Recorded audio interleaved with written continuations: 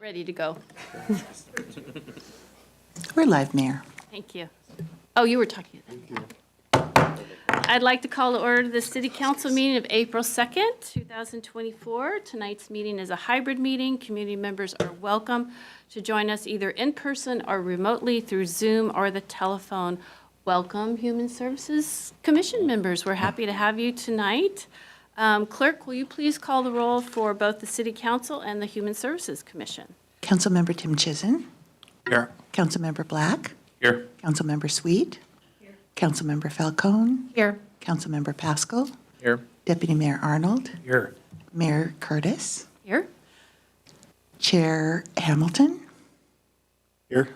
Commissioner Chu. Here. Commissioner Jenkins. Commissioner Sao. Commissioner Rajagopalan. Here. And I believe that Commissioners Vasquez, Chung, and Liu are going to be absent. Thank you. Our study session tonight is on two topics. As I've mentioned, we will have a joint meeting with the Human Services Commission. The second section is on the NPDES requirements, and we'll explain what that is when the presentation happens. We expect to reconvene our regular meeting at 7:30. City Manager. Okay, thank you, Madam Chair. And welcome to our Human Services Commissioners. It's wonderful to see you here in person, those of you who are able to be here. So tonight we don't have a formal presentation in terms of PowerPoint slides, but we are hoping for a productive dialogue between the Council and the Commission. I'm going to turn it over to Jen Boone, our Human Services Manager, to give an overview before it's handed over to the Commission. Good evening, Mayor, Council members. Nice to see you all, as well as our commissioners. So, as Kurt mentioned, we do not have a formal presentation tonight, but really two meaty topics that the Commission has identified as kind of wanting to have discussion with you ahead of the grants process. So they have been knee-deep in getting prepared for the upcoming application process. The cycle does end, the process for the applications to be received closes next week. So they are about to kick off a heavy session of meetings and reviews of the applications. So they are looking for some guidance this evening on how you would like to see the grant recommendations structured. And then they also have identified a topic for discussion around the needs assessment and some areas that they would like to explore, as well as talk about kind of coming out of the off cycle where they invited several organizations and partners to come and present and talk about what they're seeing kind of on the grounds doing the work. I'm going to pass it over to our chair. So I'm actually going to preface the needs assessment with a conversation when I reapplied for this position. And I'd come from a health crisis at the time, and I'd brought up the point that you can't solve a problem that you don't see. And that's, if I'm going to make it as clear as possible, that's why we need a needs assessment. And with that, there are many equity and DIB-related issues that I don't understand on my own, and I need your help. I need the fellow commissioners and staff's help to figure out. We have a lot of blind spots as a city long-term. Having a needs assessment would shed light on what we currently don't know, and that's the overall message I'd like to convey, in addition to what my fellow commissioners would like to chime in and any questions that you have. But I first invite commissioners if you want to add anything. This is your first day, so no pressure, but in any question that our council members have for us. So, Chair Hamilton, thank you and welcome. So you want to talk about the needs assessment first. Okay, any council members speak? A needs assessment would run us 100,000, 75,000? We haven't actually assessed that yet, but probably, we'd want to do it well, right? So probably something in that order of magnitude, 75,000, 100,000, something like that. The concern I have around spending that kind of money for an assessment is we've got the data from all of the cities around us. We have the data, very current data, from Hope Link's assessment, which makes me feel like we've got that baseline. And I would much rather put $100,000 toward services that you actually identify than to a needs assessment. So I can't be convinced at this point that it's a better use of the money. Anyone else? Councilmember Falcone. Thank you, Madam Mayor. Well, thank you, Chair Hamilton, for that. I remember back on my time on the Human Services Commission talking about our desire to conduct a needs assessment as well. So I think this is something that the conversation has been ongoing for quite a few years about. This is also something that I know in other spaces, I hear this conversation as Councilmember Sweet has just alluded to. I think it's the first time I got that right on my first try. Anyway, as Councilmember Sweet has just mentioned, there are other neighboring cities who have conducted needs assessments. I think it's an intriguing idea. I think we'd really need to be crystal clear on what our research questions are. What are we hoping to gain from it? Also to see if there's opportunities, if we were to pursue it, to partner with other cities, so there's economies of scale with doing an assessment such as this, where we could save a significant amount of money. This is also something that in the recent discussion with with another organization who has really expressed desire in understanding better the needs of human services on the east side, particularly around housing and homelessness. That they've expressed a desire to fund something like this. So I think it's a conversation potentially worth having. At the same time, to do a really quality needs assessment would be quite pricey. I would argue that it probably would be, to do it well and to really get at data we don't already have, would be quite more than the $75,000 to $100,000. I think doing a survey of that nature would probably get us the kind of stuff we already know. But to really dig deep into the stuff we don't already know, from our city staff's expertise, from the human services provider expertise, from the data that we already have, that's the data that are really, really hard to get. And because they're really, really hard to get, it's really, really expensive to get that information. And so before really having a lot of opinions, I would really want to know what are our research questions that we're trying to determine? Is it, as you said, I would like to flesh out a little bit more, what we don't know. Is it uncovering what we don't know? If so, that might be more qualitative in nature, and a needs assessment might not be the most appropriate thing for that. So anyway, I think it's a conversation worth having and continuing that conversation, but I don't think it's a proposal that's yet formulated enough for us to really give clear direction on. Thank you. Councilmember Tim Chisholm. Thank you. Before I assume we're talking about externally subcontracting a needs assessment to a third party, right? That's correct. And before we do that, I would want to know what our internal staff could produce for us, because that may be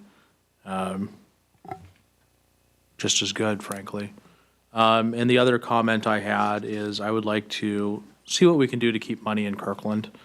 A lot of these organizations are regional, and if we're giving money to regional organizations, I'd like to know how we can best have our dollars spent in the city of Kirkland.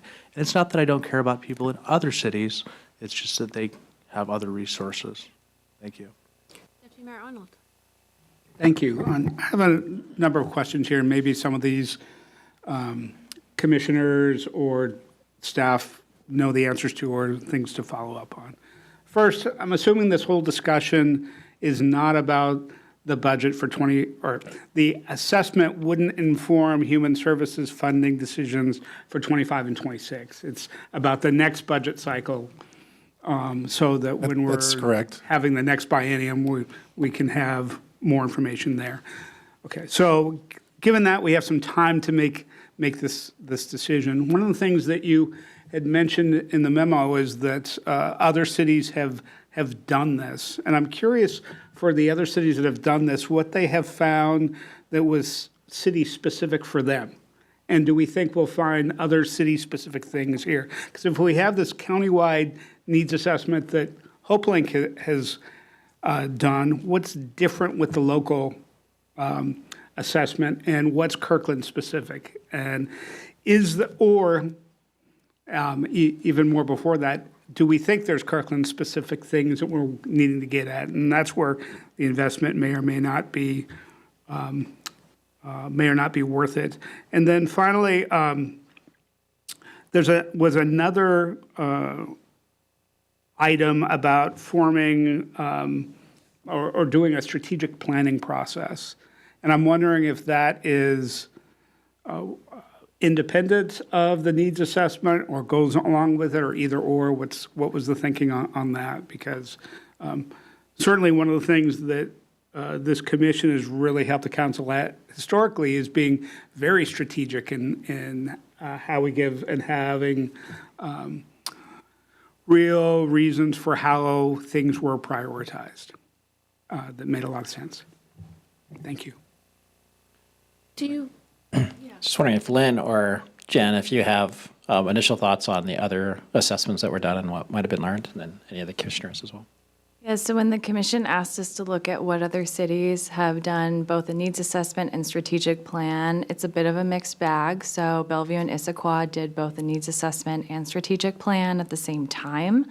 That was really in response to recognizing that there's limited resources available. And a lot of the cities historically have taken more of a peanut butter approach to grant funding. So putting some in housing, some in homelessness, some in employment, some in domestic violence. And they've recognized that, and to your question, that there are very specific needs within certain cities around we really need to go headfirst into housing.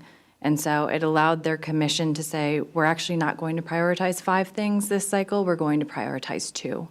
So it did make for, I would say, even harder decisions because they had to say no to a lot more agencies, which you do see that impact, but recognizing that there's limited resources, they were able to use that data to more refine, I would say, how the commission was looking at the grant applications, but not an easier decision, I would say. In reading all the different needs assessments and strategic plans from the other cities, they have all the demographic information. We have all of that.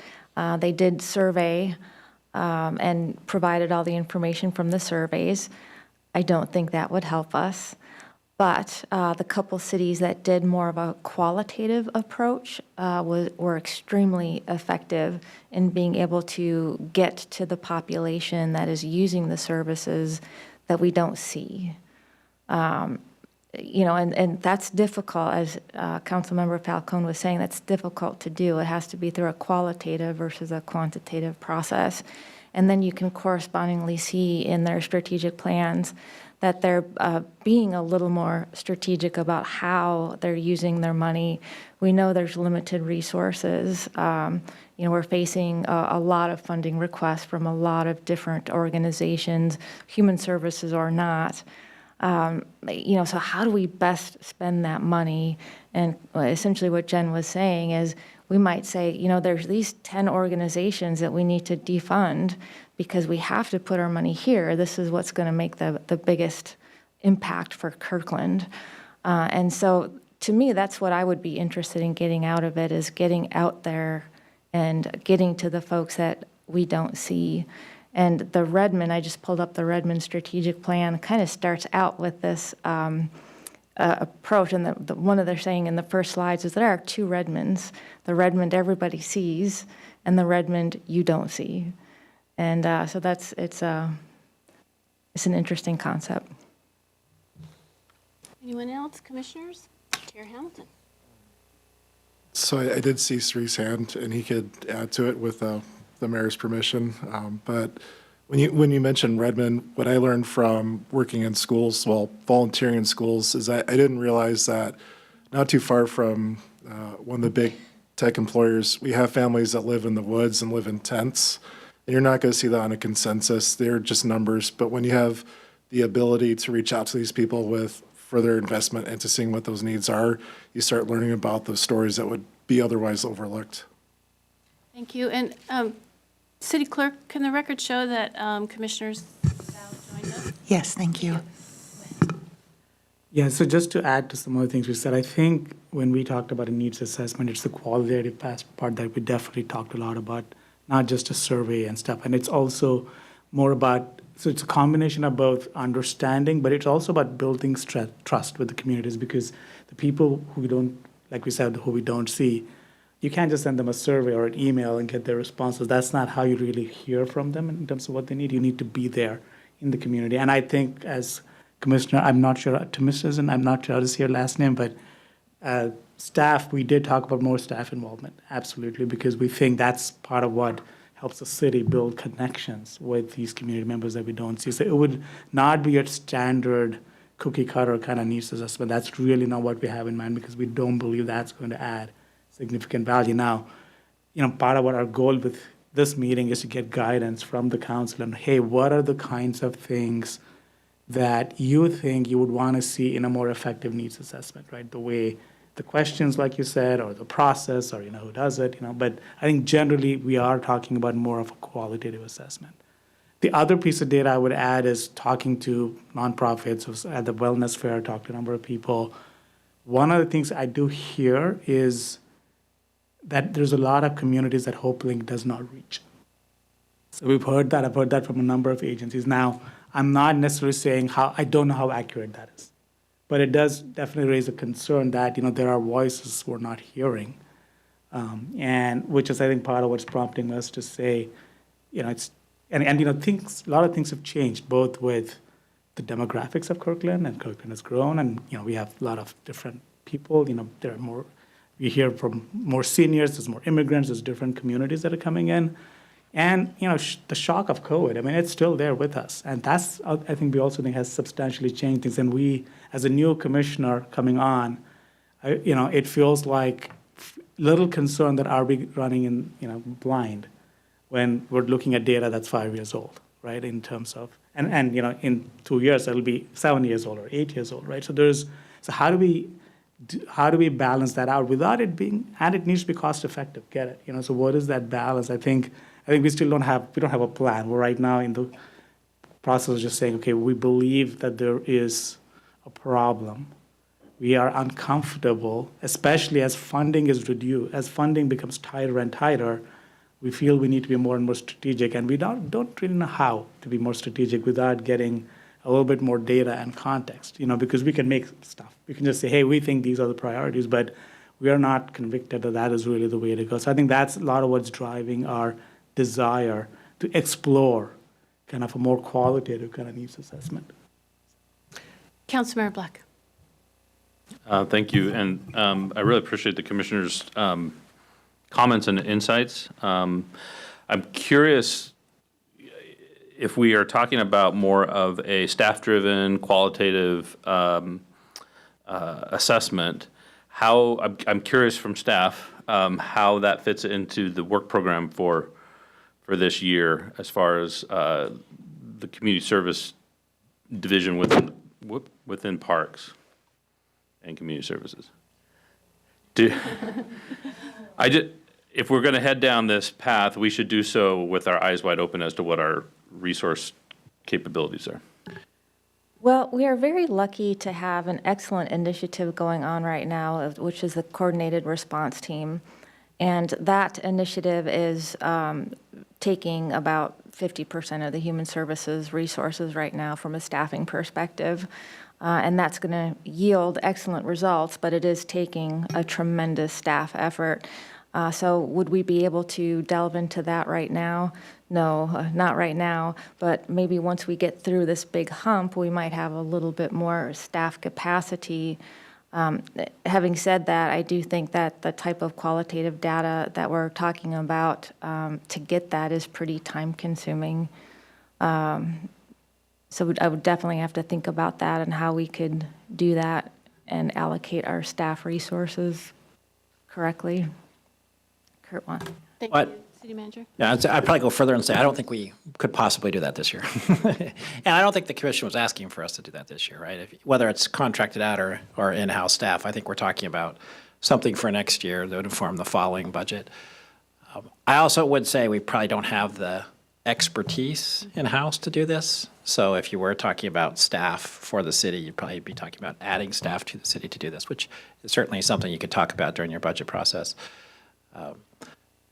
One of the great challenges, and that's why we're so appreciative of what the Human Services Commission does, is that this process is sort of pre-budget. Like, you're getting all these requests while we haven't even assembled a budget for the council to review, right? So all of us struggle a little bit with knowing what resources we actually have, both for the grants themselves, but also for all the other needs that the council's interested in. So, I would say if that's something council's interested in, we could begin to think about options, but those options probably wouldn't be fully formed until we came to you with the budgets in October, about whether you looked at small, medium, or large investments and in-house versus contracted investments. But I don't see us being able to do that at all this year, just given the things like the coordinated response to homelessness and starting up the teen program, which the council's already talked about, and providing the mental health resources in K-Tub that the council's already asked us to do. So, but 25, that could be a different conversation. Well, thank you for your honesty and transparency. Councilmember Sweet. I just going to put this out there. I think that HopeLink does their assessment every 2 years. Jen, I believe it's every 5. is it 5? Okay. I can double check. Because I think, having been on HopeLink's board for so many years, it's not just a fact that we take a lot of pride in getting the assessment done, but I think giving feedback to HopeLink with regard to qualitative information that would benefit us as a city and all of the cities that HopeLink serves, I think would be an important element of moving forward with any assessment that gets or that happens. Share the load a little bit. And I know that you probably meet with human services representatives from most of the other cities that HopeLink serves. So I would hope we could at least initiate a conversation around that. Councilmember Falcone. Thank you, Madam Mayor. We're just going around the circle again. Yeah, I was going to raise the same point. I know I mentioned it earlier, but I think, just to be clear, I think it's worth us at least exploring partnerships on this to start with. Partnerships with other cities, partnerships with organizations maybe such as HopeLink. There are certainly a lot of things of interest in the HopeLink's needs assessment. It also doesn't cover all of our areas of human services needs, and so that's a conversation worth having, and also potential partnerships with, like I mentioned, other organizations that have expressed interest to collect these types of data. Along with that, with the qualitative work, we need to be really sensitive to taxing the same populations and vulnerable populations in particular with data requests, whether it be qualitative or quantitative in nature. And so that's another benefit to partnering, is that these same folks won't be, questioned multiple times to tell their life stories and to talk about their needs. And so we need to be sensitive to that. And also, wherever possible, where we already have those data outside of a formal data collection effort, I think our formal data collection effort should start with city staff from various cities, with partner organizations, human services providers, and then see, once we have that information, what are the gaps? What else do we need to know from there? And that's why I think really driving with research questions to keep it focused is very important. Thank you. Anyone else? Any commissioners want to weigh in? Kobe. Yeah, so I'm just wondering, for the, roughly $75,000 to $100,000 of doing such a survey, where would the cost breakdown be for, what's putting the price point there? What are the various facets of, a strong survey of need that would run that high, but also how long would we be thinking of that data as being up to date or relevant before considering doing another such survey? Yeah, to clarify, we haven't scoped an assessment at all, so it could end up being more or less, or we didn't want to answer the questions you exactly just asked, like what would be the intent and the size of it and how much would it cost, but we haven't done that yet. That's why I think the commission wanted to talk about it. Is that something the council's interested in? Deputy Mayor Arnold. Yeah, just to circle back on this, I definitely am interested in seeing options for this during the budget process, and wondering, given questions from Commissioner Chu and that response, are we able to scope what the assessment would be, to be able to give us some different options on what this would cost to get to the quality, useful data that Councilmember Falcone has talked about? Yeah, I would think we'd be able to provide some, rough ideas of options and costs by the time the budget comes to the council, so you can see, here's, 3 or 4 ways you could do this and what they might cost you. That should be something that we could do, right? Anyone else? So what I'm hearing is there's definitely interest. What is it? How much does it cost? What is the time frame? I'd be curious if there's any grant opportunities to fund this kind of work. And I also would be curious what other programs beyond the Human Services Commission would benefit from this. We assume our HEART program, our RACER program, but if there's other work that we're doing that would benefit from that we might be able to use the peanut butter approach in the budgeting if we bring in some other departments. And it really feels like I appreciate the idea of doing a strategic plan, because what it feels like our process now is people come to us and ask, and then we have to make a judgment call. And this would turn that process over, and that we would say, like you said, these are the 5 areas that we need to focus on. This is where our money needs to go. And it just will completely overhaul the Human Services grant process, which may mean that over time, some of these smaller organizations need to be join partnership with other organizations just because they're not going to survive, because they're not going to get the money. So it'll be interesting to see how this goes forward.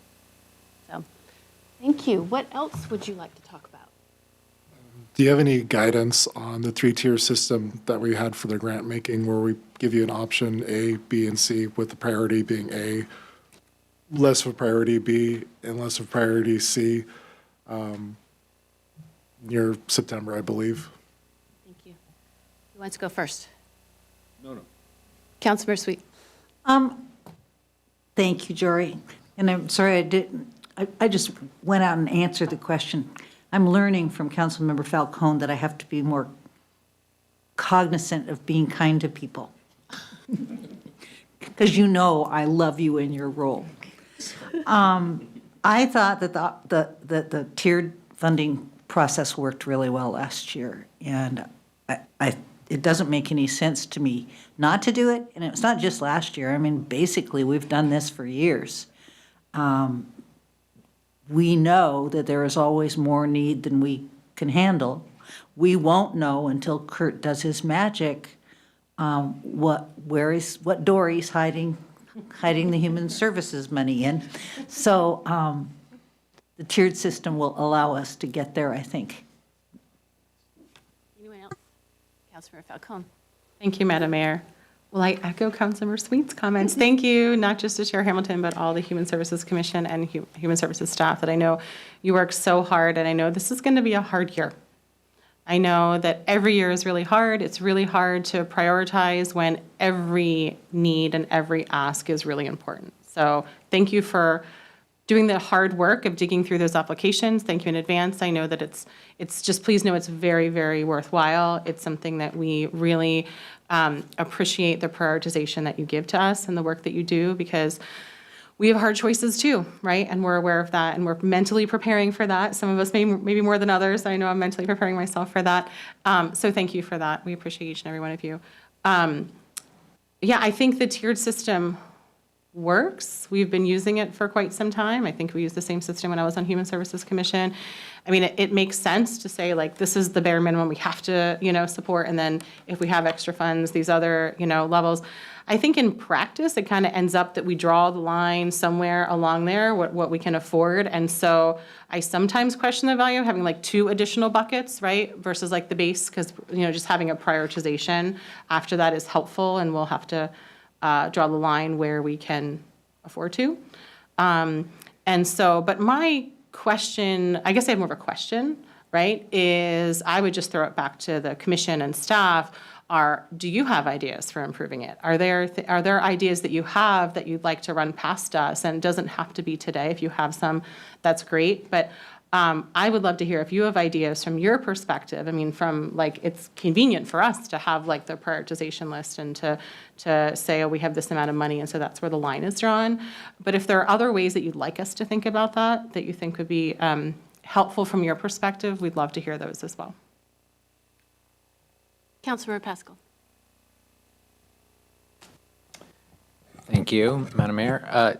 So kind of my thought process is that, obviously the needs are always going to be greater than the resources we have available, and that's just going to continue over time. And that's why it's so helpful to have kind of the different options and the priorities that we can look at and engage in. As a council member, I really want to avoid picking the specific recipients.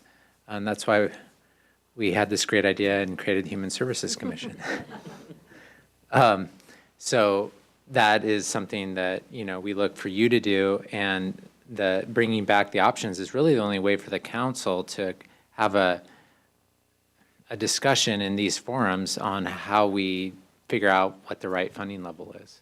Because otherwise, it's really difficult in this type of situation to have those types of discussions. I guess we do consternate a lot on the fact that there's so much need, and we're not able to support all those needs. I do also want to make sure that we acknowledge the big strides we have made as a city over the last several years. And you all included a great chart in the packet that showed, like, I was looking, like, when I started on the council in 2017, I mean, our funding level was 1/3 of what the funding level was this last biennium.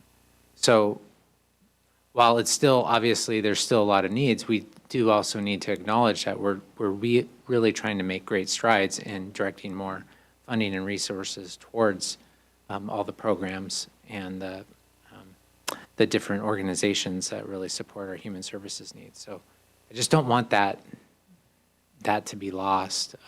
It's not that we need to pat ourselves on the back or anything like that, but just that we are really changing things over time. And I expect that progress to continue in the years ahead. Thank you. So I wanted to echo Councilmember Black's thing, Pascal's statement, which is, as a new member looking at the funding over this, it has consistently gone up year over year over year, and that is every cycle, and that's been fantastic, right? That's really great to see.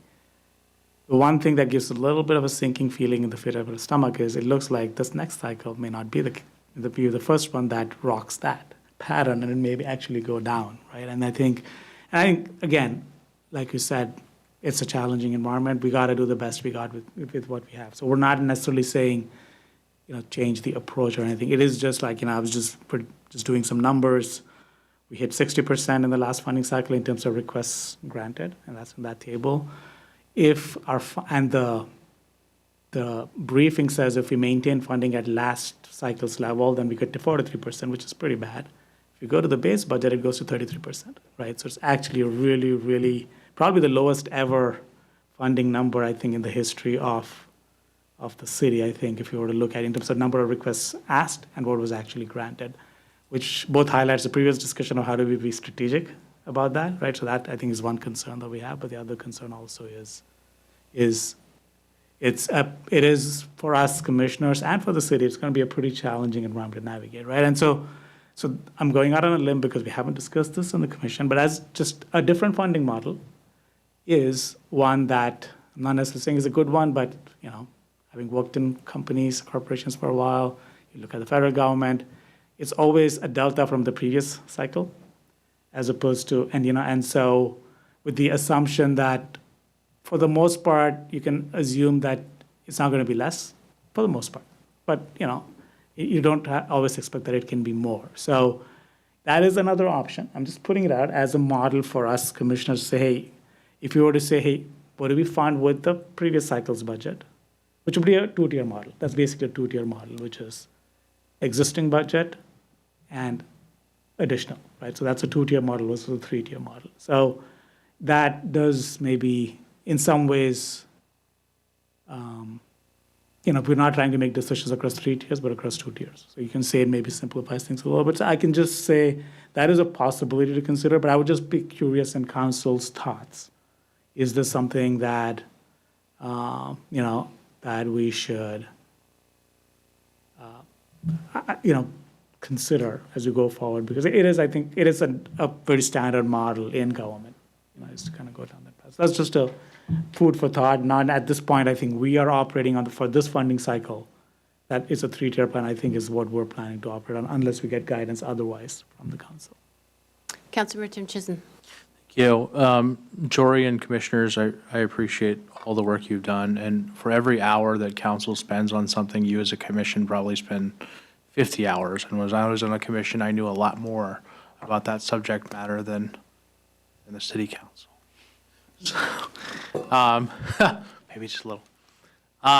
So I think you should underpromise and overdeliver, and however you do that on your commission is the way to do things. And two, I hope you get the dollars to people. And what I mean by that is charity organizations have a filter, and a lot of times you pour money, $1 million into that organization, and $37,000 filters down to the people that need it. And so I hope you focus on organizations that get money to the people and not just the organizations with the best grant writers. Thank you. Deputy Mayor Arnold. Thank you. I go back to a comment Councilmember Sweet said where he said the city manager is going to do his budget magic. And I fear for the day where Kurt runs out of rabbits that he can pull out of the hat. Because up to this point, we have had the good fortune to be able to say we are going to fully fund to this tier and this tier and this tier because we've found some creative solutions. And I think we've all, I think Sriram, you've kind of hit it on the head. We're anticipating that future discussion is going to be much harder.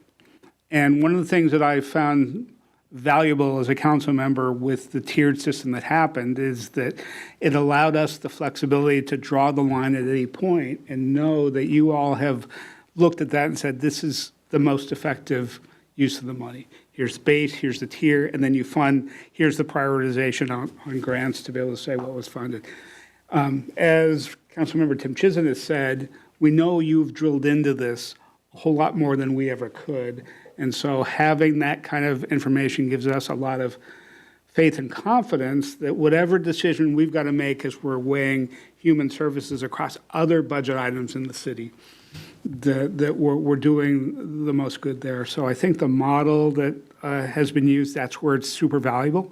Up to this point, we haven't had to worry about, okay, here's the base budget and stuff because we've found the ways to fully fund it. I think that the process, though, even though we haven't had to use it as much, is one that we may have to take advantage of. And so that's where I appreciate the tiering system. Thank you. Councilmember Falcone. Thank you, Madam Mayor. Well, just a color, I know we're getting close to the end of our time here, so I have some other comments that are related as well that I just wanted to share with you before we wrap up. First, I want to not only say that it's okay to, but encourage you to think outside the box. I remember when I was on Human Services Commission, we got all the grant applications in and we sat down and a few of us were like, well, there's some stuff missing here, right? We're seeing homelessness response, we're not seeing homelessness prevention.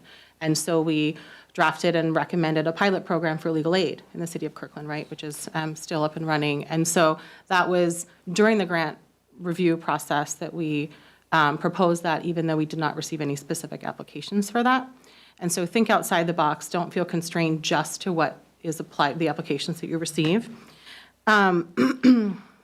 Also, related to that, please know that we really value your lived experience, your perspectives. That's why we appointed you to this position. So please feel welcome to address us and advise us on issues related to human services and through, about health and human services programs that will enhance the quality of life in our city now into the future, as your charter says on the website.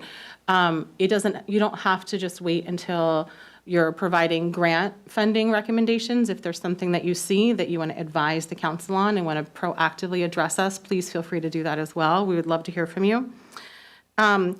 Also want to speak to the importance of valuing overhead in human services organizations. One of the biggest challenges facing our human services organizations is turnover, and being able to attract and retain talent and is extremely important to be able to provide the services that our community needs. And a big piece of that is compensating them, giving them paid time off, making sure they have good health care benefits.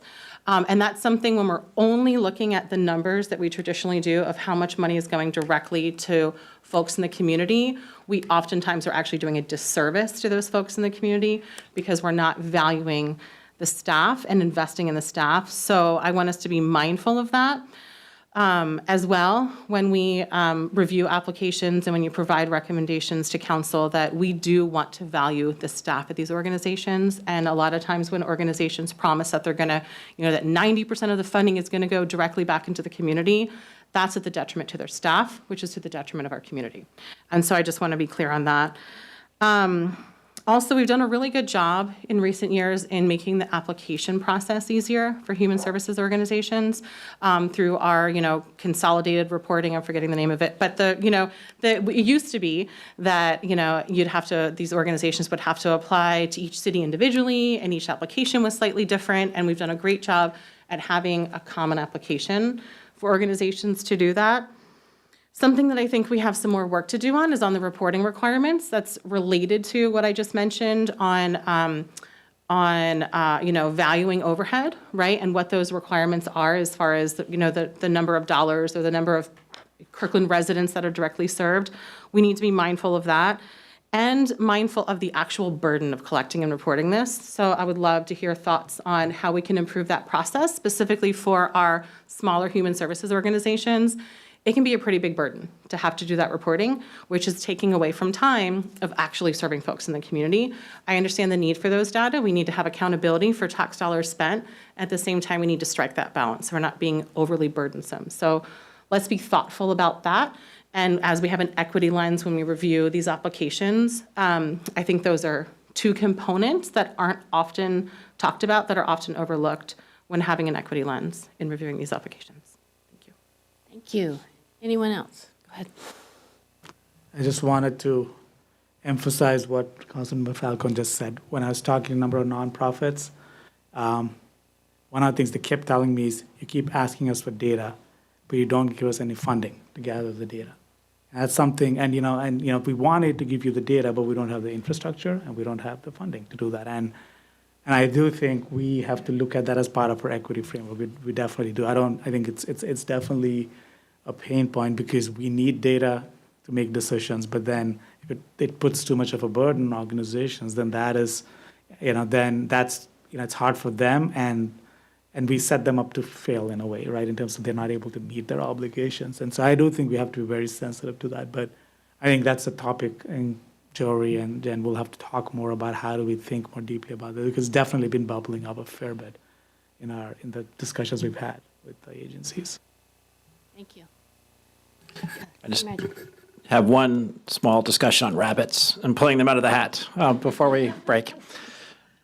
So one of the things I think we all know, that one of the big challenges, a lot of the one-time money were, CARES Act and ARPA dollars that came with great need, but also with great federal resources. So just something to throw out there is that at the same time all this is happening, King County has put a lot of health and human services money on the ballot. So we've had the Veterans and Human Services Levy, we've had the Best Start for Kids, we have the mental health and drug dependency dollars. Those are things I think cities and commissions should also consider over time, how we might want to partner better with the county as to how those monies are allocated. So I just wanted to seed the ground there as part of a longer discussion we might want to have with King County, but there has been a lot more money going into the system, and it's not just from cities, but maybe we could also do a better job making sure it effectively comes back to cities as well. So Thank you for that. So I think what you've heard from, I agree with all the comments so far. I think the tiered process is working for us, but we are open to any other ways that you want to present the information. And I hope that what you're hearing from all of us tonight is that we sincerely value the work that you're doing and recognize the complication and the difficulty and sometimes the heartbreak that comes with it, because you chose to be on this commission because you deeply care about this community and that you want to make a difference in this community. And be assured that you are, and that we are very grateful for the time commitment and the heart that you put into this work. So thank you. Is there another topic you want to cover? Well, given the time constraints, I just want to say the feeling's mutual, and the difficult jobs you have, we appreciate your time. Thank you. thank you very much. So we are going to let the commissioners, you're welcome to stay and listen about pollution disbursement if you'd like. Enjoy. Thank you, Jory. Thank you. Right, we'll have our next team come in.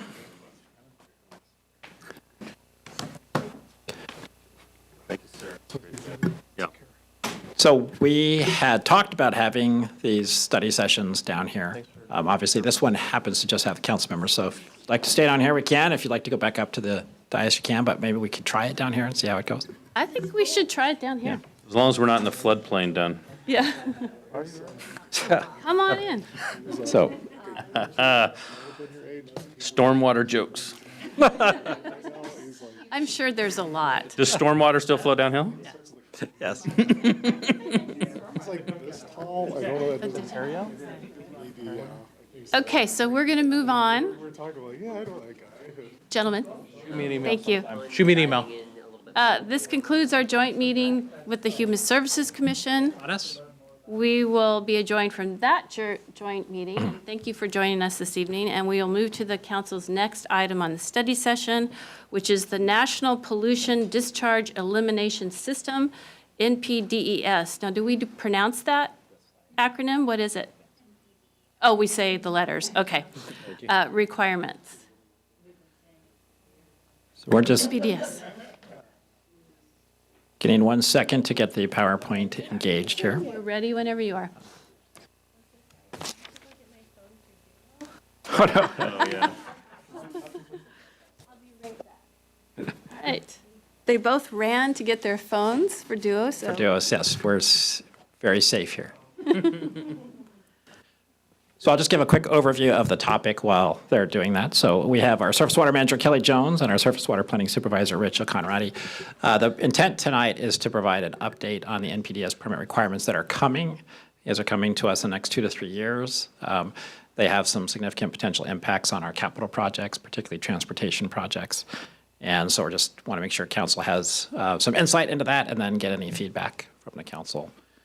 Any thoughts you have as we build our capital projects list and other things going forward.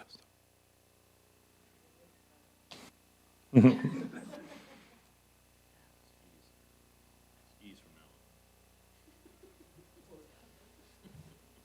the tire chemical, whatever, it's not that old. Why don't we just go back to not using it? Yeah.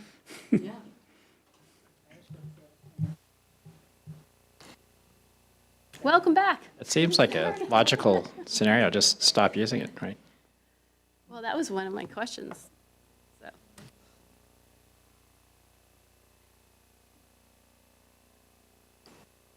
Yeah, are they on bicycle? So I did went ahead and introduce the topic while you were both gone. So when you're ready, we can go ahead and just jump in.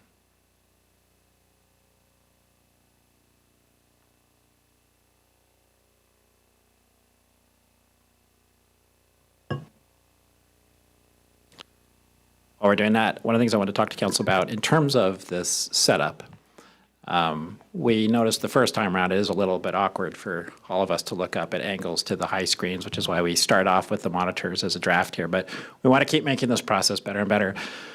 One opportunity that we have is we can cast the presentations to everybody's laptop. So in the future, if we want to keep doing this, it might be that we ask you all to bring your laptop so you could just look straight down at it. But we're also looking at, do we need 4 screens so people can look? Do we, if you go to Bellevue, they have all the angled screens that would sit in the middle. All these things have a little bit of cost, but your laptops might be a solution that is helpful for that. But I don't know if people have thoughts on how it's working so far.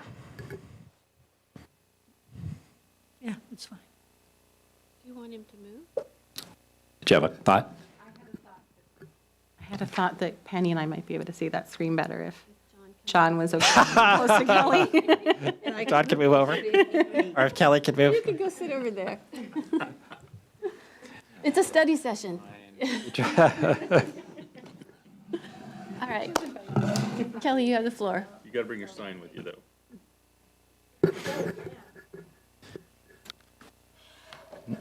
Now all is clear. Okay. We're settled. We're still loading. Oh, Anything you want to share while it's loading as we get going? Amy, you can't sit there because then John can't see. No, I'm fine. I got 2 screens there.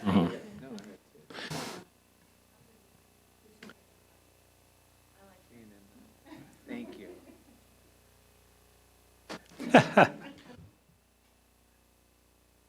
Well, Go ahead. while we're waiting, Jay, when was the chemical introduced to tire manufacturing?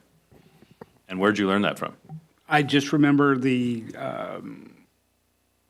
RIA 8 scientific presentation that first identified it, that the salmon killing tire dust. So it's within the last 10 years that we saw not just the data of mortality increasing, but had identified that. But part of the discussion while you're out of the room is saying, is there something we need to be advocating for the elimination of the tire? Yeah. Sorry, hit your microphone. Sorry, Kat. There have been processes at the state level. They did pass some legislation this year around 6-BBD quinone. And there are an incredible amount of studies happening right now on the topic, how to manage it, what is its environmental fate. So there's a lot happening, and they're just really in the process of learning because they identified it only a couple years ago as that specific chemical that's causing the mortality. Is it in bike tires and also? So it's all. It's my understanding it's in all tire products. It helps prevent it from breaking down. So it's a longevity component. So I believe it is. Yeah.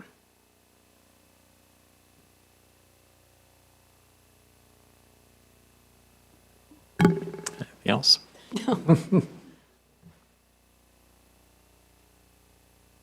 Hopefully they can edit this part out. Okay. I just wanted to say, John, thank you for being willing to scooch over. Appreciate you.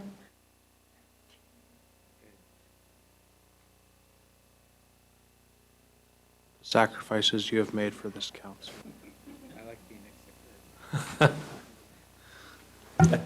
I appreciate that.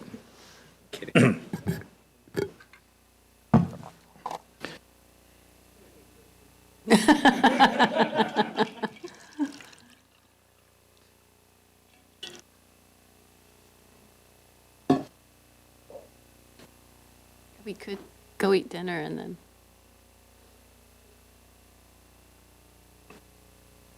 It's an option.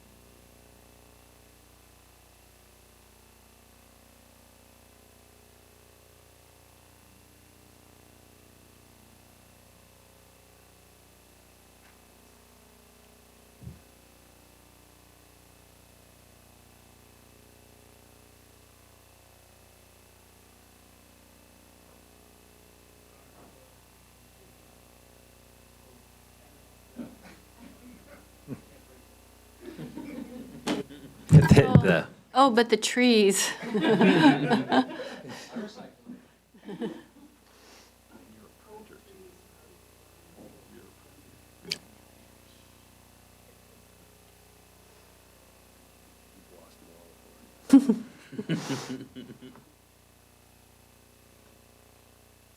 looking promising.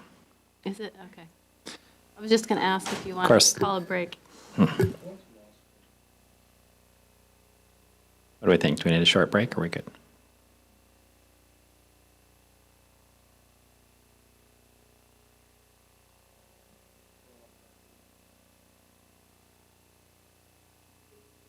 Yeah, let's take 10 minutes and we'll come back. Do you want to do that? Go get some food? All right, we'll be back. They're like,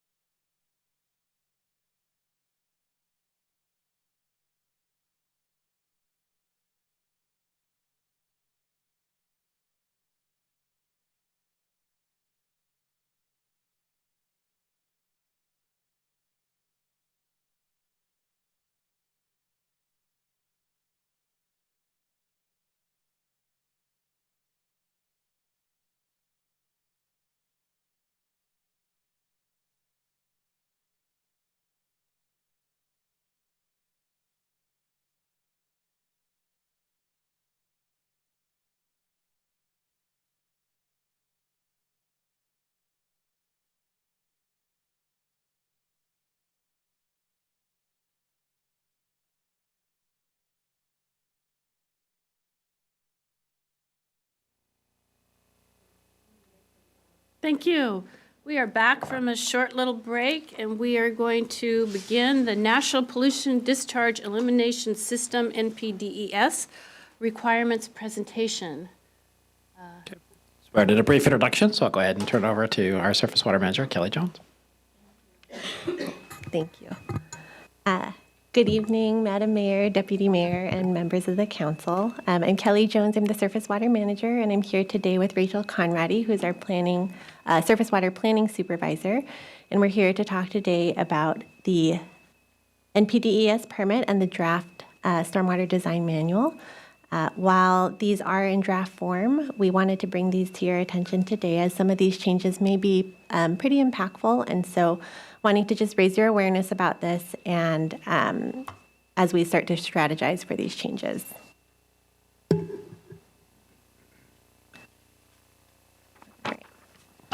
So before we jump in, I just wanted to give a quick permit overview about the NPDES permit. Stormwater is the leading contributor to water quality pollution of urban waterways. And operating under an NPDES permit allows us to discharge our stormwater to these waterways if we meet the terms of the permit. And so within the permit, there are multiple programs to help us meet these terms, such as education and outreach, spill response, and inspection and cleaning of our maintenance system. And Kirkland is a Phase 2 jurisdiction, and that means that it was determined by a census back in 1990 by our population at that time. So this today is the changes to the Phase 2 piece of that permit. So in preparation for these changes, the Department of Ecology has been engaging with communities since spring of 2022 with listening sessions. In these listening sessions, they explained to us what their thoughts were for additions to the permit. And then in the fall of 2022, they had preliminary drafts of the permit sections and manual changes. And we had an informal comment process through that. And then in August, they came out with the formal draft permit and draft manual. And then they had a formal comment process that was due by November of 2023. Now, between now and July of 2024, they'll be creating the final permit, which will be in effect in August 1 of 2024. And so again, these are the draft changes that we're talking about today, and based on the formal comment process and the response to those, the permit may change between the draft and the final. And so today we're going to walk through some of the bigger changes that we are anticipating as part of the draft permit. We're going to go through the bold sections today, which is the stormwater manual changes, the stormwater management for existing development, street sweeping, and tree retention policy. And then the others were in your appendix or attachment A of the memo. And so we're happy to answer any questions about those today, but we're not going to dive into those. So starting with the Stormwater Design Manual, this is a NPDES requirement, and it goes alongside of the Stormwater Design Manual and the NPDES permit get adopted together. And we are required as a Phase 2 permittee to adopt the new manual by June 30th of 2027. So if a project is in design before June of 2027, and begins construction by 2023, that would vest the project to today's manual. If that project begins design after 2027, or if it starts construction after 2023, they would have to be designed to the new design manual. And so there are a few larger changes within the stormwater design manuals. And so it will have a positive impact on the environment, but it will also impact our capital projects, especially within the right-of-way. And what we're seeing is this likely means more water quality facilities and more and larger detention facilities. And then that will have a domino effect on our maintenance because we'll have to maintain those systems. Kelly, you said construction by 2023. Was that the right date? Begin construction. I'm sorry, 2032. I think we passed that. Yeah. Okay. Yes, thank you, 2032. Okay. Flip the numbers. Thank you. Thank you. My bad. All right, so to help us understand these design changes, I put together a basic project example. So this graphic represents a 2-lane road with grass on either side within the city right-of-way. So our first example project is a new sidewalk that wants to be that's going to be constructed, and a minimal amount of replaced impervious surface within the roadway to make that happen. So if this project was designed under today's standards, we would be required to mitigate or evaluate if mitigation was required for that new sidewalk. However, the updated manual is going to require that we also look at both the sidewalk and the replaced impervious surface and compare that against the original pavement that is currently within the city right-of-way. So in this situation, since the new sidewalk and the replaced area that's hatched is less than 50% of the original pavement, the replaced impervious surface in this situation would not count, and it would just be the new sidewalk that we would need to mitigate for. If we took that same example and we replaced half the roadway now, we created our new sidewalk and we decided to replace half the roadway, we would need to, under the new manual, evaluate both the replaced and the new sidewalk.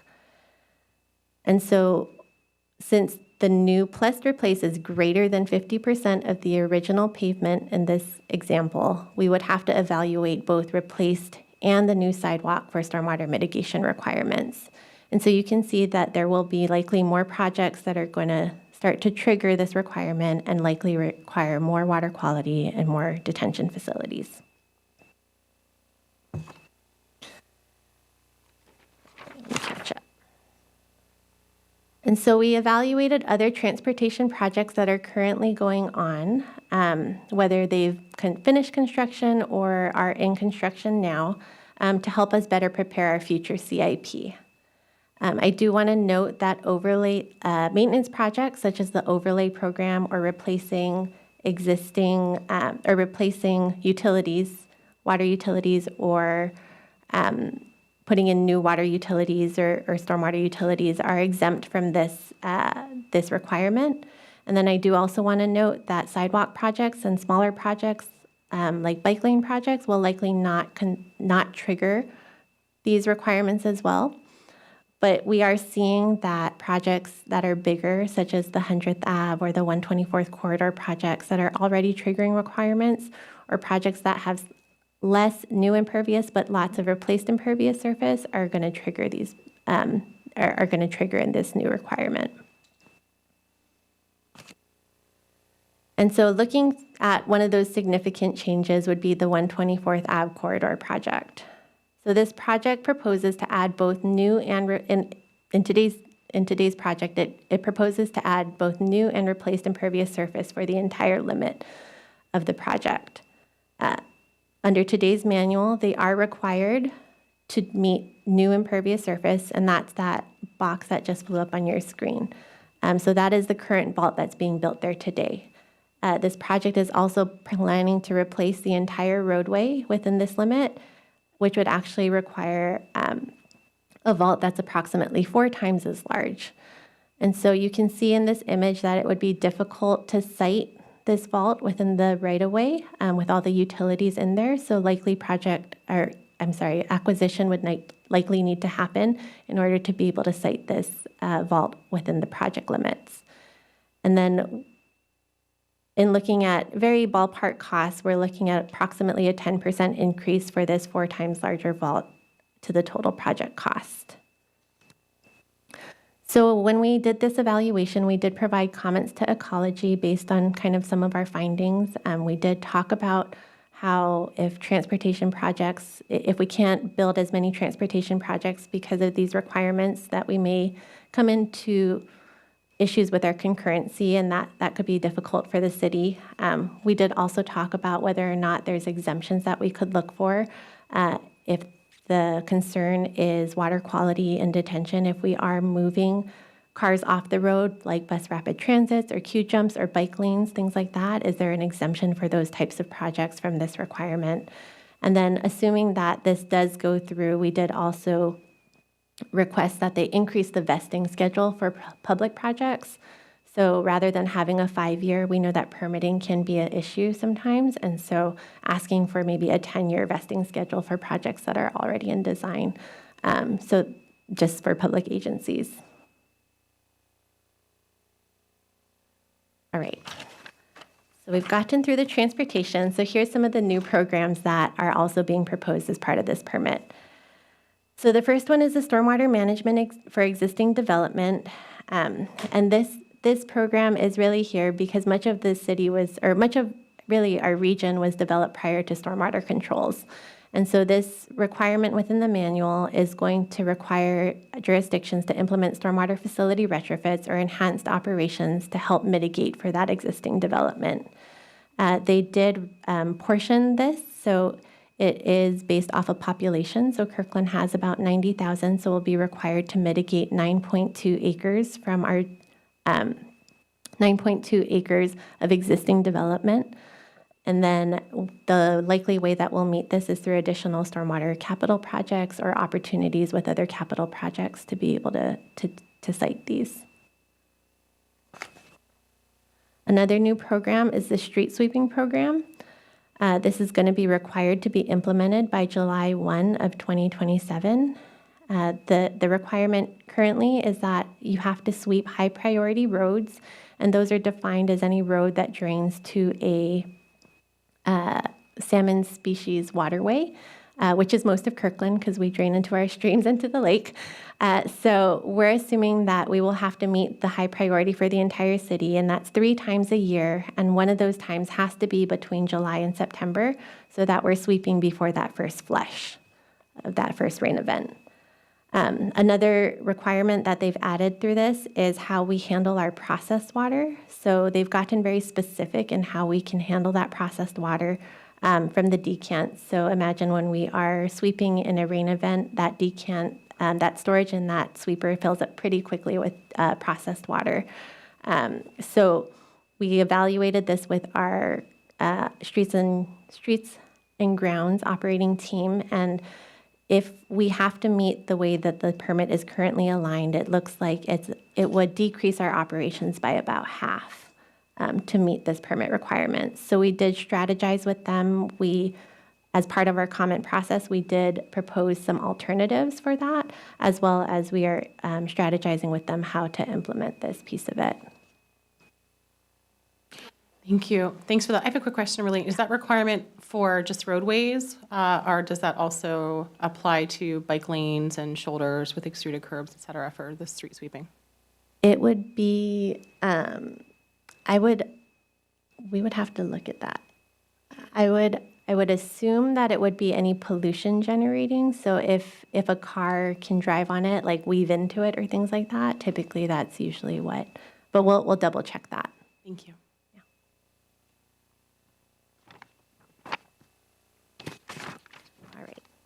And so the last new program is managing trees. This piece of the program would require us to adopt and implement tree canopy goals. It would also require us to map all of our tree canopies for our permittee-owned or operated properties. And while Kirkland has been very proactive in our tree retention policies, and we are very supportive of trees, we did make a comment on this piece of it, that it may not be the right place for them to manage trees through the NPDES permit. Once the topic is within the permit, it is there for the long term, and usually the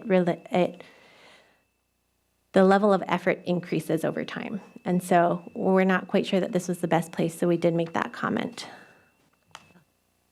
Councilmember Sweet. So what is the likelihood that they will listen to us?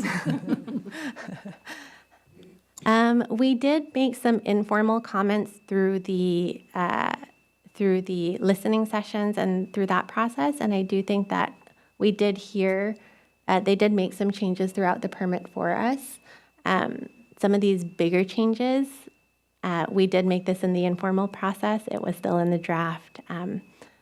We made it again in the draft. They will have to officially answer us this time on what their response is to it, but we don't know. So While some of these new programs and design manual changes will impact the city, they will help the environment too. But what we're trying to do is be strategic in how we implement these so we can do so the most efficiently. So one thing that we're looking at right now is doing a gap analysis between the draft permit and our current programs to see what the need is and what things we could reprioritize in order to meet the new permit. Another thing that we're looking at is really the largest impact we're seeing is from the design manual changes. So how can we be strategic about that? Replace impervious surfaces now required to be a part of your evaluation process. So is there ways that we can look at our replaced impervious surfaces with our projects and whether or not they can be overlaid instead of actual full replacement? Up until this point, it hasn't been a requirement, and so we have opted, I think, to replace when we can, just because that's the best thing to do for the road. But with this in place, we may look at different options.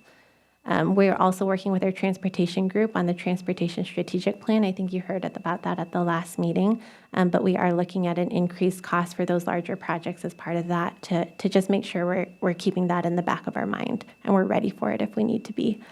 The other thing we're looking at, and once they have their project lists together, we're going to look at potential regional facilities. If we can find a suitable location for those can be really good opportunities for the city to be able to site it in one location and for have projects buy into that facility. And then lastly, while the formal comment period is closed, we do have the option to appeal the permit when it does come out. If we choose to do so, we must initiate that within 30 days of the permit release. All right. And that is all I have. I know that was a lot of information, and thanks for bearing with us through the technical difficulties. But we're happy to answer any questions you might have. Thank you. Council, any questions, comments? Deputy Mayor. Thank you. Kelly, Rachel, when we look at the stormwater design manual that requires meeting current standards on projects where we're just replacing the existing pervious surface, that's the thing that seems the most impactful. I'm wondering if you could shed some light on the reason on why that was the standard that's been proposed in this latest update. Is there a connection to saying this, or is this just trying to find a mechanism for just improving the stormwater infrastructure overall? Yeah, I think my thoughts on it is I think that this was required of development about in 2 permit cycles ago. I think this was the natural next place that they would try to look for it. Development used to only have to do new impervious surface as well, and then the draft or the manual came out and they were required to evaluate for replaced impervious surface. Transportation has had an exception for that for this whole time, and so I think as they're looking for ways to do more, this was a natural place for them to go, is to look at the replaced for city projects. Great, that's helpful. And then secondly, you mentioned the appeals process. I have no idea whether we'll be looking at that, but it'd be helpful to understand other jurisdictions' history there on, what they've appealed on and whether they've been successful in getting any particular changes. I'd also be interested in given how costly this is for our capital improvement projects, what our neighboring cities are doing. And I don't know for Neil, Kelly, others that are in SCA, if this is a regional conversation happening too. Yeah, fair. Anyone else? You know what? Oh, if I may. Thank you, Madam Mayor. I think it's interesting that you bring this up because this is really a topic with all the water talk that goes on out there that doesn't present itself very regionally. Because stormwater is part of a bigger issue than stormwater. It is, it's an element of wastewater and all of the rest of it. So I think you're right. I think we can and should stay connected to our neighbors in terms of how they are responding to this. And we should also learn whether or not appeals processes are having any true effect on the outcomes. But it's a bigger conversation, and it's down the road still, but it's at least within sight for that broader conversation with regard to stormwater. Down the road, no pun intended. Oh, Councilmember Pascal. So just a comment on this, makes me think about the fact that, we're going to have to look more closely at our capital improvement program, not just the projects themselves, but how we scope the projects, and also how we prioritize the projects. So projects that maybe don't trigger some of these, that still provide really tangible benefits, maybe those get elevated now, where in the previous case, maybe they didn't because of this, just because of the increased complexity and cost. I mean, almost, it really makes me think about just the cost benefit here. It's like we only have so many resources that any community only has so many resources they can devote to capital projects and improvements and maintenance. And so we're just shifting the cost burden more towards addressing the stormwater rather than addressing other things like safety and, you name it. That's what we're doing.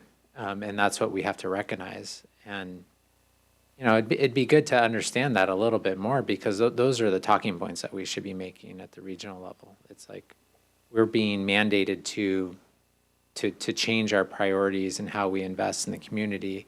Stormwater is being elevated, and there's many good reasons for that, but that could become at the expense of safety, for example. Councilmember Black. Thank you, Madam Mayor. Well, thank you for the presentation.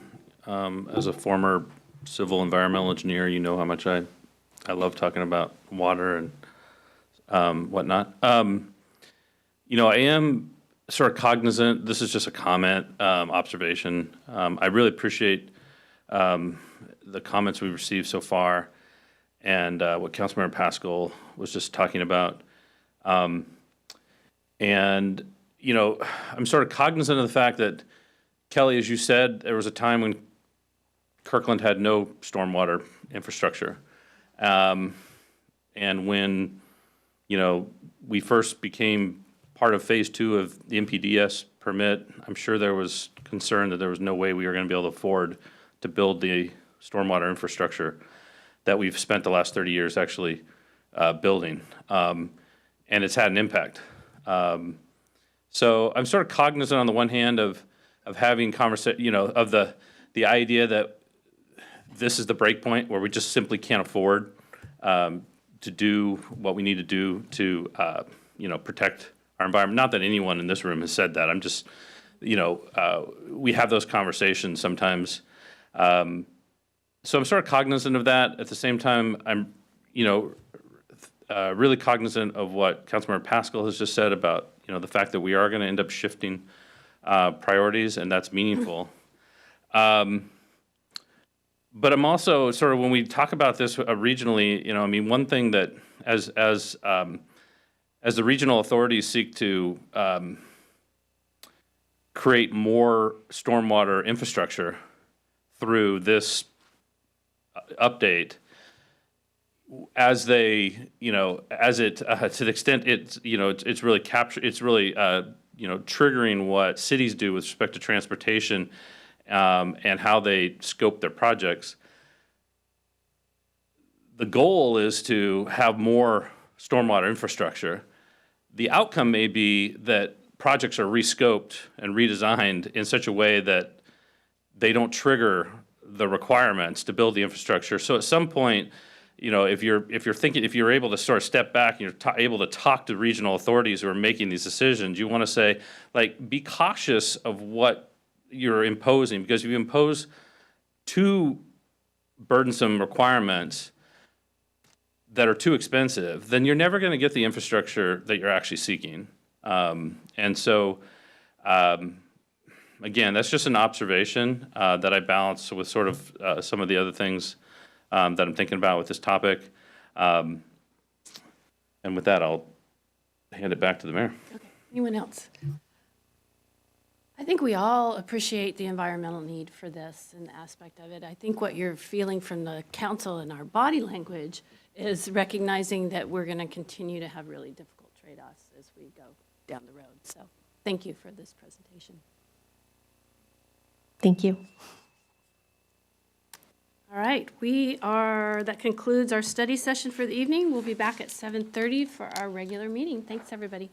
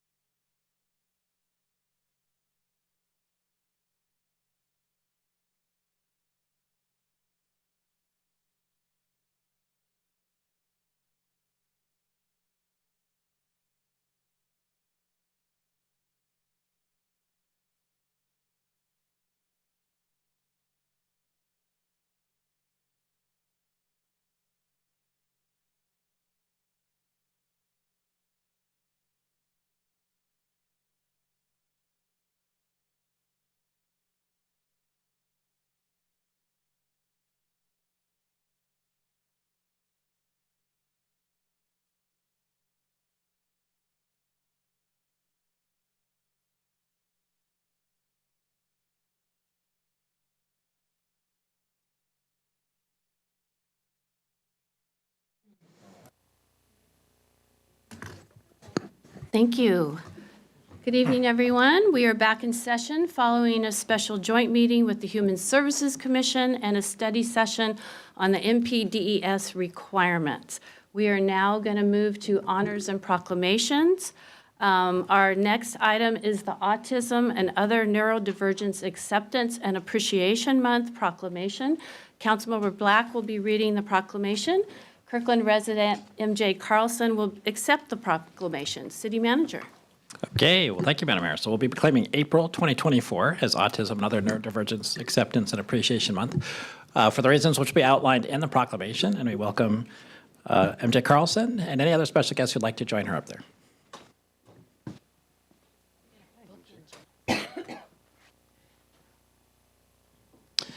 Well, tonight I'm going to be reading a proclamation of the City of Kirkland proclaiming April as Autism and Other Neurodivergence Acceptance and Appreciation Month in Kirkland. And before I begin, I just want to thank, there's a lot of my colleagues on colleagues on the council and also lots of staff who spent a lot of time preparing this resolution, and I just want to thank them for all their effort together with members of the community. Whereas Autism and Neurodiversity Acceptance and Appreciation Month is observed to promote understanding, acceptance, appreciation, pride, and support for the entire neurodivergent community. And whereas Autism and Neurodiversity Appreciation emphasizes the importance of celebrating the unique talents, skills, and contributions neurodivergent people possess, while recognizing the barriers and lack of sufficient accommodations that exist in society. And whereas Neurodiversity Celebration Week is typically celebrated in March and Autistic Pride celebrated in June, and some have begun to celebrate autism acceptance and appreciation in the month of April to shift the focus away from Autism Awareness Month. And whereas autistic and other neurodivergent people have created symbols that reflect pride in their identity, such as the infinity symbol and the colors red and gold, or a rainbow of colors. And whereas the concept of neurodiversity, which values the natural and healthy diversity of human brains, is rooted in the social model of disability, which asserts that disabilities mostly stem from the lack of accommodations for individuals' needs in society. And whereas functioning labels such as high or low functioning autism are harmful and not helpful, as autism is not a spectrum of least to most autistic, but is a spectrum of abilities that vary for each autistic person. And whereas using positive language is important because most neurodivergent people see neurodivergence as a fundamental part of who they are, and yet not defined by it. And whereas if you are referring to an autistic or neurodivergent person or group, you should ask them how they would prefer to be identified. And this preference should take precedence over any recommended language. And whereas autism and other types of neurodivergence are quite common in our society, with neurodivergent people making up about 15 to 20% of all the population in the United States.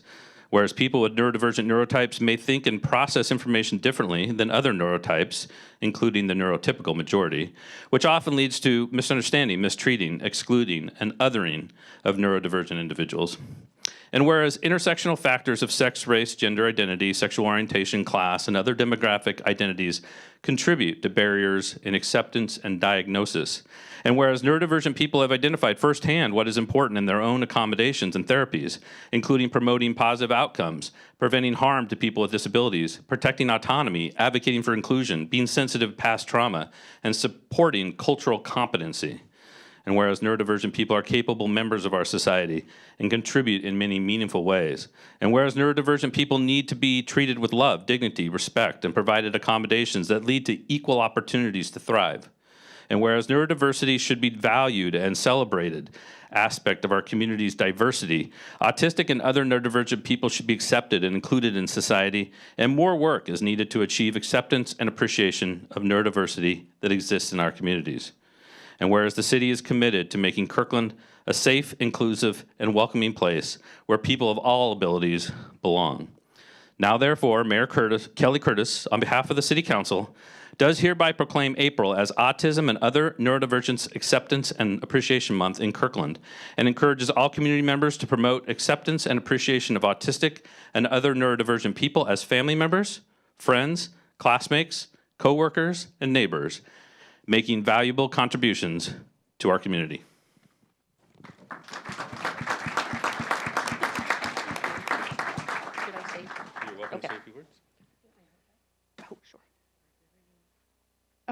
Hi, I'm MJ. This is River, my kiddo. We're both autistic. I just want to thank the council and staff. If one of the strange things about autism is that there are a lot of voices in society that talk about us and talk over us, and so it is so refreshing to hear something like that and know that how much work must have gone into it in listening to autistic voices and saying something that really represents how we feel about ourselves and what we see as our difficulties in society and so on. It really means a lot. Thank you.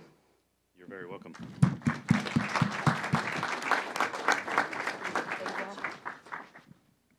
Here, 1 second.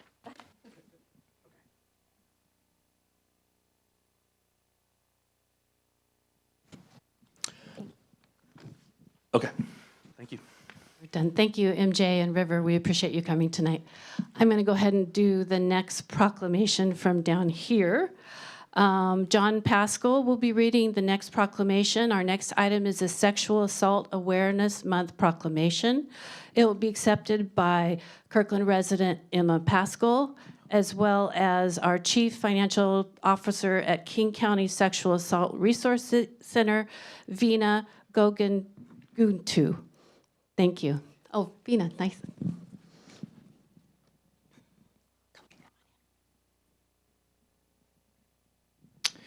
Proclaiming April 2024 as Sexual Assault Awareness Month in Kirkland, Washington. Whereas Sexual Assault Awareness Month is observed every April in the United States to increase public awareness, promote the importance of consent, and educate communities about the prevention of sexual assault, harassment, and abuse. And whereas survivors who are already most marginalized face additional barriers to reporting, such as language, immigration status, and disability. And whereas ending sexual assault violence requires us to address racism, sexism, and all forms of oppression that contribute to the perpetration of sexual assault. And whereas sexual assault exists on the continuum of behavior that includes racist, sexist, transphobic, homophobic, and other hate speech. This ranges from jokes about rape to verbal harassment to physical assaults. And whereas we are committed to working together to foster a safe and inclusive community where all residents are treated with dignity and respect, free from any form of sexual violence or harassment, and actively disrupting harmful attitudes and behaviors that contribute to sexual violence. And whereas we support programs and initiatives that work to provide resources, advocacy, and services for survivors of sexual assault, while also promoting education, prevention, and awareness efforts. And now, therefore, Kelly Curtis, on behalf of the City Council, does hereby proclaim April 2024 as Sexual Assault Awareness Month in Kirkland and calls on all community members and institutions to take action in preventing sexual assault by standing with survivors, raising awareness, and committing to a safer future for all children, younger people, adults, and families in our community.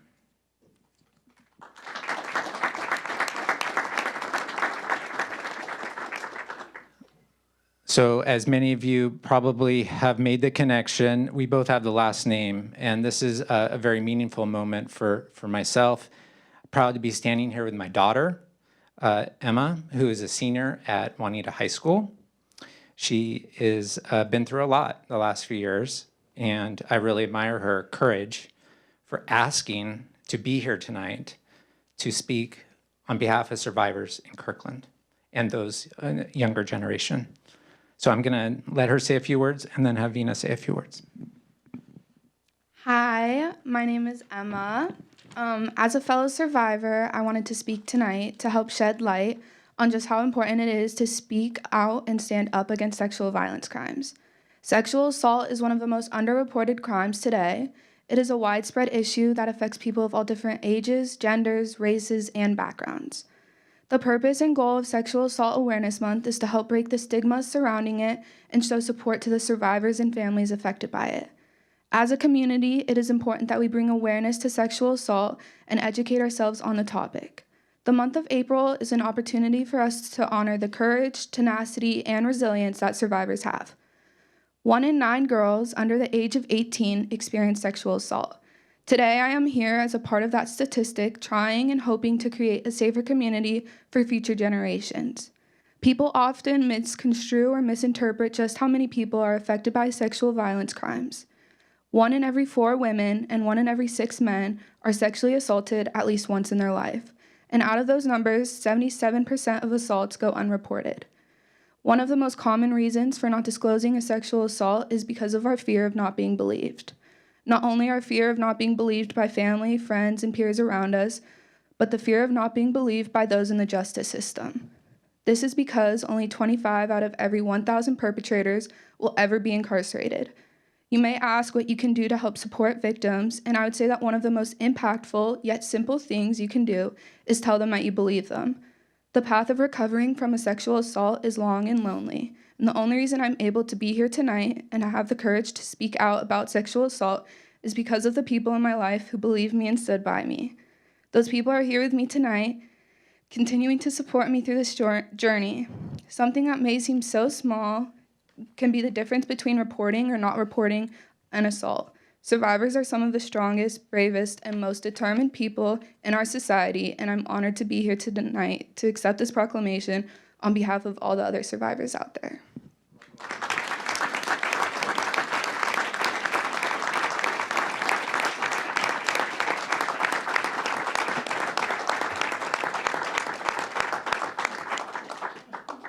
Emma, thank you. Thank you. That was very profound. Hi, my name is Pravina Gonagunta. I live in Kirkland, and I'm from King County Sexual Assault Resource Center. I am the CFO there, and I want to thank all of you for being here. I want to thank the council members and the mayor for Kirkland. I'm here to accept the Sexual Assault Awareness Month proclamation on behalf of our organization. Thank you for being part of the solution to sexual violence. To survivors in our community, I want to say you are not alone. I second what Emma said, which is we believe survivors.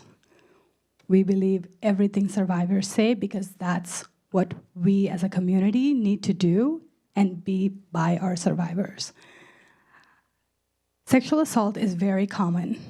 Like Emma said, half of women and 1/3 of men have experienced sexual assault in their lifetime. People from marginalized communities, people with disabilities, race or ethnicity, gender or sexual identities are even at a greater risk.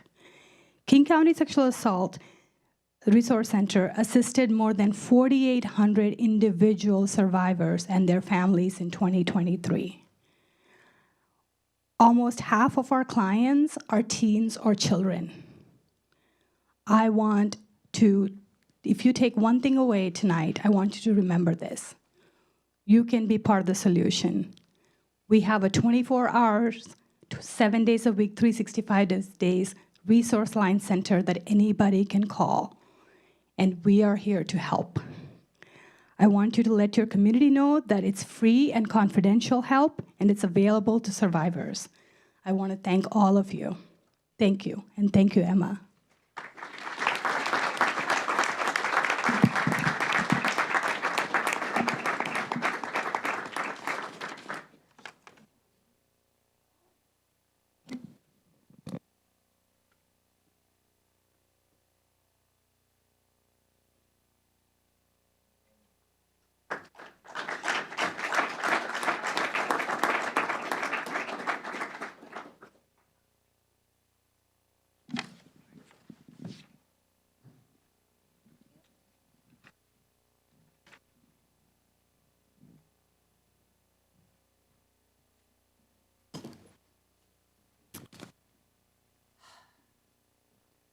Thank you to Emma, Vina, and MJ for accepting our proclamations this evening.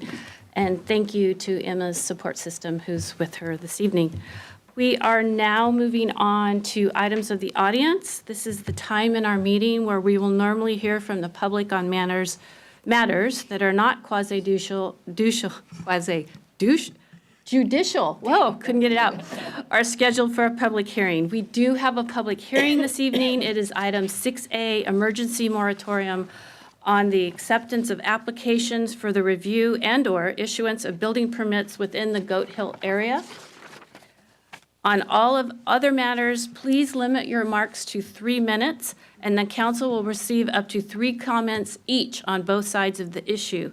If you are present either in person or virtually and would like to address the council during this items for the audience, please sign up using the online public comment instruction link or in person using the posted QR code. For those participating by phone, please dial *9 to be recognized to speak.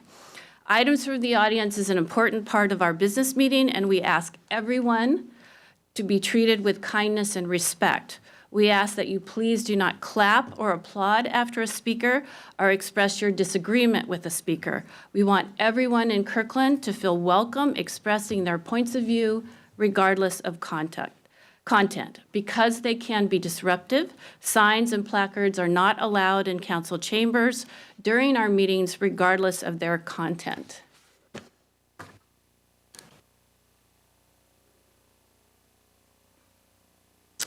All right, City Clerk, who is our first guest? The first 3 speakers are Eva Otterson, Mariana Makowska, and Kyle Sullivan.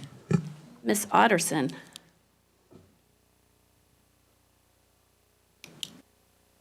Welcome. Go ahead. Oh, you might need some help with the mic, and David's coming to. There you go. Go ahead.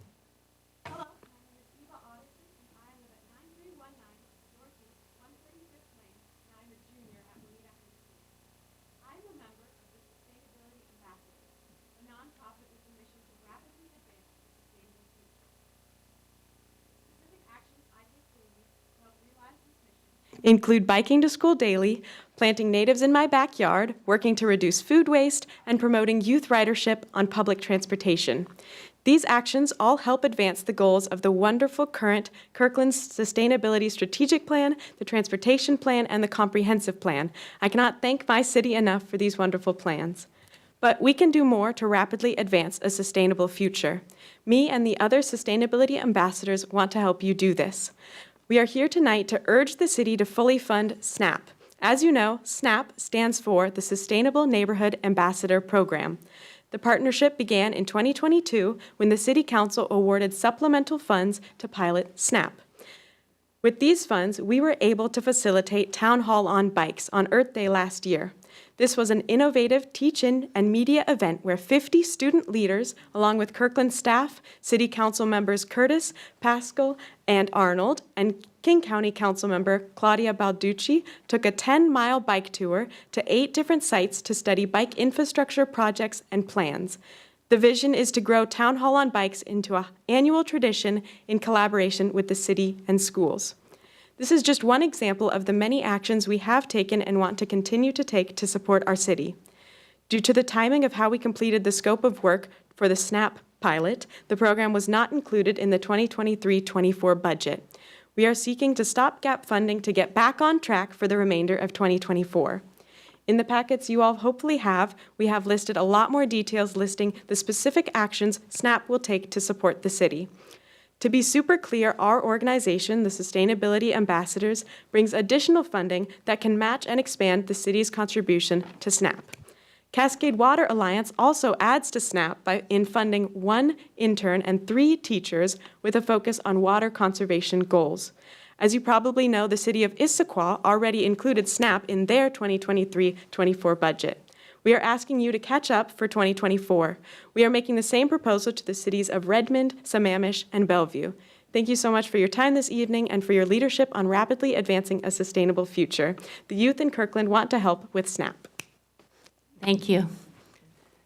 Mariana Makowska.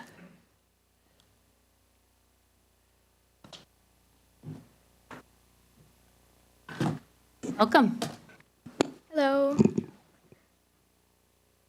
My name is Mariana Makowska. I live at 80th Lane and I'm a junior at Lake Washington High School. Like Eva, I am also a member of Sustainability Ambassadors. My story begins in Poland, where I have lived for 16 years of my life before moving here. Sadly, in my home country, my voice in advocating for a change, any change as a teenager, was neglected. What I love about my new city is that I feel included as a person who can make a real change while still being a minor. This is why standing here today is so significant to me. With Kirkland's Sustainability Strategic Plan, the Transportation Plan, and the Comprehensive Plan, I am so grateful to feel like we're on the right path to build a safe future for mine and the future generations. The actions I am taking to help realize these plans include advocating for pollinators and a waste-free cafeteria at my school and increasing youth ridership on public transit. I am here tonight, along with Eva, to urge the city to fully fund SNAP, the Sustainable Neighborhood Ambassador Program. I am also here to talk about Bellevue. We can see that each of you on the Kirkland City Council cares deeply about a sustainable future for Kirkland's families, but the simple math shows that we are underfunding this commitment. In 2023-24, the city of Bellevue, with a population of 149,440, expanded their staff from 2 to 8 sustainability professionals and budgeted for 2 AmeriCorps youth. Obviously, having such a strong team has been catalytic for advancing the goals of the city's environmental stewardship plan. Kirkland's population is 97,107. This is 64% of Bellevue's population, but the city has dedicated funding for only 1 staff. If our city were to budget for 64% of Bellevue's 8 staff, we would have 5 staff with funding left over for SNAP. And just so you know, Issaquah's population is 39,505 people. This is just 40% of Kirkland's population, less than half, and yet Issaquah's sustainable staff includes 2 staff members, 1 AmeriCorps fellow, and 2 student SNAP interns. And now, Bellevue has an historic opportunity to increase its impact because the Bellevue School District has adopted a robust sustainability policy last Earth Month, the boldest of its kind in the entire state of Washington. In 2 weeks, we will be presenting the same vision for the Lake Washington School District Board. We have copied Bellevue's policy, retitled it, and embedded language calling for a district to fully align with the climate goals of the cities of Kirkland, Redmond, and Sammamish. You're surrounded with people like me who want to help. We urge you to fully fund SNAP to finish off 2024. Thank you. Thank you. Kyle Sullivan.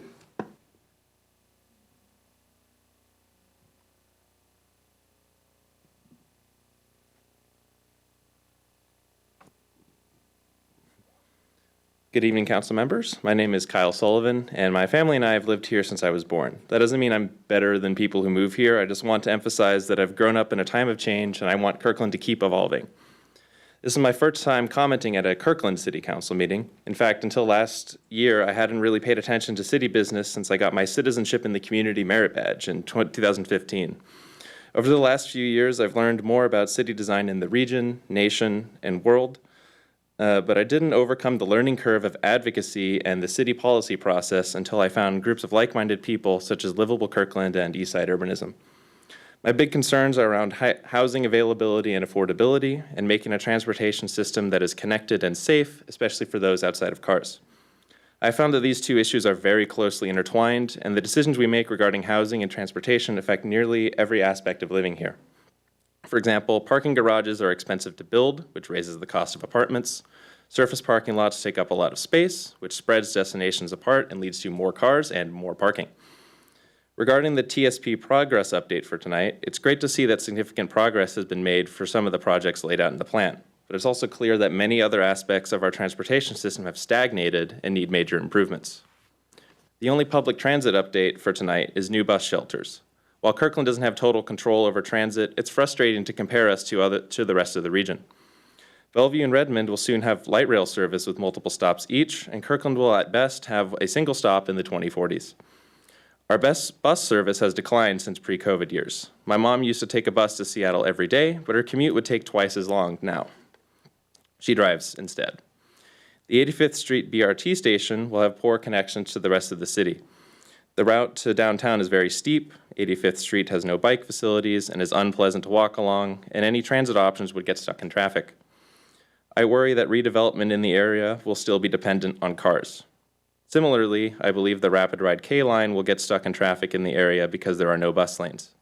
This is especially important as the K line will be a major connection with Sound Transit's 2 line. Public transit that is compromised for cars will never reach its full potential. For bicycles, progress is similarly stalled. While the bicycle network is listed as 81% complete, it was already 79% complete in 2021. Greenways are only 18% complete, and they were 12% complete in 2019. As a member of the public, it's difficult to know what these numbers mean and how the network will be built. A bike lane on Central Way is recommended in the TSP, Will that be created when the road is repaved next year? If so, what will it look like? If not, why? The city needs to create ambitious projects if it actually wants to achieve the goals in its policies. Thank you. Thank you, and the sustainability ambassadors were nodding along with you behind there, so. City Clerk. The next three speakers are Chris Fox, James Hoff, and Betsy Lewis, followed by Alex Zimmerman. Chris Fox, welcome.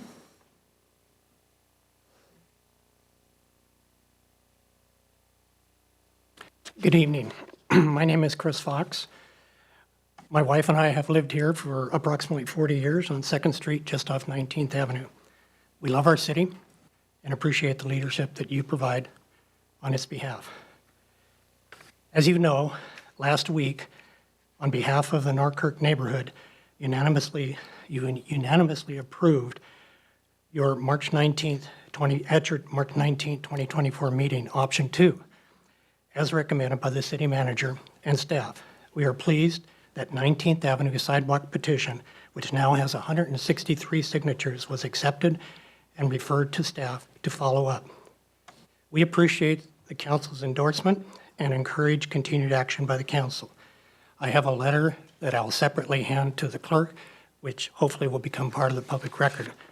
I wanted to make a few personal comments, given our connection to this avenue and to the situation it presents.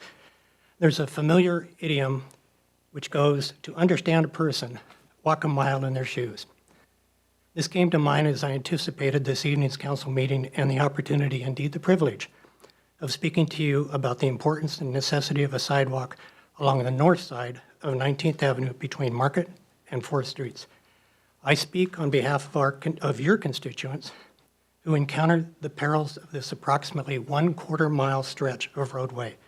Those include children walking to and from Kirkland Middle School and Peter Kirk Elementary, parents and grandparents pushing strollers with toddlers, hoping to reach the green grass and play areas of Crestwoods Park safely, pet owners exercising themselves and their dogs, and, as I witnessed just this morning, an elderly woman slowly walking her way along 19th Avenue with the assistance of a roller walker and a very diligent care provider. These Kirkland citizens and many more must navigate this stretch of road with minimal to no shoulder on the north side and a culvert on the south side. They must constantly be alert to and share space with speeding cars, trucks, and yes, even school buses. I ask you this evening to walk, at least virtually, not a mile, but only a 1/4 mile, along this dangerous roadway and to experience what we and our neighbors daily encounter.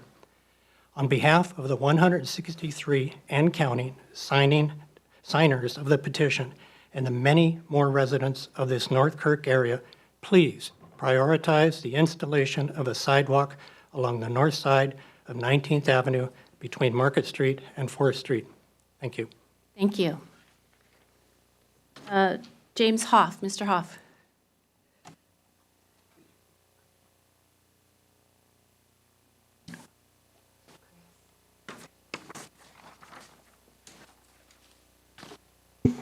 Good evening, Council, and to staff. My name is James Hoff. I live at 12830 Northeast 73rd in South Rose Hill. I've been a member of the Kirkland community since August of 1962, when I used to go to a garbage site that was a large hole in the ground with one attendant and a bulldozer to cover things up after a few weeks when things were done. It's where I bought my first shovels, my first rakes for the first house that I owned. That you could do those things in those days. But I'm not here to talk about that. I'm here to talk about the letter that I am very pleased to see that the city is doing its due diligence. There are a large number of items in there that I totally agree with, and I really agree with the position of, if it's cited NERTS, that it would be Site 1A. I do, however, hope that there would be even strengthening of language in the comments section on page 7 of the city's comments. And the things that I would be really most interested in seeing some very stringent language would have to do with queuing possibilities on Northeast 60th and 116th Avenue Northeast.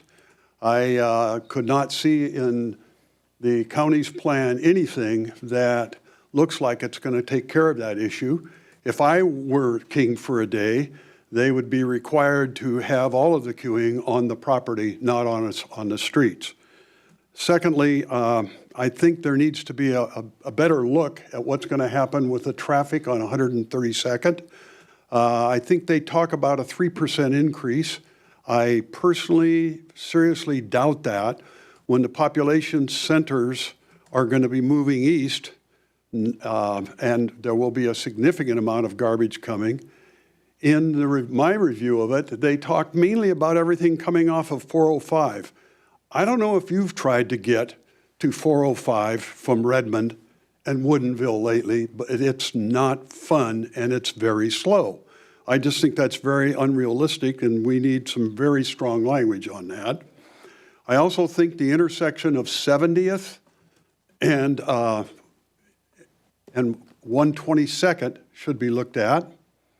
I would consider it, and I know it will not meet the warrants, but it might get closer, that there could be a stoplight on 70th and 122nd Avenue that might assist with the additional traffic that would be coming there for left and right turns. And lastly, I also think, and you had some language in there regarding the intersection of Northeast 70th and 116th, which is going to be really busy. And I think we need some strong language there too. Thank you. Thank you, Mr. Hoff. Betsy Lewis.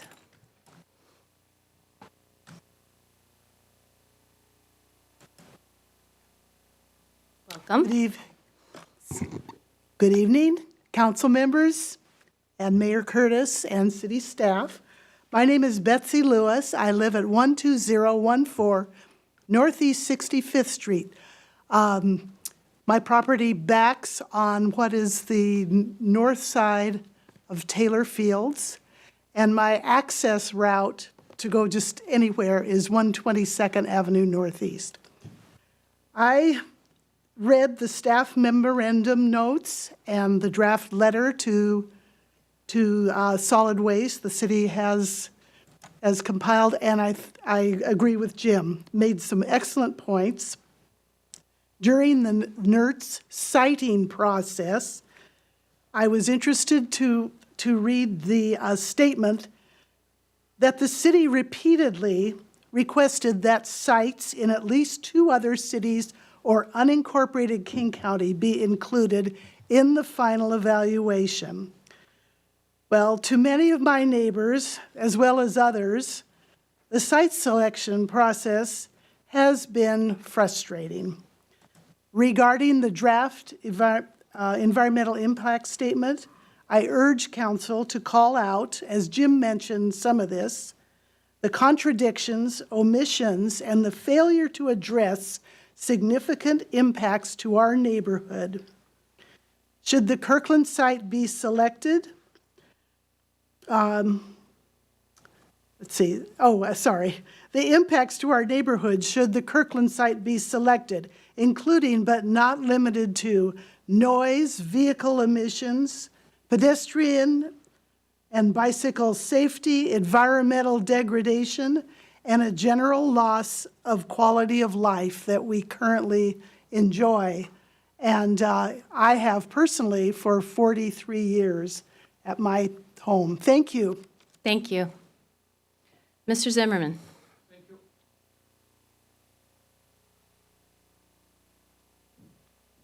Mr. Zimmerman, before you begin, we welcome you in these chambers. We have a large audience this evening.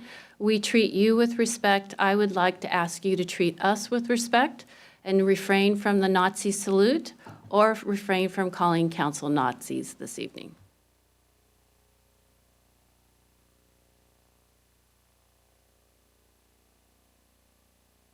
Can I speak? You may.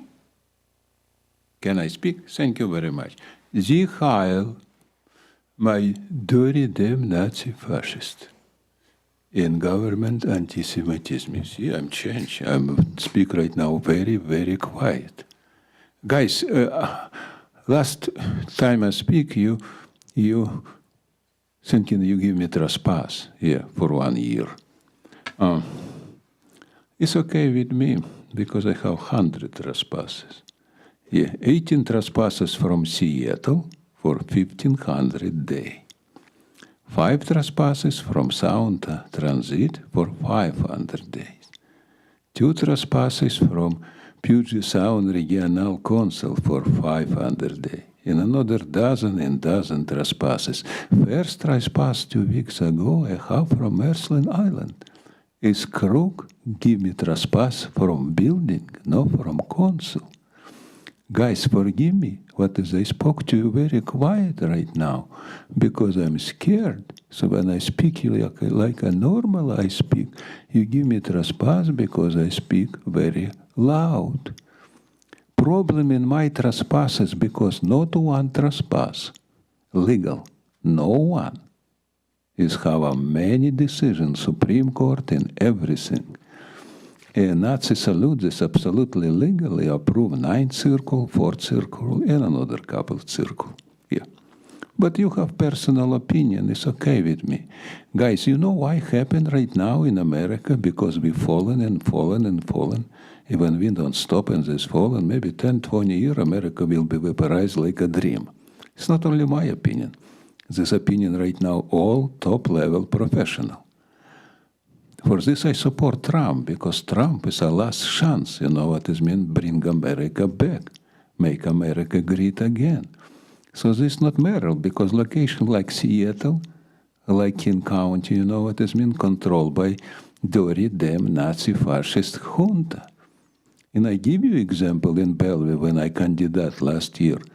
90% it never work. What? For council who staying in chamber 10, 20, 30 years. So what does this mean? It's typical junta. So people give me trespass not because I'm so dirty. Use word Nazi or Nazi salute. Because I speak against democratic mafia who controlling us for 40 years. And for my understanding, nobody repeat like I speak for last 20 years. I never see one person what is come to microphone and talk. This dirty Nazi Democrat mafia junta control us for 40 years. It's happened. It's a pure fascism. It's this very dirty fascism. Thank you very much. They hire my fury. Mr. Zimmerman, the council allowed you to complete your remarks tonight because the council is committed to free exercise of free speech without regard to content, but we will reiterate what has been said to you many times. The council finds your comments hurtful, divisive, and completely at odds with Kirkland's core values. Thank you, everyone, for your continued patience.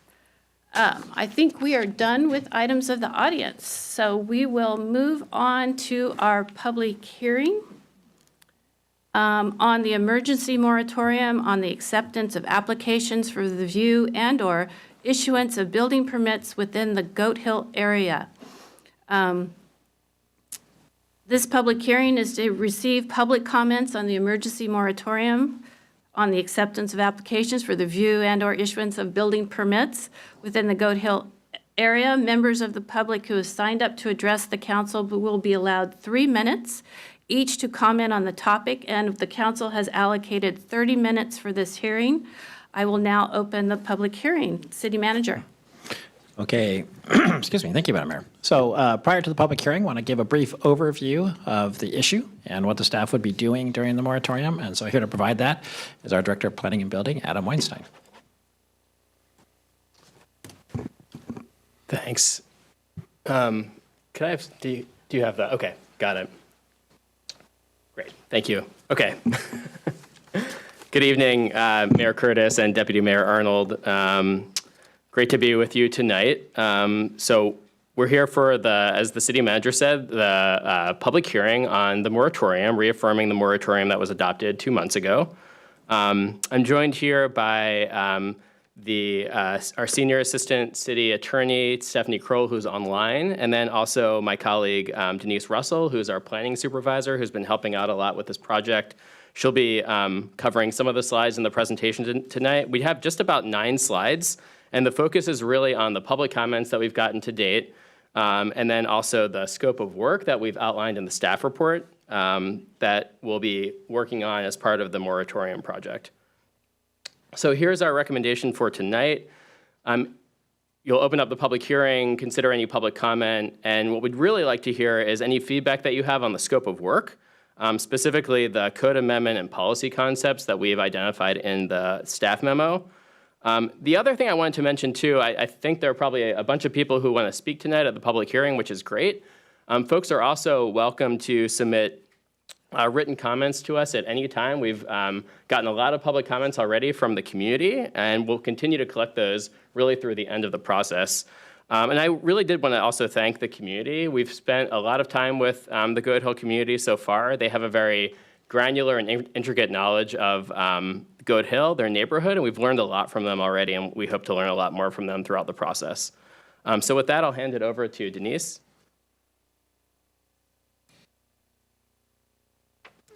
Thank you, Adam.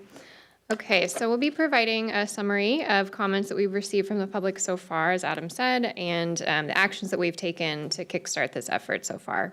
And then I'll hand it back over to Adam to discuss our proposed scope of work, which includes some code amendment ideas and policy concepts to evaluate. So we've gathered many comments from community members, as Adam mentioned, outlining concerns related to development on Goat Hill based on their daily experiences living in the neighborhood. The main topics we heard here are listed here on this slide. Access was really the primary issue that we heard from residents. We know the roads are narrow, steep, and winding, and there are several pinch points that cause major issues, whether that's due to construction vehicles entering and exiting the hill on a daily basis, garbage trucks blocking the road, or often emergency access vehicles needing to go up to administer aid. And similarly, neighbors are concerned about the lack of secondary access towards the top of the hill. We heard that if the road is blocked by a vehicle or a hazard at one of the pinch points, which are on 116th and 117th Place, there's really essentially no other way down. And there are also major concerns about drainage. With more development comes additional impervious areas, removal of trees and vegetation, and impacts to wetlands in the area. And particularly when projects are stalled or abandoned, as you can see here in this photo, drainage and runoff from construction sites becomes an issue. Community members also provided some really great feedback and ideas for future policy and code amendments, many of which are listed here. And considering that access is really the main concern, a secondary access point and wider roads were among the top themes in the public comments. And we also heard that folks would like to see smaller lot coverage allowances, and that includes restricting higher density developments altogether. So since the moratorium was adopted on February 6th, Adam and I have been busy preparing our draft scope of work for you, which included initiating conversations with other city departments and reviewing the existing information that we already have on Goat Hill. So Adam and I, along with another planner, went out on a site visit a couple weeks ago, which was very helpful for us. We walked around most of the roads and trails and saw the conditions firsthand and took all these great photos that you see in our slide. We also have started reaching out to the community, as Adam mentioned. We created a website with information about the moratorium and a listserv so community members can stay up to date. Other things we've done are install a project sign at Juanita Beach Park, post on social media, and we mailed a notice to all Goat Hill property owners and residents. And then on March 22nd, we hosted a virtual meeting for interested community members, which was well attended, and we received great feedback and interesting ideas, which I've already summarized in the previous slides. So I'll hand it back to Adam to go through the rest of it. All right, thanks, Denise. So just a couple more slides for you tonight. This slide is just a synopsis of all of the policy and code amendment concepts that we presented in the staff report. And I'll just go through them one by one relatively quickly. If you have questions, you can feel free to ask. The first one is really about reducing development pressures on Goat Hill. Here we're thinking about things like eliminating allowances for middle housing, cottages, duplexes, and triplexes and ADUs, or reducing the ability to build those on Goat Hill. Reducing the ability to build on steep slopes. Our current geotechnical regulations allow you to build really on any slope, no matter how steep it is, as long as you do a geotech report. So we'll be looking at different restrictions, perhaps for Goat Hill. And then square footage maximums for new units as well, perhaps establishing a cap on how big houses can be that are built on Goat Hill to reduce sort of construction period impacts, and then also just reduce overall development pressure on the hill. Second bucket is construction. We're calling it construction metering and practices. Mentioned at the last meeting with council that we had on this project that we do a lot already in the construction realm on Goat Hill. We have special traffic control requirements on Goat Hill. We have special construction sequencing requirements on Goat Hill in terms of what right-of-way improvements have to be built and when in the project they get built. And then we also have special erosion control requirements. So some of the other concepts that we'll be looking at are metering construction projects on the hill, perhaps establishing a limit on how much construction can happen on the hill at any given time, limiting construction hours beyond how they're already limited, perhaps new construction reporting requirements on things like erosion or geotechnical measures, revised wet season policy that's also related to erosion control, and then perhaps new requirements for right-of-way improvements as well. Right now, we require right-of-way improvements just along the frontage of a new house that's being built, and the road has to be expanded to 20 feet. The next bucket is policies regarding land clearance. Denise showed a slide of a construction project that's languished. What we currently allow in the city is that we can collect a bond from a developer, and then if the project languishes, doesn't get constructed, we can cash in that bond or that security, and then we can actually build the stormwater infrastructure ourselves. But that's a very cumbersome process, so we'll be looking at other things that we can do to mitigate the effects of projects that don't get built in a timely manner. The next bucket is new emergency access requirements and apparatuses. We had a great meeting with Assistant Fire Marshal Jason Chappell and Fire Inspector Todd Anderson. They talked to us about different ways of accessing and difficult to access neighborhoods using different types of vehicles. They talked about in old medieval cities in Europe, oftentimes the first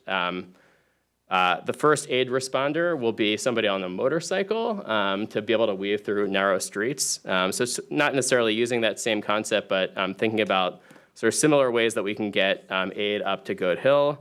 And then also new development requirements to aid emergency access, like requiring development to establish additional pullover places on the streets going up to Goat Hill.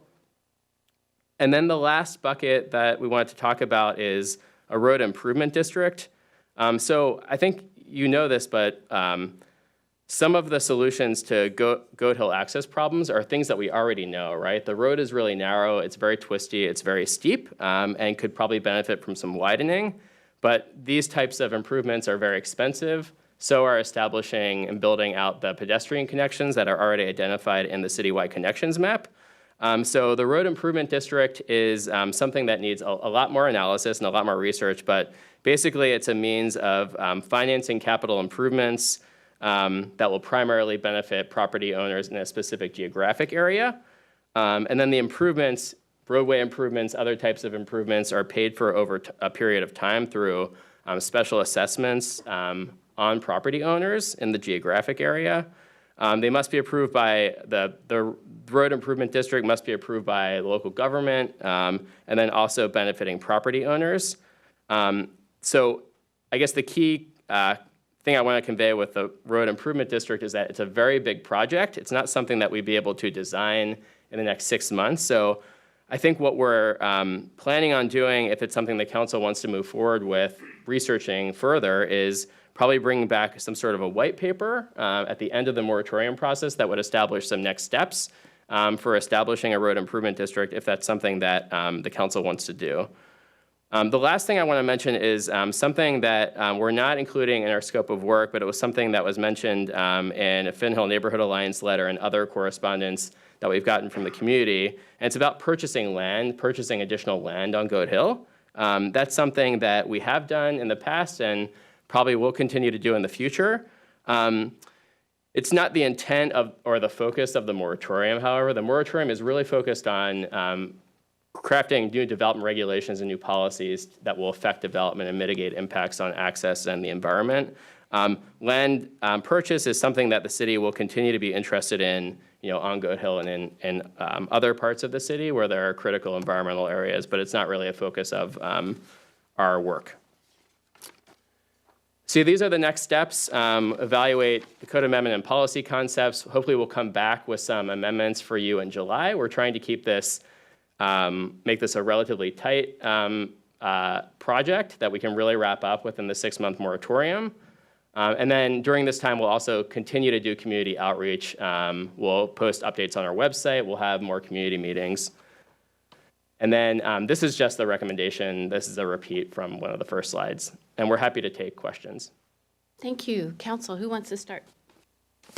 Adam, I will say I spoke to a few individuals that attended the March 22nd meeting, and they thought that was very beneficial and very worthwhile. Great. So, thank you. Thank you.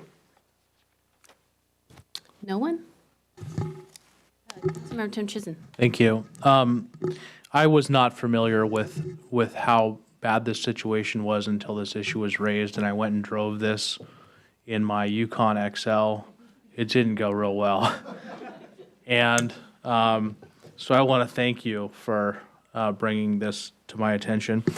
I'll also say that I really appreciate the community's feedback. I would also say when I was driving up there, I saw a number of problems with packages being delivered there from Amazon trucks and other trucks. And I'm wondering if it's possible to have some sort of a package collection point at the bottom of the hill. And I'm not sure if that would help residents or hurt them, but I saw a number of trucks there.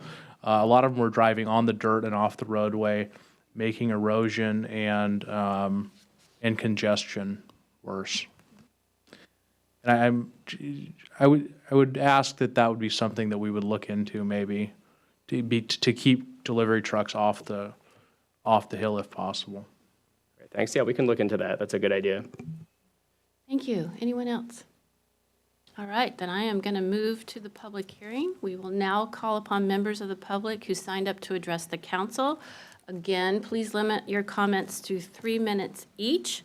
Telephone participants should dial *9 to be recognized, and speak and Zoom participants, which I don't think we have any, should click in the participants box to raise their hands to be recognized. City Clerk, is there anyone that wants to address council? The first 3 speakers are Ozcan Saribas, Ilam Saribas, and Mary Rumpf. Mr. Saribas, come on up.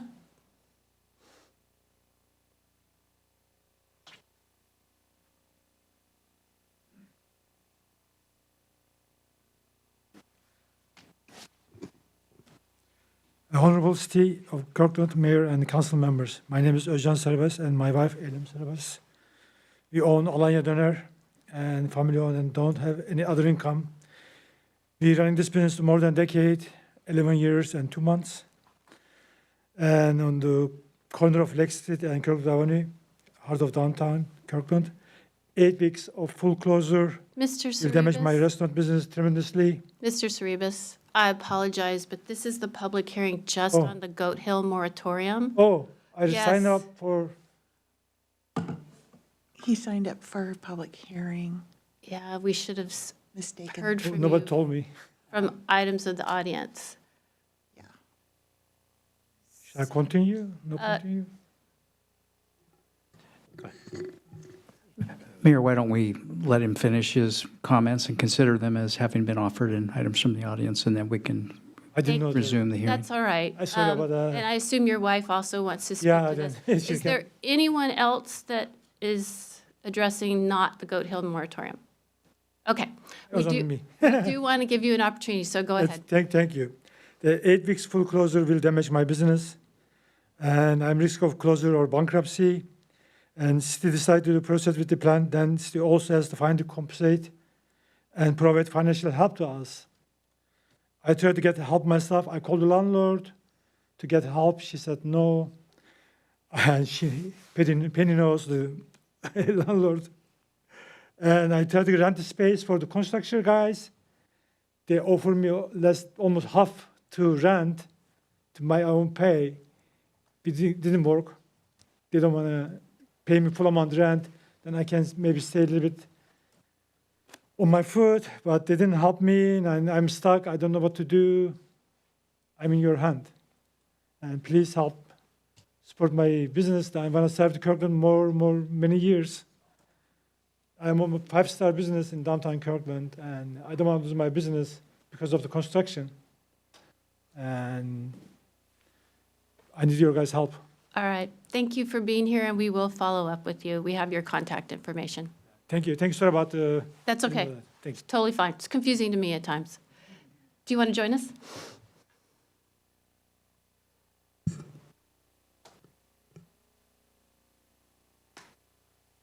Thank you. Guys, my name's Eylem Saribas. I want to talk something different.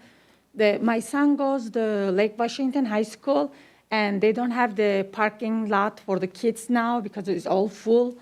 And then they have to park next to the street of the 120.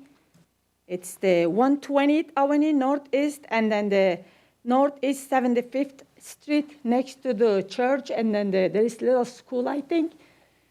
They always park there next to the street, and then the guy came from church, tell them that you cannot park it there, and then give him trouble. And then they towed actually one of the kids' car, and then it says, the sign says, you cannot park it there between the 7 a.m. till 8:30 p.m., 8:30 a.m., sorry. But school starts at 8:20 a.m. And then every day, most of the kids like that I know, 6, 7 of them, they're late every day because school starts at 7:20, and then the parking starts at 8:20, and then parking starts 8:30. Is there any way we can move that parking to like 7 a.m. till 8 a.m. next to street, please? Okay, I can't decree that from the dais, but if you want to send us an email that we can follow up with you. Please, yeah. Thank you very much. All right, now we're going to go to the Goat Hill moratorium, and I think, Mary, you're next. Thank you.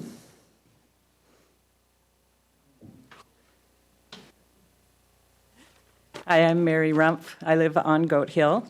Back to Goat Hill. Goat Hill, why is it such a problem? It has a steep, narrow road that's in bad shape and gets blocked by large trucks regularly, and every time that happens, there's no access for 78 houses up on the top half of the hill. Why is it like this? It's because this road was built in the 1920s as a dirt path up to campsites, and it was never really designed. It was just paved and patched as houses got built. So we appreciate the city studying how to regulate further development on Goat Hill and improve the road system. But there's an elephant in the room, and I'll give you a hint, it looks like a concrete truck. When a full concrete truck drives over a city street, it causes as much stress on the pavement as 5,000 to 10,000 passenger cars. The weight on a truck's axles exponentially is harder on roads than an automobile.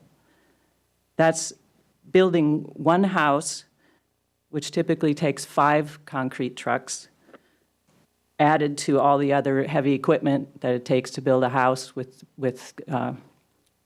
construction vehicles and dump trucks. It's like 100,000 cars on the road to build one house. That's how much damage it is doing to this little road. And here's the other elephant in the room, and it looks like a developer who's trying to hope that no one sees it and gives it environmental scrutiny. And this developer is really what triggered the neighborhood to really speak out now about the problem. And the developer is the developer of a 4-acre project up on the very top of Goat Hill in a ravine. and it's adjacent to Juanita Heights Park in what's now a very steep forested ravine. And last year, several city council members walked through this ravine to see where the development was proposing to put a road through the ravine and through part of Juanita Heights Park. And the city denied that development after that, and people thought, good, that's done. Well, now the same developer has a lot line adjustment in to the city with a road access from Goat Hill to all 4 of these lots, plus pre-design for 4 houses on one of the lots. And I might point out that building 4 houses, that's equivalent to 500,000 cars to put those 4 houses in their access road through that ravine because of having to take the forest out, grade it. It's very steep. Bring in gravel, bring in rocks, bring in the concrete trucks, bring in the I'm sorry, your equipment. time is up. Oh, I'm sorry. So I wanted to say that I hope you're aware of that, and thank you. Thank you. City Clerk, who's next? The next 3 speakers are Scott Morris, Josh Friedman, and Kevin Steigertz. Mr. Morris.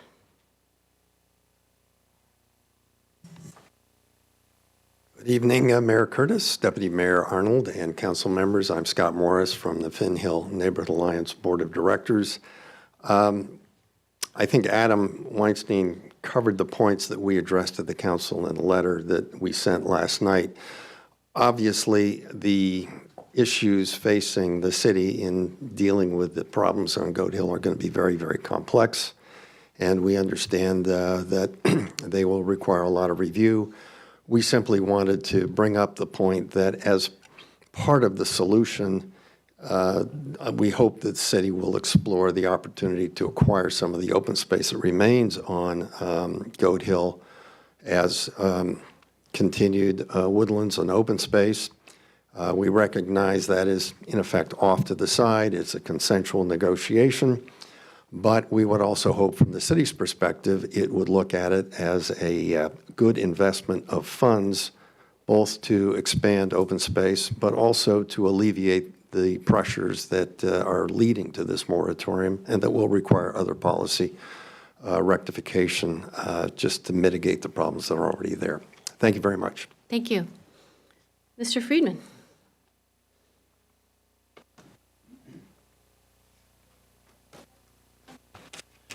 Good evening. My name is Josh Friedman, and I'm here with the law firm of Hillis, Clark, Martin, and Peterson.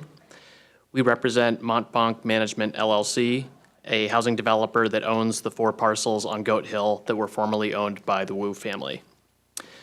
For several years, Montbonk has been working collaboratively with many city staffers to prepare a housing concept that would allow the Wu property to provide new homes that our region needs badly. The proposal would provide protection for on-site wetlands and slopes in compliance with all written city standards. We have heard the neighborhood's longstanding concerns about emergency and construction access problems that already exist on Goat Hill. That is why Montbonk responded to the neighbors' concerns by proposing to fund and construct the emergency access that the neighborhood already needs. Under an access agreement with the city, Montbonk made a significant investment in engineering and geotechnical work to demonstrate that the access road was feasible. However, ultimately, the previous city council in July of 2022 overruled the staff's approach and refused to allow construction of that emergency access. In short, this team has been collaborating in good faith for years to provide needed housing on this site and emergency access to the current neighborhood, in compliance with all codes and other laws on the books. Not only is the property urban zoned land, property is land zoned for residential use with existing utilities very near the site, but the proposed development of the site could result in as much of 40% of the property being dedicated to the public as open space, a new legal access to the park being created, and a needed secondary access road being built. And importantly, as the council knows, Kirkland has an obligation to plan for many thousands of new housing units by 2044. Montbonk had hoped to assist the council in this work by providing the first of these units. That option is still open. The ownership of this property would be happy to work with the city to design and build under current or updated codes that would still allow the property to responsibly contribute to the council's housing goals. We hope the council will consider this option seriously, given that housing mandates from the state and the county continue to be handed down faster and faster, and the council's work on housing will not get easier in the years to come. The council should also consider how this option could be one that would allow the emergency access the neighbors are requesting to actually get built. However, there has been some conversation about how there may be a neighborhood preference to have this property serve as an extension of the park. That avenue is possible, and the ownership is willing to work with the city on it. However, those conversations should begin soon because the property is not a park. It is owned by a private party, not by the city or by the public. It has been zoned through the city's democratic process for residential development. As an aside, the property ownership was concerned to hear public remarks at the previous hearing that suggested members of the park were using the property for recreational purposes. Mr. Friedman, I'm sorry, your time is up. Mr. Steigertz. All right, thank you. Mayor Curtis, Deputy Mayor Arnold, council staff, thanks for your time and your leadership and interest in this matter.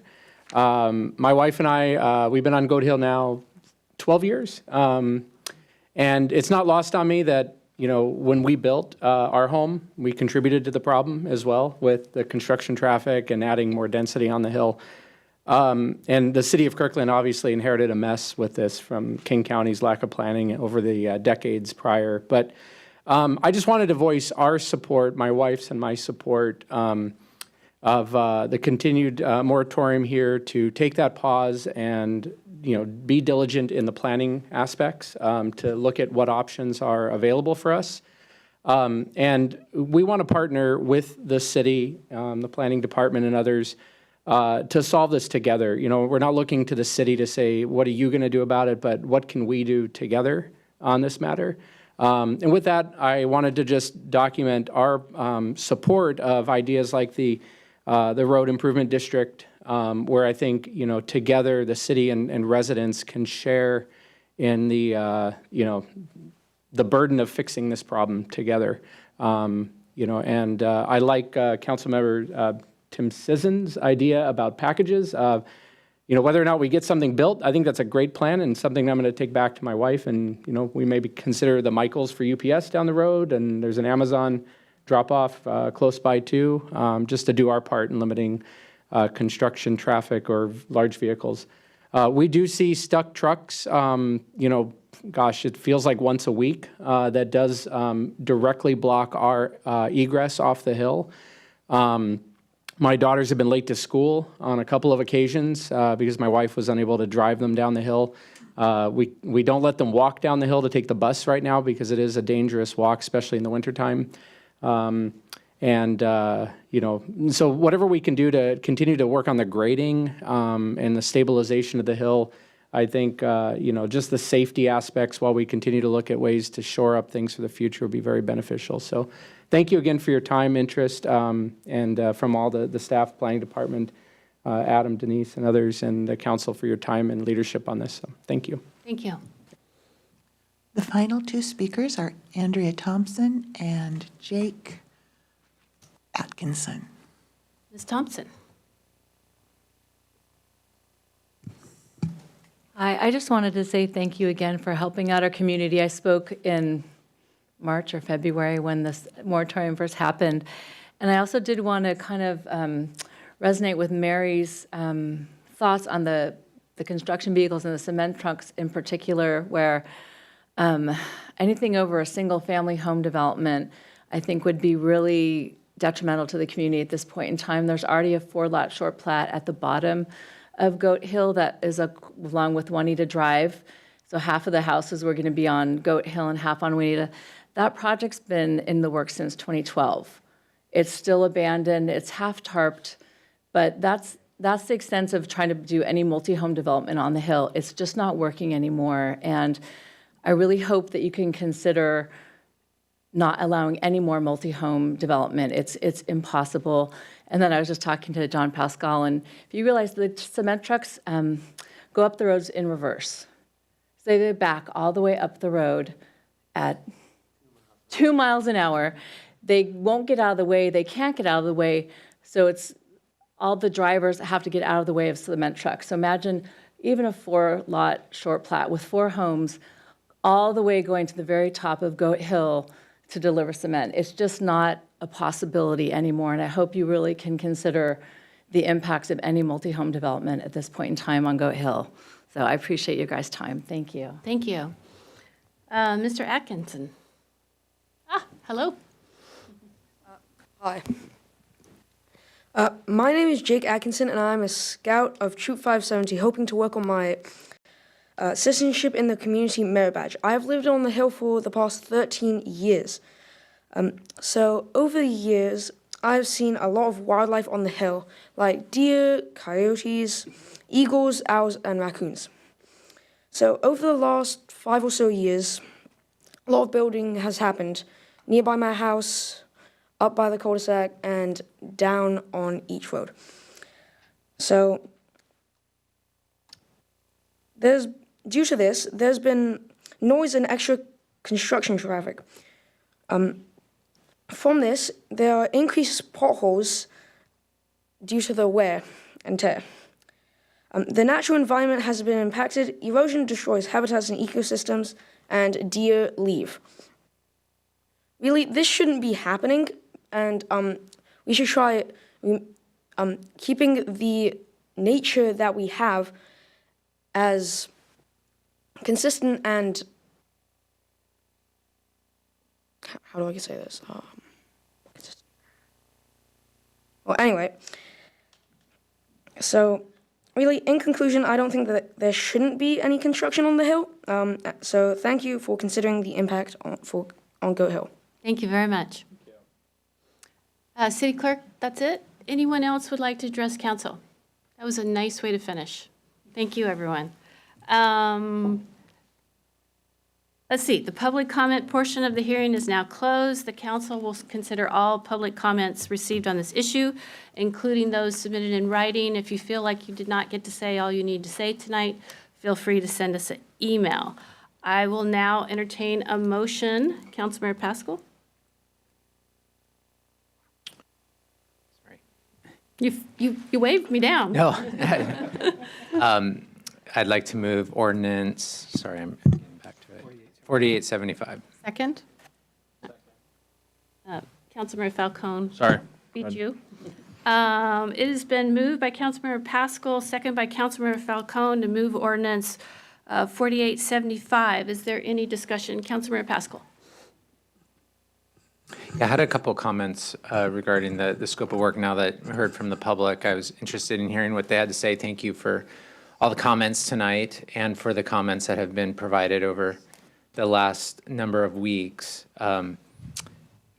So for staff on the scope of work, I thought it was a robust scope of work. I had some further kind of details that I was hoping that we could also consider as part of that. One is, maybe this is already in there, but additional permit fees related to construction activities to provide that higher level of care and monitoring during construction, perhaps, just because of the safety impacts of access restrictions that are caused by, as you heard, construction impacts. The other thing would be as part of the road improvement district, or maybe not part of that, but related to that is just the assessment of the structural integrity of the roads. I think we heard a lot about the failing pavement. Just be good to understand what the magnitude of costs are, I'm not talking about like making the roads like the roads that you see in other parts of Kirkland. I'm just talking about basic maintenance and integrity of the road so they don't continue to fall apart. So the structural integrity, and then adding other safety features, that meet our standards, guardrail, signage, other things that normal roads with pretty severe drop-offs would have. And then finally, I was wondering if we have thought of some type of complaint line that would be directed to someone who is knowledgeable about Goat Hill and the problem. So as residents actually saw issues, that they knew where to direct those complaints so they could be addressed more quickly. particularly in those instances where, an access road is being blocked for hours because of some unplanned, or, you have contractors that have never driven up there. That's the problem. And so they drive these big trucks and then they become stuck, and that's the issue at times. So how do we resolve that as well? So I just hope those are all things that we're thinking about as we evaluate things. Thank you. Thank you. Anyone else? Councilmember Tim Chisholm. Thank you. Council, I appreciate you being here. It's not easy to have your client send you to a place like this and come represent him and I appreciate your collaborative approach, and thank you for coming. Our region needs housing, and we have a housing shortage. What we don't have is a shortage of land for housing. We have places all around our city that are appropriately zoned for multifamily housing. And this location is by and far one of the most inappropriate locations in our city for multifamily housing, I think. And that's one of the reasons I don't like state and county mandates, because they generally don't know a city like your city council does, and like we can enact appropriate legislation at a municipal level. And so I want us to take this 6 months and evaluate this, because this location in driving it once is not appropriate for high density. Thank you. Thank you. Anyone else? All right. The question is on the motion to approve ordinance 4875, affirming adoption of ordinance 4875, a moratorium on the acceptance of applications for the review and/or issuance of building permits for new dwellings within the Goat Hill area. Clerk, will you please call the roll? Councilmember Tim Chisholm, Yes. Councilmember Black, Yes. Councilmember Sweet, Yes. Councilmember Falcone, Yes. Councilmember Pascal, Yes. Deputy Mayor Arnold, Yes. Mayor Curtis. Yes. Ordinance 4875 is approved, 7-0. Thank you. Now there's a mass exodus to leave the room. You guys don't have to stay. Yeah. Everybody's going to drive up Goat Hill slowly.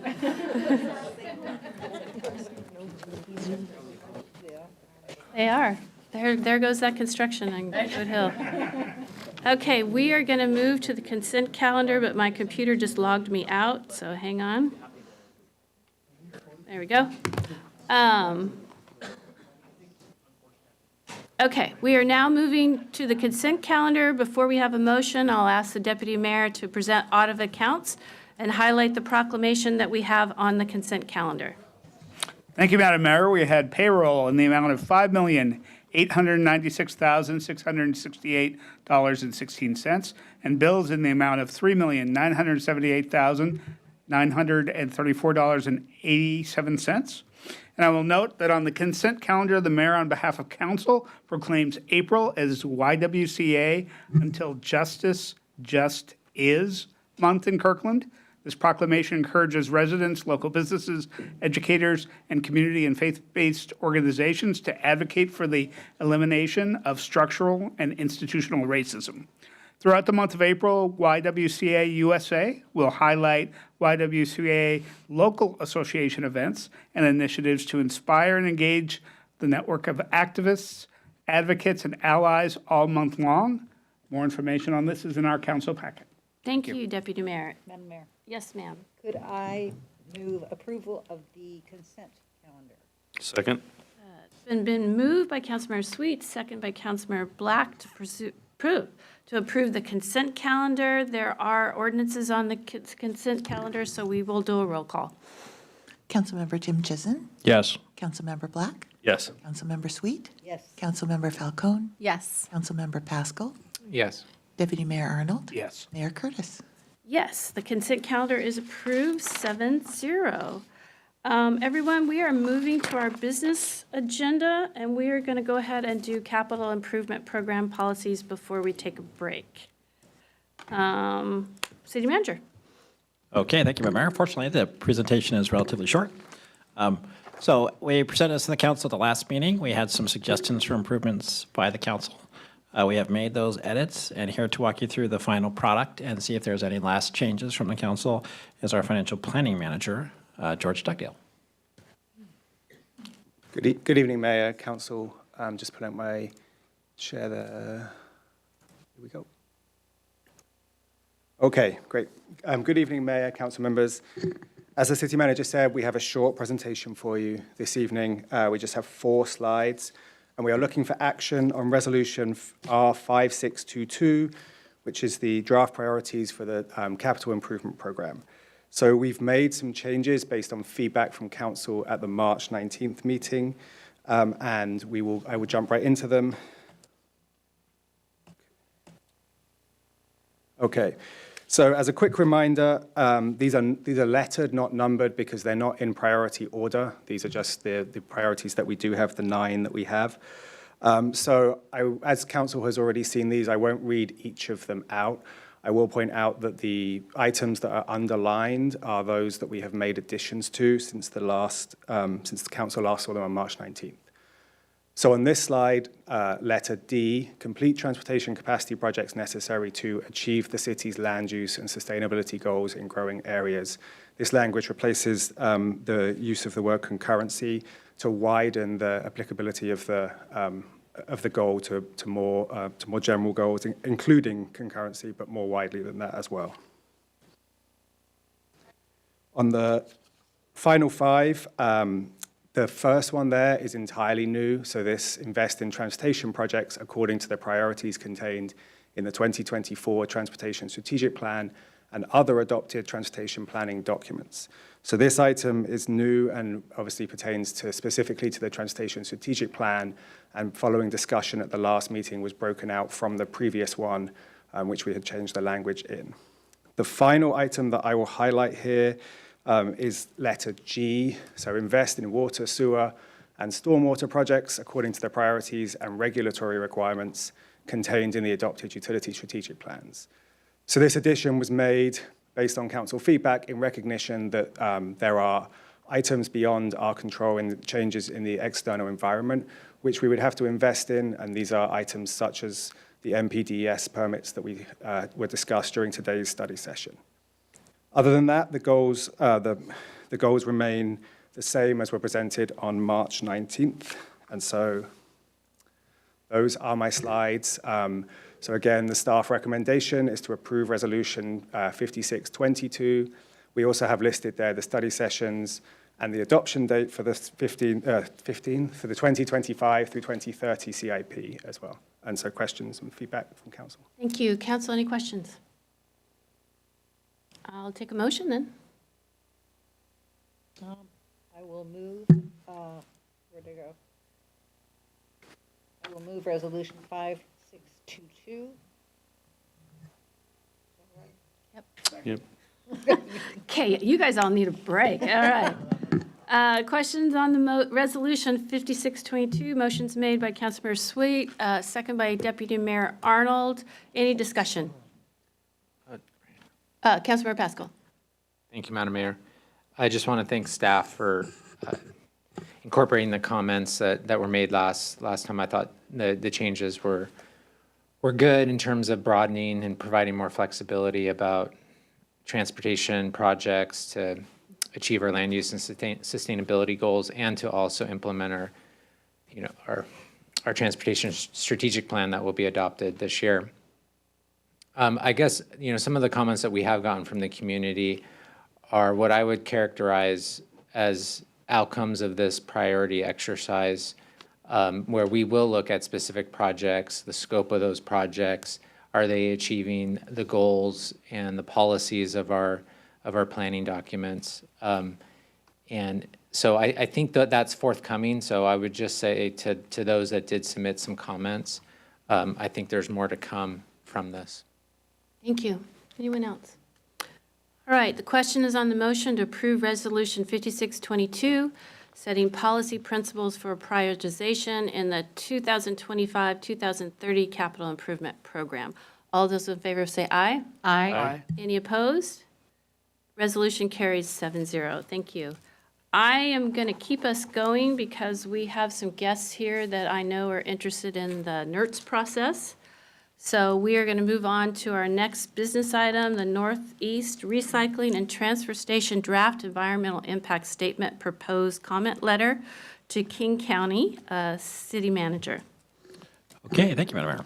So want to highlight this is a slightly unusual thing. This is a letter that will be sent from staff to the county commenting on the draft EIS, so it's not for council approval. However, knowing the extraordinary interest of the community and the council in this, we want to share the technical staff draft for you, and we're looking for any sort of feedback and comments or elements you think might need to be included in the final. So with that, to walk you through the draft letter is our Solid Waste Program Supervisor, Jenna McInnes. Welcome, Jenna. Been busy.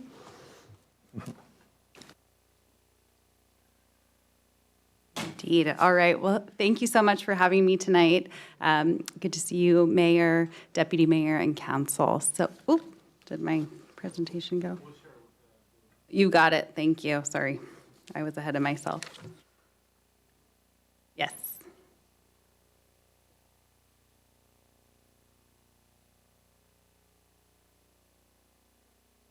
Thank you. Am I clicking or are you? Okay, perfect. All right. Well, thanks for having me tonight. I'm Jenna McInnes. I'm the Solid Waste Program Lead here for City of Kirkland, and I'm here to talk about our review process for King County's Northeast Recycling and Transfer Station Draft EIS. So to give a little background, King County cities participate in King County's solid waste system. So King County operates transfer stations around King County, and residential and commercial garbage goes through these stations. And then it goes on to King County's Cedar Hills landfill. Recyclables are collected at businesses and at homes, but they do not go through these facilities. So the Houghton Station was built in the 60s and is at the end of its service life. It is one of the oldest stations and one of the busiest, so King County has identified a need for a new station in the Northeast service area. Throughout this process, Kirkland has advocated for the closure of the existing Houghton Station. We have also advocated that mitigation for wherever this station goes needs to be substantial for the host city. We've sent letters to King County about this topic over the years and have been really involved throughout this process.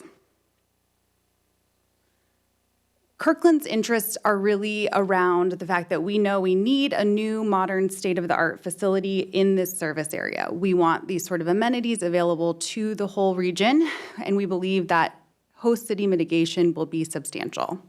We also have been supportive of system and social equity and believe, in regional collaboration as part of our system.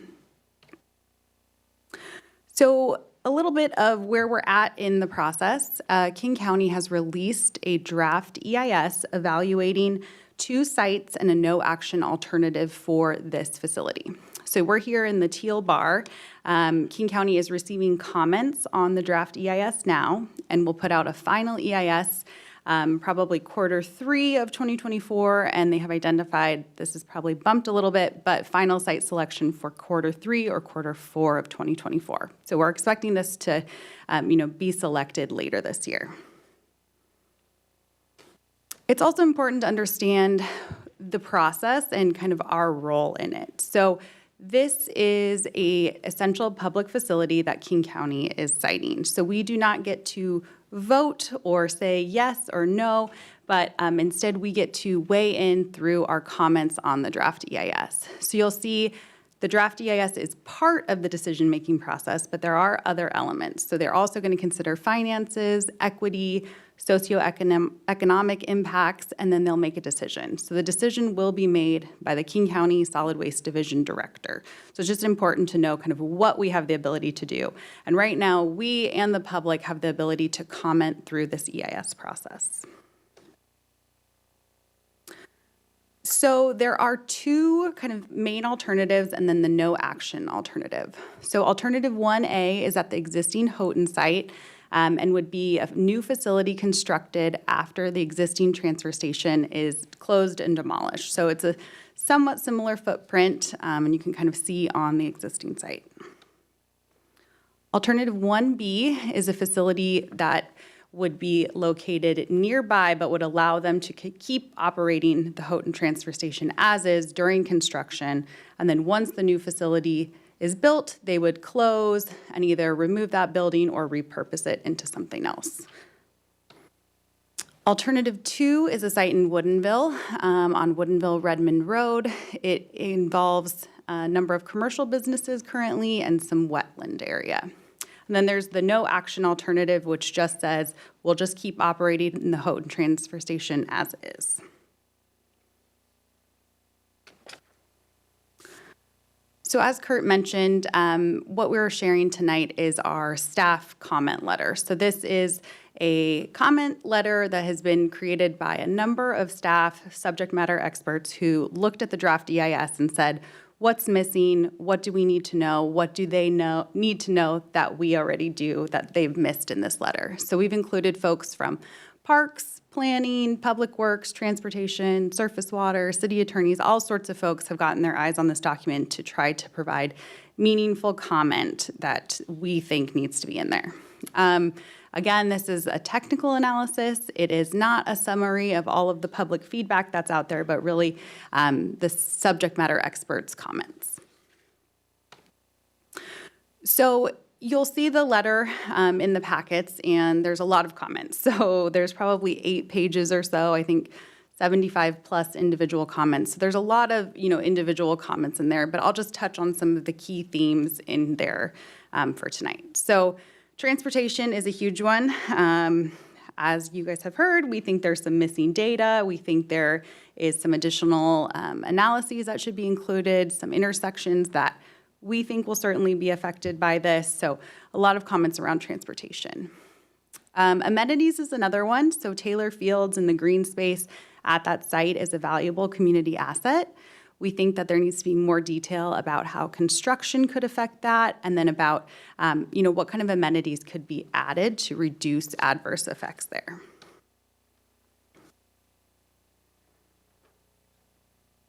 Another important section is about the site itself. So we would expect additional details to be added about mainly excavation. I think that's a big concern, is the closed landfill space would be affected with 1A or 1B, more so with 1B. And I think it needs a lot more information in the final EIS about what excavation looks like. So what kind of materials are they expecting? There's some detail, but I think not substantial enough for kind of what we're talking about. In addition, we are expecting that they could add more information on adding landfill gas collection and leachate collection. So those are both more modern things you would see at landfills, but because of the age, that's not included. Couple more key sections. If alternative 2 is selected, the Woodinville site, what are the impacts going to be at closing the existing Houghton station? There's really not a lot of detail included about that, and I think that's an important consideration. And then lastly, we wanted to reiterate through our letter that if they choose 1A or 1B, we have a lot of policies, we have a lot of plans here at Kirkland that obviously King County would be expected to comply with. As I mentioned, our letter is the staff feedback letter, but the public outreach portion is also really important in this. So King County has been doing a lot of communications and outreach, and then our folks here at City of Kirkland have also been doing a lot of outreach, trying to get the public to provide comments directly to King County about their concerns or questions or whatnot. King County sent out about sent out mailers to 130,000 addresses, has been doing lots of social media, emails, all sorts of things. In addition, they hosted 3 public hearings that were all well attended, and then we've been doing our own promotions through social media this week in Kirkland, Kirkland Conserves, and then posting some flyers about these things on community boards. So our next steps, today is April 2nd. The comments are due April 9th. So we want to make sure that whatever comments, feedback, additional things you want included, that we get those in there. And then we can send our comments to King County before that deadline. So, want to just pause here, see if there's questions or specific things that we can add at this time. Thank you, and thank you, Jenna, to you and the team. And I hope that you heard some of the comments earlier that this was a very thorough process and appreciated by the neighbors and us as well. Who would like to start? Councilmember Black. I'm just going to go this way. Thank you, Madam Mayor. So I'll keep my comments short. Just given the posture of this issue and the city's role and the nature of the technical document, the letters from staff, I should start by just thanking the staff and this work group for all the hard work and all the hard work from City of Kirkland staff dating all the way back to the very beginning of this process. It's been an extremely long process. But my comment is simply this. I hope that if there was any comments that were received today, we did receive comments items audience. If there's anything that we heard today from the public that would be appropriate to incorporate in one fashion or another into the staff's technical comments, I hope we'll take that into consideration.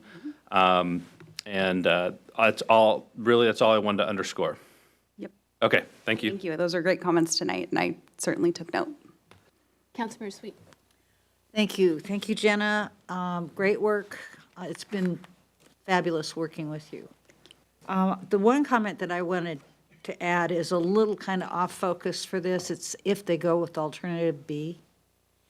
My understanding is that if they go with alternative B, they don't really specify any plans for what happens to the old Houghton site. For the Woodinville, if they went with Woodinville? No, option B. You mean if, Kirkland. no? 1B? Yeah, 1B, I'm sorry. Oh. So if they went with option 1B, there would be a considerable expanse of land freed up where the current facility sits. That land sits right on 160th. It seems to me that while I really love the idea of expanding Taylor Fields and doing all kinds of amenities up there, I think that's an opportunity for us to look at partnering around affordable housing. Meets some more of our goals, and I just think that we need to build that consideration into it since there's really nothing instead of that there. Okay? Thank you. Thank you. Councilmember Pascal. Thank you, Jenna and team.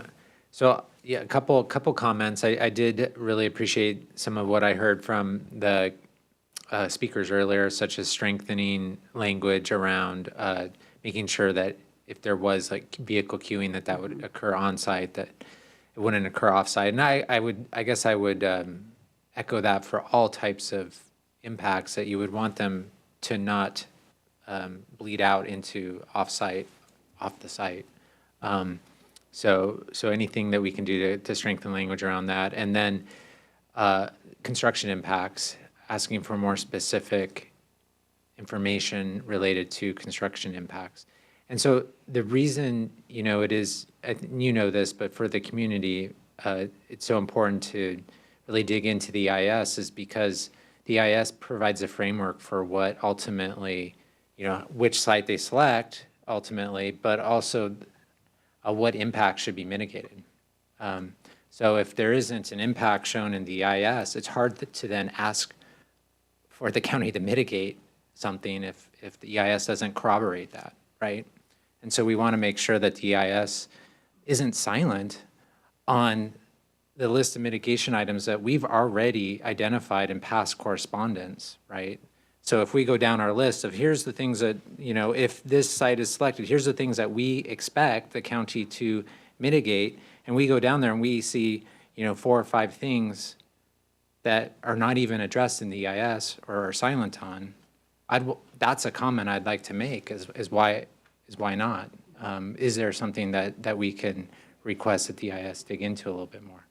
So that's something that I'd ask. I didn't see it. I think for me to review the letter and the EIS, while I do that for a living, it's still quite. There's a lot in there. Yeah, it's not fun. But that would be, hopefully you've done that, and if not, I'd ask that you take another look at that just to make sure that that the EIS is not silent on some of the mitigation items. Thank you. Councilmember Falcone. Thank you, Madam Mayor. Well, thank you so much, Jenna, for all of your hard work on this and for everybody who's worked on it and the community for all of your insights into this. I want to just throw my support behind some of the comments that I heard, and then I have an additional comment about, just looking at the comments of Mr. Hoff and Ms. Lewis tonight and comparing them to what we have here and what would be appropriate to modify the letter. I'm very intrigued by Councilmember Sweet's idea with affordable housing there. As we know, we need affordable housing wherever we can put it in our city. We have a really large need, and so I am intrigued by that. I also want to just thank you for clarifying for everybody, for the community, what our role is and what our role isn't in this, and that the city is not selecting the site. However, that we are clearly and strongly advocating for, I believe you said, significant mitigation in the letter. So thank you for that. There's a lot of good information in the letter, some things that are really necessary. All of it, I think, is really necessary for the community. Some of it that's, depending on one's perspective, is more exciting and fun, and that aspect for the community, and some that's more logistical in nature. I just want to point out some of the things that our community really needs under the community amenities. You list meeting spaces, space for visitor education, sports courts, playground areas, public seating, landscaping. And also want to highlight in that list is circular economy and reuse space. And that may get lost in the list, but that actually could have a pretty significant impact, especially on our sustainability plan goals, on really having a place for people to, and builders to share building materials and other tools and other things that may be shared, and for folks to be able to reuse and repurpose those materials. That really aligns with our values of equity and of sustainability. So I'm really happy to see that in there. Thank you. Deputy Mayor Arnold. Oh, I'm Councilmember Tim Chisholm. Okay, sure. I appreciate this letter. I would love to see it have a more aggressive posture, less regional collaboration, and a more aggressive posture in this letter. My main fear is that we have very little leverage over what the county does. If they stay on this site, they will have a $28 million surplus of unspent money. And if they do stay on this site, then we should require them to spend that here in Kirkland to make sure this location becomes part of the neighborhood as much as is possible. It is in a totally inappropriate location. It is poorly zoned, and historically it's been there for 30 or 50 years or whatever. But the location doesn't, it's not an industrial location. It's in the middle of a neighborhood.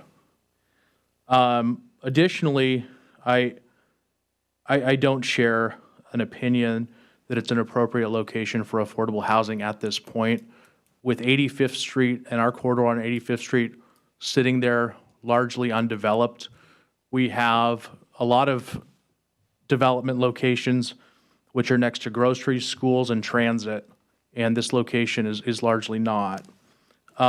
Taylor Field is heavily used by our Little League, and that is something that I think we should advocate for significant improvements on if this stays. But if this stays in Kirkland, in this neighborhood, then that $28 million needs to come here to Kirkland to make this location, to mitigate odor, mitigate noise, and have and have it become part of this community. Thank you. Deputy Mayor. Thank you, Madam Mayor. Jenna, I really appreciate the staff team's work here. I've reviewed the letter and the comments and the key issues articulated. And it's just very complete work, and don't have a lot to add. I just do want to highlight in particular, I appreciated the details talking about the existing landfill and disturbance and monitoring, the broader consideration of transportation impacts, especially on the east up to at least 122nd Avenue, and then some of the discussion on the land use and comp policies. Those are the sort of things I went in looking for, and they were covered very, very well. At the risk of disagreeing with Councilmember Sweet on something involving solid waste, I do support the staff recommendation in favor of alternative 1A, closing the existing site if the county chooses to build at Houghton. If I do think that if alternative 1B was chosen, we do need more detail on the possibility there. I'm not willing to look at housing at that point because I look at it as an environmental justice issue made worse. But if that recommendation around 1A is not taken, I agree we need more details on what happens with that land as more of the facility moves inward on the site. Thank you. Thank you. All right, my turn. I'm going to pile on with, Councilmember Black. Thanks, Madam Mayor. I hope you're okay. I think everyone, except for you, has had a chance to speak. I did just, for the public, I agree with Councilmember Tim Chizen. I just would like to call attention to our listeners and the public that the city's been advocating for the $28 million surplus to be invested in amenities at the site from the very beginning of this process, and that is, and we don't have to worry about adding that to the letter because it actually is already in the letter. So we have a very clear statement that the city's expectation is that the county will allocate that entire unspent property acquisition budget to provide mitigation and amenities at this site and infrastructure to support this site. So just for folks watching and listening, city's on top of that and agree with Councilmember Tim Chizen, and that's already in there. Thanks. Thank you. Save me from saying that. It's no money left on the table. Okay, I'm going to pile on. I think you did a really thorough job, captured all the things that I was concerned about, height of the facility, the impact of opening up the landfill, expanding the footprint for the traffic mitigation, including traffic from the east. I also could not be more strong in my requirement for mitigation in Taylor Fields. And you did a great job of outlining that. I prefer selection A, which is a smaller footprint and it won't encroach on Taylor Fields. I also appreciated the comment in there requiring the county to connect the surrounding residences from septic to the new sewer main. I think that's a really good catch. Yes, we're not going to leave any money on the table. We're going to do the mitigation for the $28 million. Item in the matrix 2231 talks about adjusting the hours to begin at 6 a.m. That's a problem in that it violates our current noise ordinance, and which requires noisy work to begin at 7:30. I was really surprised to see that in there. That's a big enough issue. I would like to see it elevated to the main letter, because that was a surprise. So I would include it under the land use development and construction section of the letter. It's necessary to comply with our noise ordinance on hours of operation. Same question, what mitigation happens if 1B and the station stays open? And then my last comment is we need to be really clear when we talk about traffic mitigation that we're not just talking about cars. That whatever mitigation happens, it needs to be accommodating for anyone that bike rolls and walks in that area. And I just worry when we say traffic, people are just thinking cars. So thank you, really well done job on this. I appreciate it. And with that, we're going to take a break and come back at 9:30.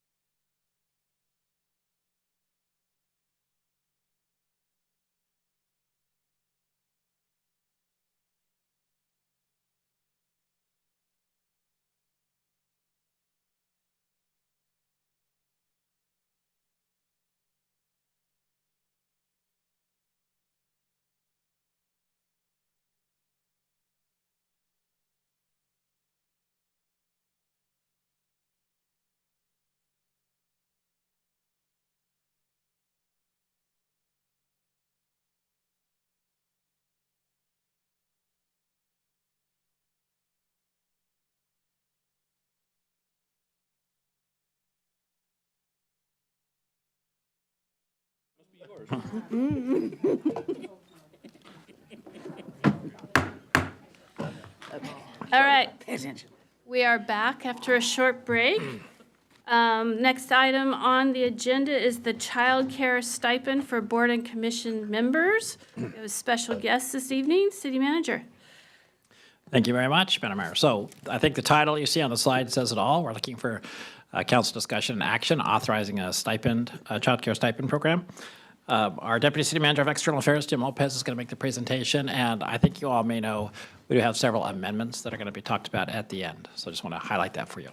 So, Mr. Lopez. Thank you, City Manager. And I think we might be prepared to do those amendments on the fly. Whew, make it hard for me. Let's do it. So big thanks to Darcy Eilers, our Senior Assistant Deputy Attorney, and David Walbrick, our Communications Manager, for working on this. Thank you. It's really my pleasure to be here tonight, Madam Mayor, Deputy Mayor, and Council, talking about this child care stipend program for a couple of reasons. It's a wonderful program. But even bigger than that, I think it's really important for our community to know that this program is one of many programs that we are creating at the Council's direction, your very intentional direction, to break down barriers for people to get involved with city government. And we will hopefully live up to your expectations as staff to remind everyone when we do come up with the many proposals that we're working on at your direction. This one, of course, is designed to increase civil discourse. Very specifically, it's designed to break down barriers to take leadership positions on board and commissions, and maybe to get some future council members. So thank you for that, and I'll jump in now to our presentation. So I'll talk a little bit about the recommendation first. We'll go into the background around this specific proposal. It traces back to last year. We have a draft resolution, and thank you, we do have some proposed amendments. And the supporting policy. Now, the policy is a staff-level document, but we really do want to get your feedback on that as those are the rules and guidelines that will govern the implementation of the resolution itself. So let's talk about the recommendation. We're asking tonight that Council adopt Resolution 5629, which establishes a Board Commission member child care stipend program and directs the city manager to implement that program. And we're going to talk about our hopes for the city manager's discretion to do that. We're asking you to review and provide direction to staff on a draft administrative policy for this child care stipend, and to adopt by motion the attached fiscal note authorizing the use of $20,000 from the Council's Special Projects Reserve to fund this pilot program. We're hopeful that that will be sufficient. So a little background. This goes back to June of 2023. The Council requested a legislative request memorandum on the Board and Commission Child Care. I was assigned that initiative. And on September 19th, we provided you with the legislative request memorandum with options. The Council was very responsive, and on January 16 at your council meeting, the Council expressed general support for the approach and importantly suggested a flat fee option to be more efficient. And we have used the flat fee option, and you'll see the tiers approach that we are going to recommend.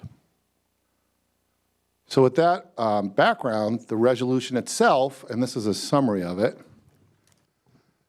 directs the city manager to implement the program. It does provide, or we recommend in the resolution, that it provide operational flexibility to adjust the program as needed. And we're thinking of things here like adjusting the amount for cost of living, the ability to change the administrative procedures as we find efficiencies and we want to improve customer service. So as we move into the pilot, we're hoping to have administrative flexibility to learn and change the process as we see efficiencies are needed. So the city manager, the resolution also requires that the city manager provide you, the council, with an initial report on the pilot at the end of this year, and then to come back every 2 years to report back on how it's being utilized in the budget process. And this will be very informative to us as we break down those barriers, see if it's working, what isn't, how can we improve.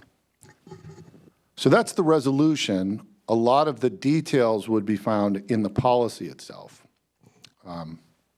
So I thought I'd take a minute to go through some of the key points of the policy, and then we can, Madam Mayor, open it up for discussion. So some of the key points. First, we're mirroring the process, the employee process, the council's process, actually, for an attestation for the child care stipend. We're trying to make this as easy as possible. It is not, and big thanks to our finance director, Michael Olson. We're really trying to not have a draconian process. We're trying to be straightforward, and we think this attestation does that.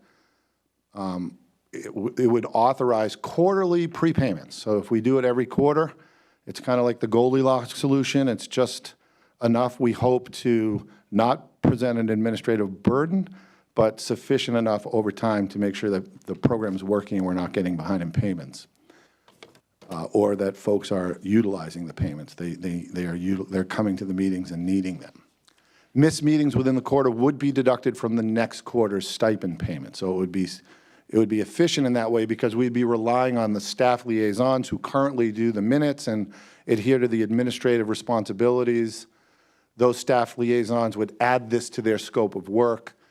So they would provide the upcoming schedule, the attendance record, and meeting minutes as documentation to issue payments. And this, we think, is efficient, because if you do the attestation and you go to the meetings, then you are eligible for the stipend. It's very straightforward. At the conclusion of the member's service, any overpayment would be repaid to the city. So again, because it's on a quarterly basis, we think we would mitigate against significant deficits there. It would just be really 1 quarter. And Finance and Administration will process any necessary IRS reporting, and we're very grateful to them for doing that. So those are kind of the key points of the policy. Again, the recommendation is to adopt the resolution. And Madam Mayor, I turn it back to you for discussion and perhaps amendments. Any questions, discussion, or amendments? Councilmember Falcone. I would like to make a motion if you'd be willing to entertain it, and I'm just looking for clarification on how that needs to be made with the proposed amendments. That will be. Do we need to You need to make a motion? Move the man a motion first. Okay. Yep. Madam Mayor, I'd like to move that we adopt Resolution R 5629, a resolution of the City Council of the City of Kirkland establishing a program providing a childcare stipend for eligible members of city boards and commissions. It has been moved by Councilmember Falcone, second by Councilmember Sweet, to pass Resolution 5629. Any discussion? Councilmember Falcone. I'll defer to Councilmember. I can't hear you. I called on Councilmember Falcone. I didn't hear that. Thank you. Thank you, Madam Mayor. Well, the amendments are in a certain order, but I'm going to move that we amend. We want to do motions to amend first and then discussion on the larger. Okay. I move to amend this resolution with Amendment 3 as presented on the screen. Oh, good, yep. Do you want to explain your amendment? Yes. So my rationale here for change, it's essentially changing the eligibility for caregivers of children ages 10 and younger to 13 or younger. 10 or younger, I can say as a mom. And also, in reading, we've discussed this the last time we discussed this, that state does not have any legal requirements for a minimum age that a child can be left alone without childcare. However, they have a recommended age of at least 12. And I'm also aware that the average age of starting high school is age 14. And so this really covers preschool, elementary, and middle school age children, which are generally thought of as the ages that may require childcare. And so this is to amend that to appropriately reflect that. Second. It's been moved by Councilmember Falcone, second by Councilmember Tim Chisholm to do Amendment 3, which changes the age from 10 to 13. I'm getting a flag from, did you have something you want to add, Councilmember Black? Discussion on the amendment. Go ahead. the Washington State Department of Health and Human Services has a guideline that you should not leave a child at home alone under 10 years of age. That's not what is logical if a meeting or a planning commission meeting is rolling till 12 o'clock, and 13 years old represents a logical number that is more in line with, I think, responsible parenting. Thank you. City Manager, you were trying to flag me, We were just looking for a second to the amendment, which has happened. which I got. Yeah, exactly. I'm learning. Okay. All right, so the question is on Amendment 3, made by Councilmember Falcone, second by Councilmember Tim Chisholm. Shall we vote on that amendment now? Yes. All those in favor say aye. Aye. Any opposed? Amendment carries 7-0. Any further discussion? Councilmember Pascal. I'd like to make a motion to amend Resolution, 5629, and my amendment would renumber the sections to replace the missing section. Oh, you see it on Amendment 1 here on screen. So it would renumber the sections, and then the other part of it, it would clarify, remove the word "and impact," and expand upon that definition by saying the report shall describe how the program benefited board and commission members in 2024, as well as administrative resources used to support the program. All right. It has been moved by Councilmember Pascal, second by Councilmember Falcone for Amendment 1. Any discussion? Councilmember Pascal.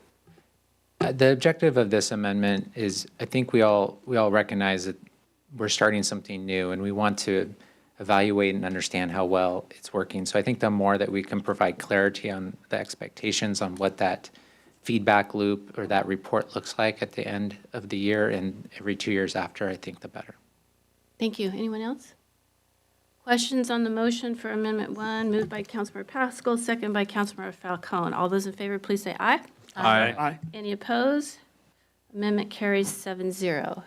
Any further discussion? Any other amendments? Councilmember Falcone. I have comments on the initial motion Go for for it. consideration of the resolution, The amended. as amended. Thank you. Thank you for help on that. I just want to say thank you, Deputy City Manager Lopez, Michael, Darcy, and all the staff that have worked on this, and as well as Erica, and I'm sure David and so many other folks. I am so proud that we continue to do this equity work, and this is where we're actually putting our values into action and putting resources behind it and policy behind it. As you said, Jim, we are being intentional about identifying and eliminating barriers so that we can have a variety of different perspectives for folks who are engaging with the city, who are participating with city work, and who are leaders in our city as well. And so this is really meaningful. I think that we'll need to look long-term. It may take a while to see an impact, like anything like this, to shift the culture. I can say that in our recent recruitment for board and commission members, I did hear from a few folks in the community who wanted to apply for a board or commission, but felt that the lack of affordable childcare was an issue for them.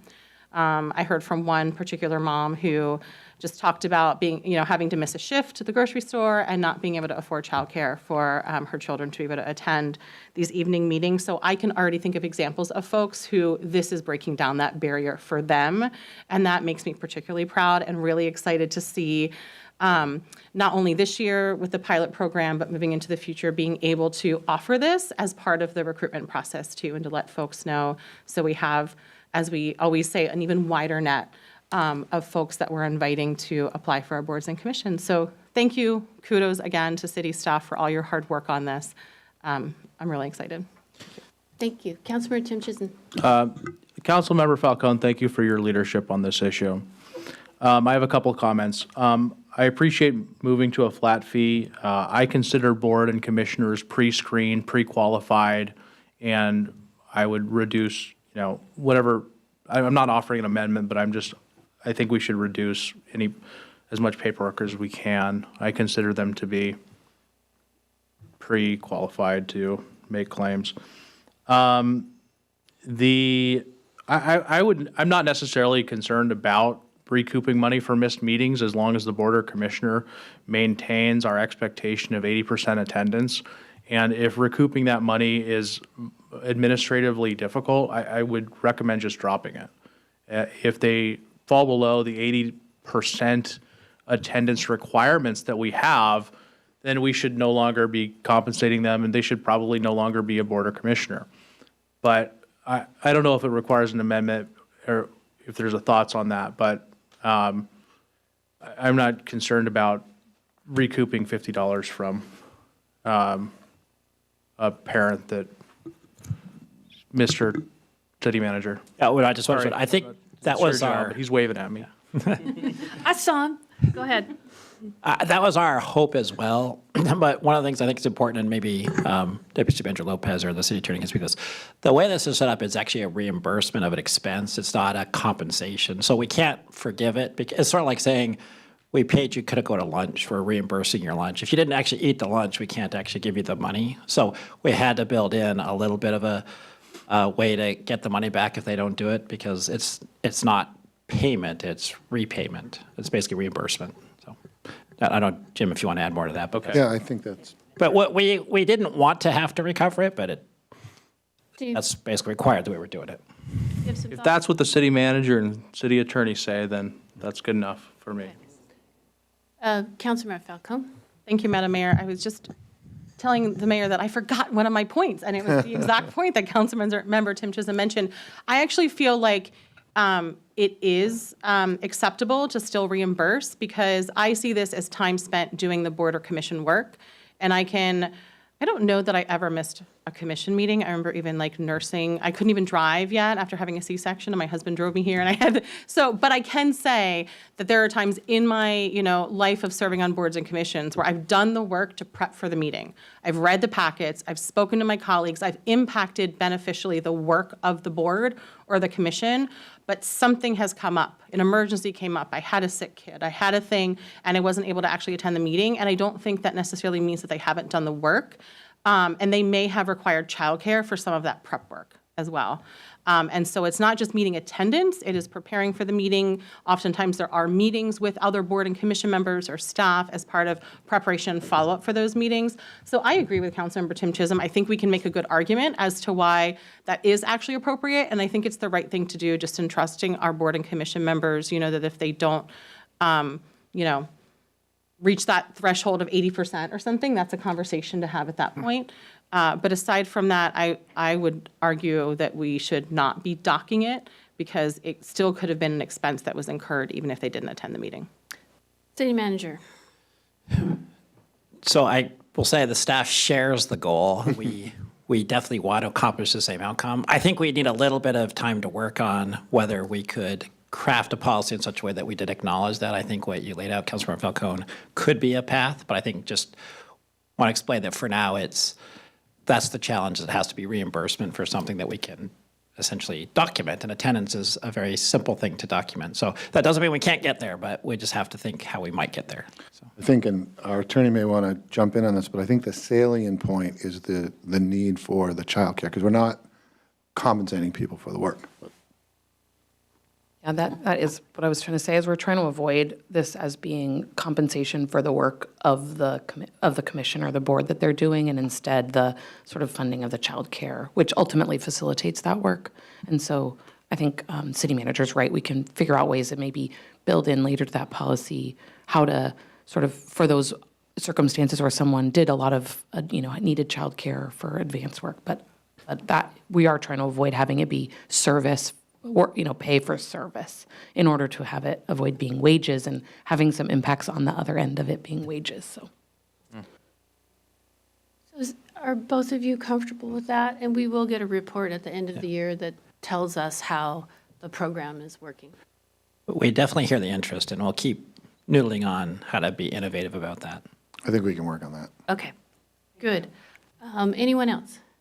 Okay, I'm just going to say that Councilmember Falcone already said it. I really appreciate this program, and I appreciate that we're funding it out of the council special project reserve, because in my mind, that's what that money for, is to pilot programs that we think are important to create inclusive programs within the city.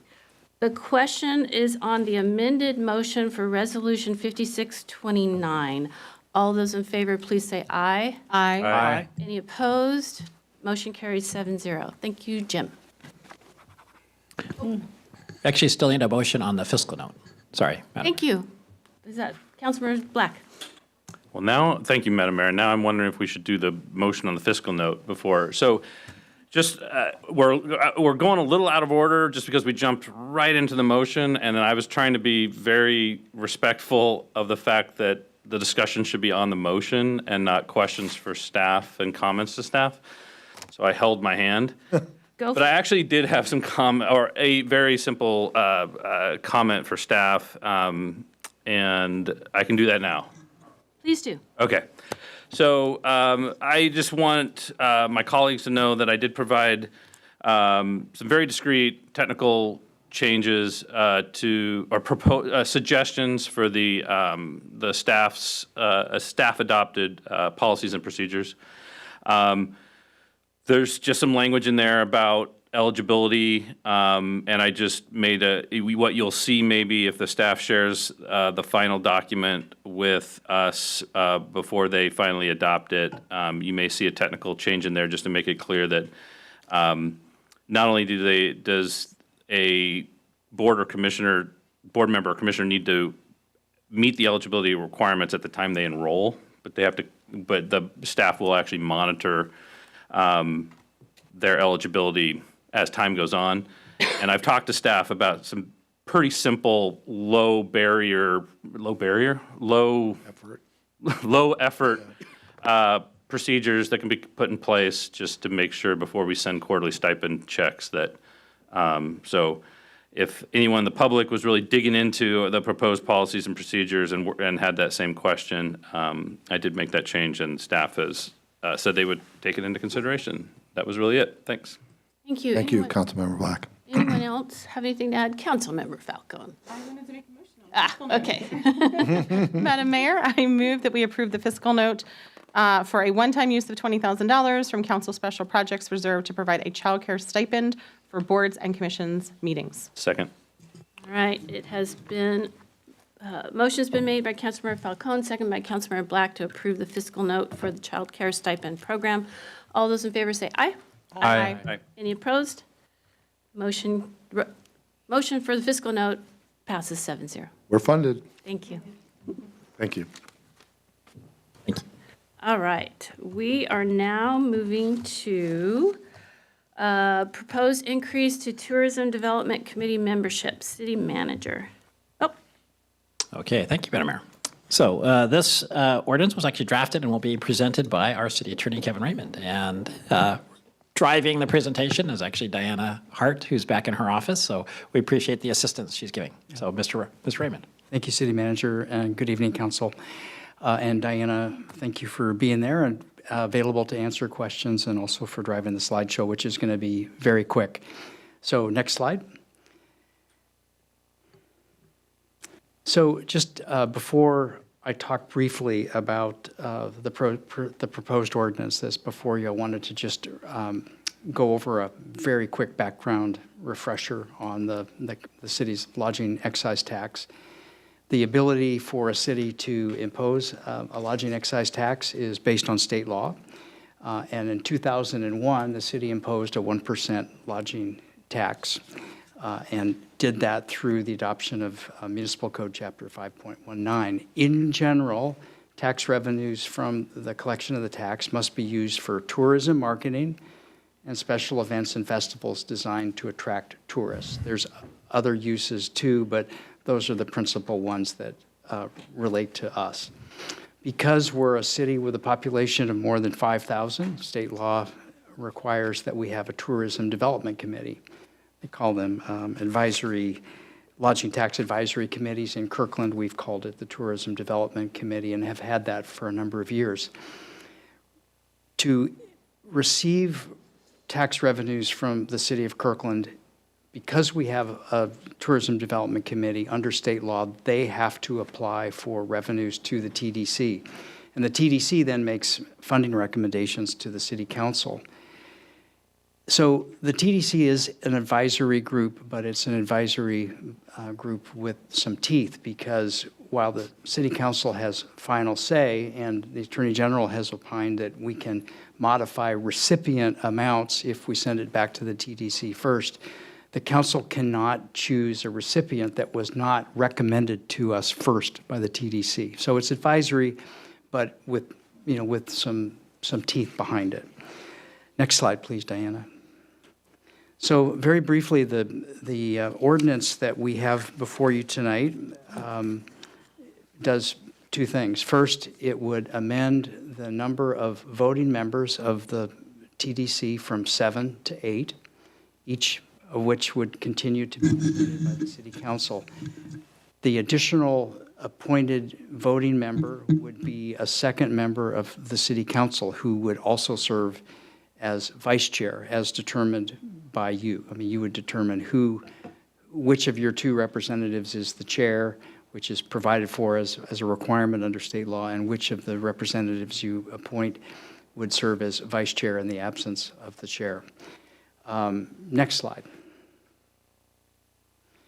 And because under the code is currently drafted, the TDC may have a vice chair, and the vice chair is selected by the members of the TDC. We've included an amendment to section 5.19.250 that would provide that the TDC vice chair will be a member of the council designated by the council. So that's really, there's lots of policy issues behind this, but that's in very simple terms what the ordinance that's in front of you would do. Councilmember Pascal asked us today to draft a substitute ordinance, which we did, and that I think is in front of you, that would treat this a little differently, and of course we'll let him speak to it, but it would keep the membership at, it would have 8 members, but would continue 7 voting members, would have the 8th member be a member of the City Council that you appoint, but that would be a non-voting, would serve as vice chair, but would not have the right to vote unless that person was serving as chair in the absence of the chair. But he can speak to that and the policy rationale behind it from his perspective. So that's all I have. I'd be really happy to answer questions from the council and take it from there. Any questions for the city attorney? All right. So, Councilmember Tim Chisholm. If the voting membership is increased by 1, this is a stupid question maybe. If the voting membership is increased by 1, does that increase the quorum? Yep, it's a good question, Councilmember, and thank you for asking it. Normally, I think the answer would be yes, but in this case, the answer is no, because our municipal code provides that a quorum is determined by the number of seated positions on the TDC. So if you had 8 seated positions, they were all filled, the quorum would be 5. But if you had 5 seated positions and 3 vacancies, which sometimes has happened with this committee and other committees, the quorum would be 3. It's a little unusual, but that's how it's set up for the TDC under our municipal code. Good question. Okay, but this amendment, if this amendment was to be effective, does that change the quorum? No. Okay, I mean, if this ordinance were to be adopted, a quorum would be 5 instead of 4, but assuming all 8 positions were filled. Okay. And that none were vacant. Thank you. If that makes sense. Okay, anyone else? Councilmember Pascal. Question for you, Kevin. Have you, in your, I don't know if you looked at other municipalities or anything, but did you come across any other municipalities with kind of a similar structure as what's being proposed? You know, I haven't personally. My understanding is that there are some jurisdictions that have adopted a model that's similar to that which is proposed by this ordinance, and that many others have a structure that's more akin to the one that is proposed in your substitute ordinance. My my effort in drafting the ordinance was to offer the council the opportunity to expand the membership of the TDC and to to increase the sort of diversity of opinion and representation on it within the constraints of state law, and to give you all the chance to talk through the policy issues as you see them. Thank you. Thank you. Anyone else? All right, this is going to be fun. Anyone want to make a motion on the original ordinance? I will move the original ordinance, which is 4874. No, That's right. It's ordinance 4874. Right. Is there a second? I'll second. Thank you. We'll move this forward. It's been moved by Councilmember Sweet, second by Councilmember Black to adopt ordinance 4874. Any discussion? Councilmember Pascal. Thank you, Madam Mayor. A question. So there's a substitute ordinance that you drafted. How do I introduce that? I would suggest that you offer the substitute ordinance by motion, and if there's a second, the council can have discussion, and then you can, when you're ready, vote on it before considering possible adoption of the original ordinance. But this would be the time to bring forward your substitute. Okay. I'll make a motion to consider the substitute ordinance 4874 before. Second. Okay, it has been moved by Councilmember Pascal, second by Deputy Mayor Arnold, to move forward the substitute ordinance, which is also 4874. Discussion. Oh. I'll let Deputy Mayor Arnold go first, if that's okay with you. That's fine. Thank you, Madam Mayor. Previously, when councils brought this up, I recall discussions around continuity on the Tourism Development Committee, leadership development for future chairs, and having a presiding officer in the absence of a chair as the things we were asking for when we said we wanted to have changes to the municipal code on this. The addition of a voting member is a new policy issue that I don't think we have discussed before, and I think it's worthwhile to decide affirmatively whether we want a second council voice on the TDC. There are advantages and disadvantages. I wanted to have the chance to discuss this issue and hear from everybody. There have been some examples of some pretty innovative stuff that's come out of TDC funds. For example, at ETP, Councilmember Black and Sweet and I heard a lot of enthusiasm around Bellevue's Bellhop program that's funded through LTAC funds. What I don't know is, did that come from the lodging community, or was that an innovation that was proposed from the outside? That's the sort of thing I think we need to think about, is saying, what are the opportunities to think about how we use lodging tax funds and what's the best option. We want, as the city attorney has mentioned, this is to draw tourism to the city. Heads and beds is the expression we've often heard about TDC funds, and so want to see what's the best approach.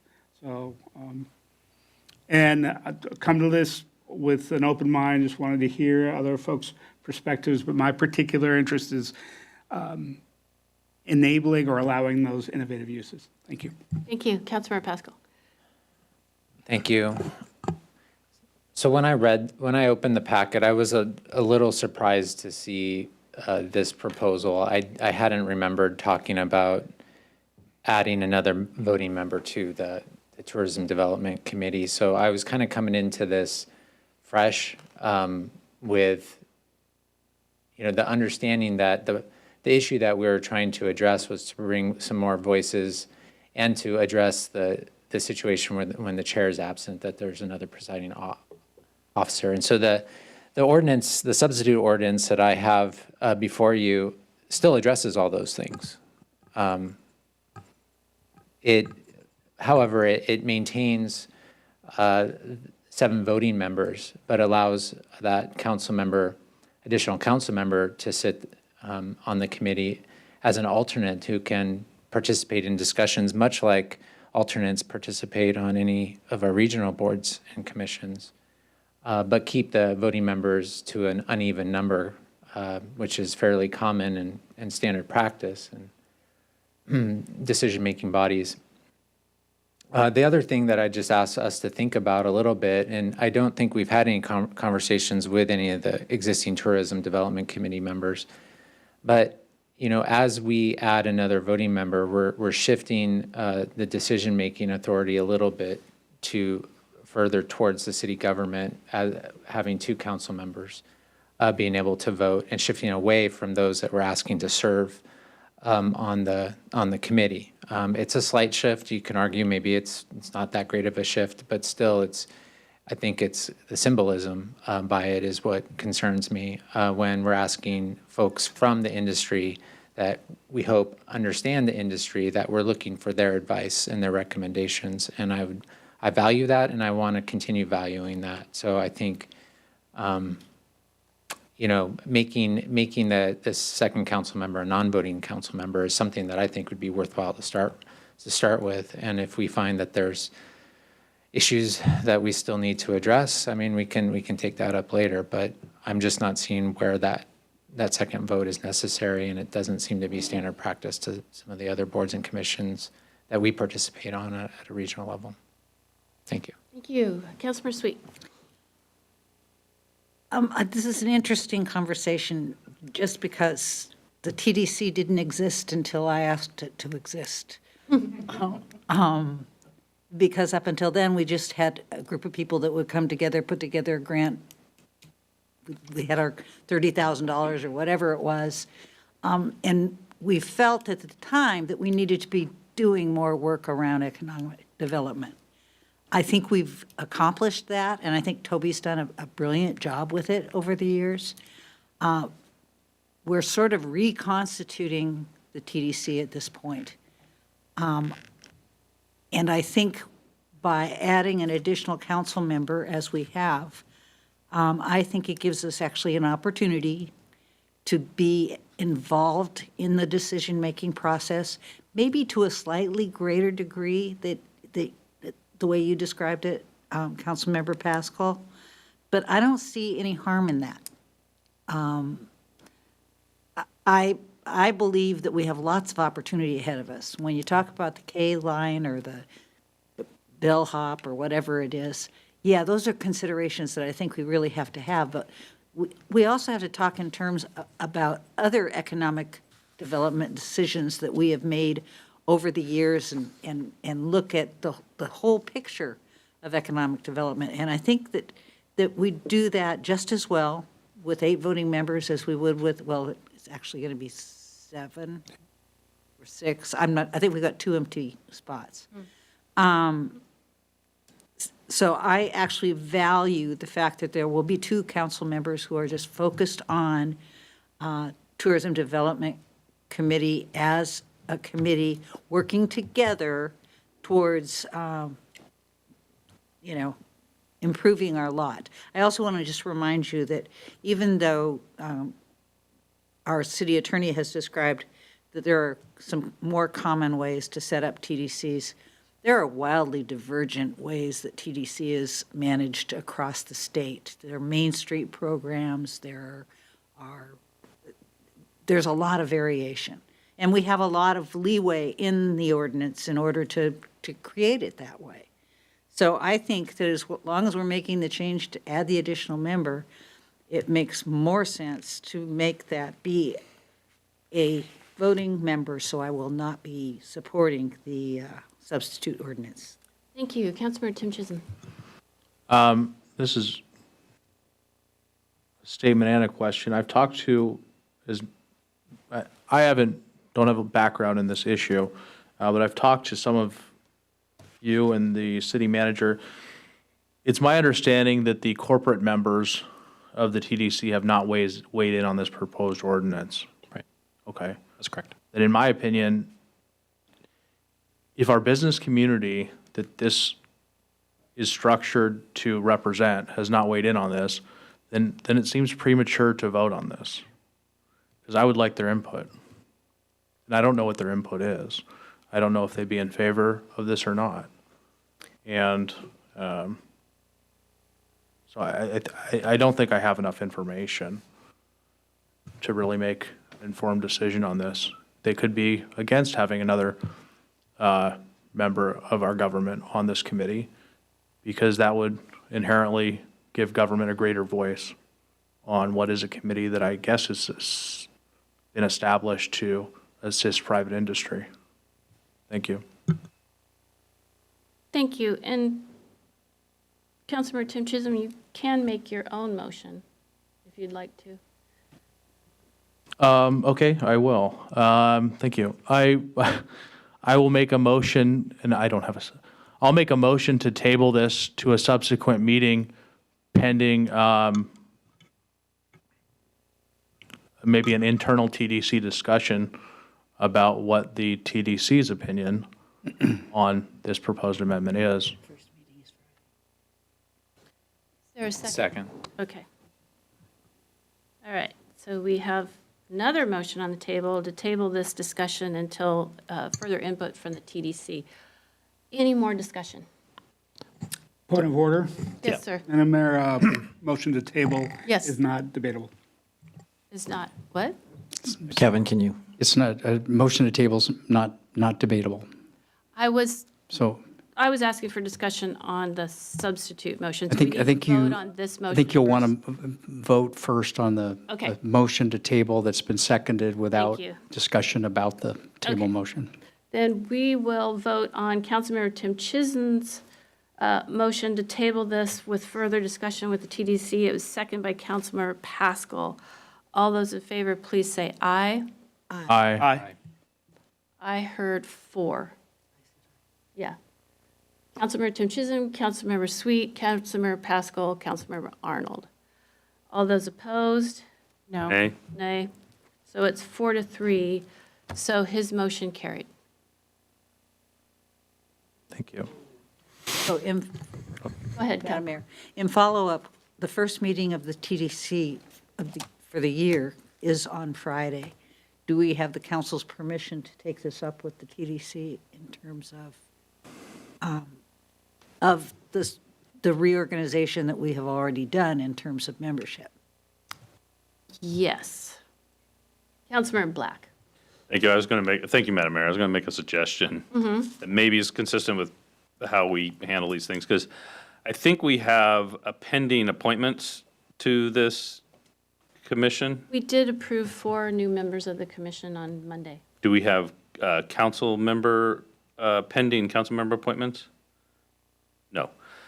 So what I was thinking was, can we, as a council, agree to sort of form 2 or 3 member little small ad hoc work group to go and meet with the current, rather than sort of have, we were about to say yes without any formality at all, and I was just thinking a little bit of formality would be good, sort of identify an ad hoc work group to undertake this communication. I think that's an excellent suggestion, because I'm like, how are we going to pitch this to the TDC? Are we going to put the pro and con team in there? City manager, do you have any ideas?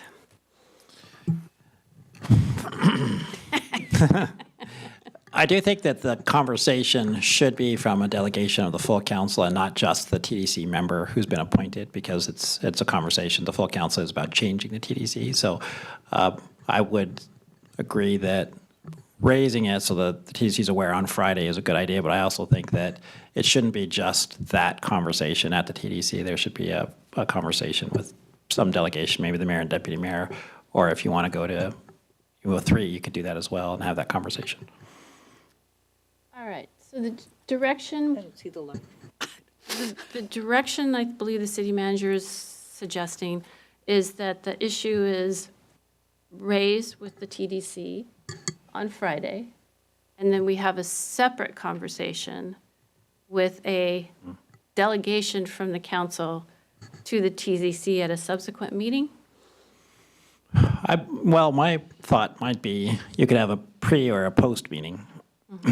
that the TDC generally is not a long meeting, Yeah. generally, and so you might want to meet sooner or after, before or after the meeting. If Councilmember Black, you have a thought? Yeah, I'm trying to help.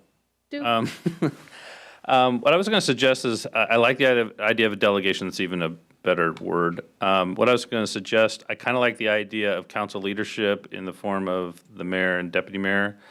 I was thinking maybe also Councilmember Pascal, if he was willing, just because he has expressed some of the stronger views on this subject. And that would, Deputy Mayor has expressed his openness to sort of just hear both sides of it. And it feels like and Mayor, I think you could do a decent job of representing sort of the pro side, for lack of a better word. But that's what I was thinking was a balanced delegation to send. But nothing. That's my suggestion. Okay, Councilmember Tim Chisholm, then Falcone. Is it possible to have the TDC come to a study session like a border commission for 20 minutes? You never get them. No? Okay. Well, all right. No objection to the delegation idea, I suppose. Councilmember Falcone.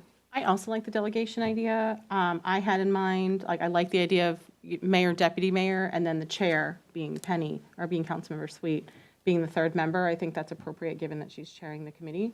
I like She should be there. Okay, Councilmember Sweet? No, I withdraw. Deputy Mayor? Just to confirm, as we're signing people up for stuff, looking at the city's website, the TDC meeting is 10 a.m. Friday. Is that possible? I can make that work, Madam Mayor. If you are not, then we would need to look at other folks on the. It could also be a Teams meeting afterwards. I just have to bump the city manager. So that's no big deal. we can do that. He's used to it. Okay, I would like to propose, I'm not allowed to make motions, I would like to propose that the delegation consists of Councilmember Sweet, Deputy Mayor, and myself, and we will meet with the TDC on Friday. So moved. Thank you. Second? Okay, it's been moved by Deputy Mayor Arnold, second by Councilmember Falcone, that the delegation to meet with the TDC is Mayor Curtis, Councilmember Sweet, and Deputy Mayor Arnold. All those in favor? Oh, you have a comment? Yeah, just, I'll be voting in favor of this. I just want to make sure that you all provide kind of both perspectives. Yeah, and just kind of talk through the pros and cons of it all. Yeah. Thank you. Okay, all in favor of that motion, please say aye. Aye. Any opposed? We are such a good council. We work so well together. Okay, we've got a new plan. Thank you, everyone. Thank you, Diana. Okay. Council. We are now moving on to another easy topic. It should be. Proposed organizational statement on conflict. City Manager. Okay, thank you, Madam Mayor. So once again, our Deputy City Manager of External Affairs, Jim Lopez, will make the presentation. I wanted to say two things. This is not for action tonight. This is discussed as proposed, so we're looking for comments and feedback. And then we'll, at the end, answer any questions or seek additional amendments. Would come back to the council for action at a future meeting. So, Mr. Lopez. Thank you very much, City Manager, Madam Mayor, Deputy Mayor, and Council. It's my pleasure to be back before you. I would like to recognize the contributions and wonderful work of Erica Moscuro and David Walbrick to this document presentation. Thank you. It is a proposed statement and resolution on, with respect to an organizational statement on international conflict. As I'll talk about in the presentation, we are being asked from time to time to take a position on international conflict, and this is the staff's proposal as to how best to do that. So I've broken, not surprisingly, I've broken my presentation into 4 parts. I'll talk about the recommendation, talk a little bit about the background, the resolution itself, and then we'll talk more specifically about the statement. And I do understand we're perhaps not deciding on it tonight, but we could get the conversation started. So the recommendation first is that the council review proposed resolution 5630, which adopts an official statement of the city regarding international conflicts. Staff will take council input and bring back a final version for council adoption at a future meeting. Now, the adopted statement would then be presented to constituents that request the council support or oppose a particular parties in instances of international conflict. So it would effectively streamline our response to these entrenched and very difficult issues. So let's talk a little bit about the background. This was first discussed on March 1st of this year at the council retreat. The intent here is to address requests, as I spoke briefly of, made to the city to issue a position statement on international conflict. Now, this is challenging for us for several reasons, as I wrote in my memorandum. First, the timing and complexity and the rapid changing nature of the conflicts is sometimes very difficult for us as a city to master to the point where we would take a position on. It does, in certain instances, exacerbate division within the city because it is not these, while they are in many cases heartbreaking issues, they're not in our immediate work program. And it is a significant impact to the city manager's office and the city attorney's office to thoughtfully and respectfully respond to these requests. It is not an insignificant amount of effort that we need to do to give these issues the time and effort that they deserve. So with that as a background, our resolution, we feel addresses these important issues.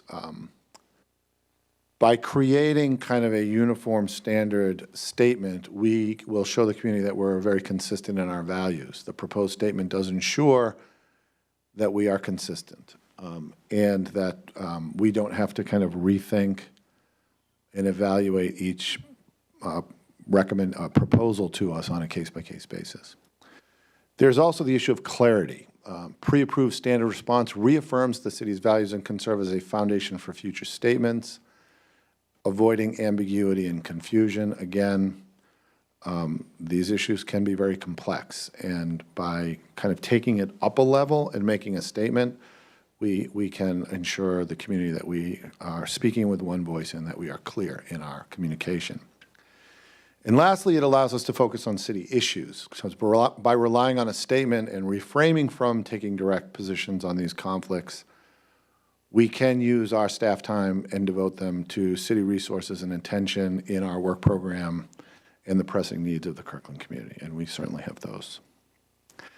So by taking this kind of strategic approach to a thoughtful statement that reflects our values, we feel we can be responsive to the community while at the same time capturing these important criteria.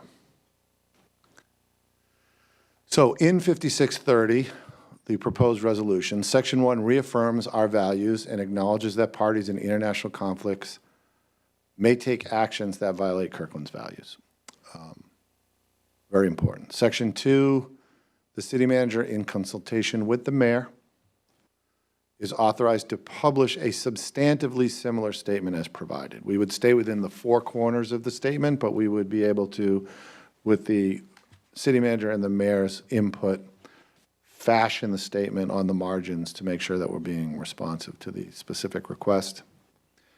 And Section 3 outlines the city manager's ability to engage in dialogue with community leaders with connections on either side of the conflict to see how we can show support during these times. So there are things that we can do, and the city manager would engage those folks and have us engage those folks in the city manager's office to help satisfy that goal.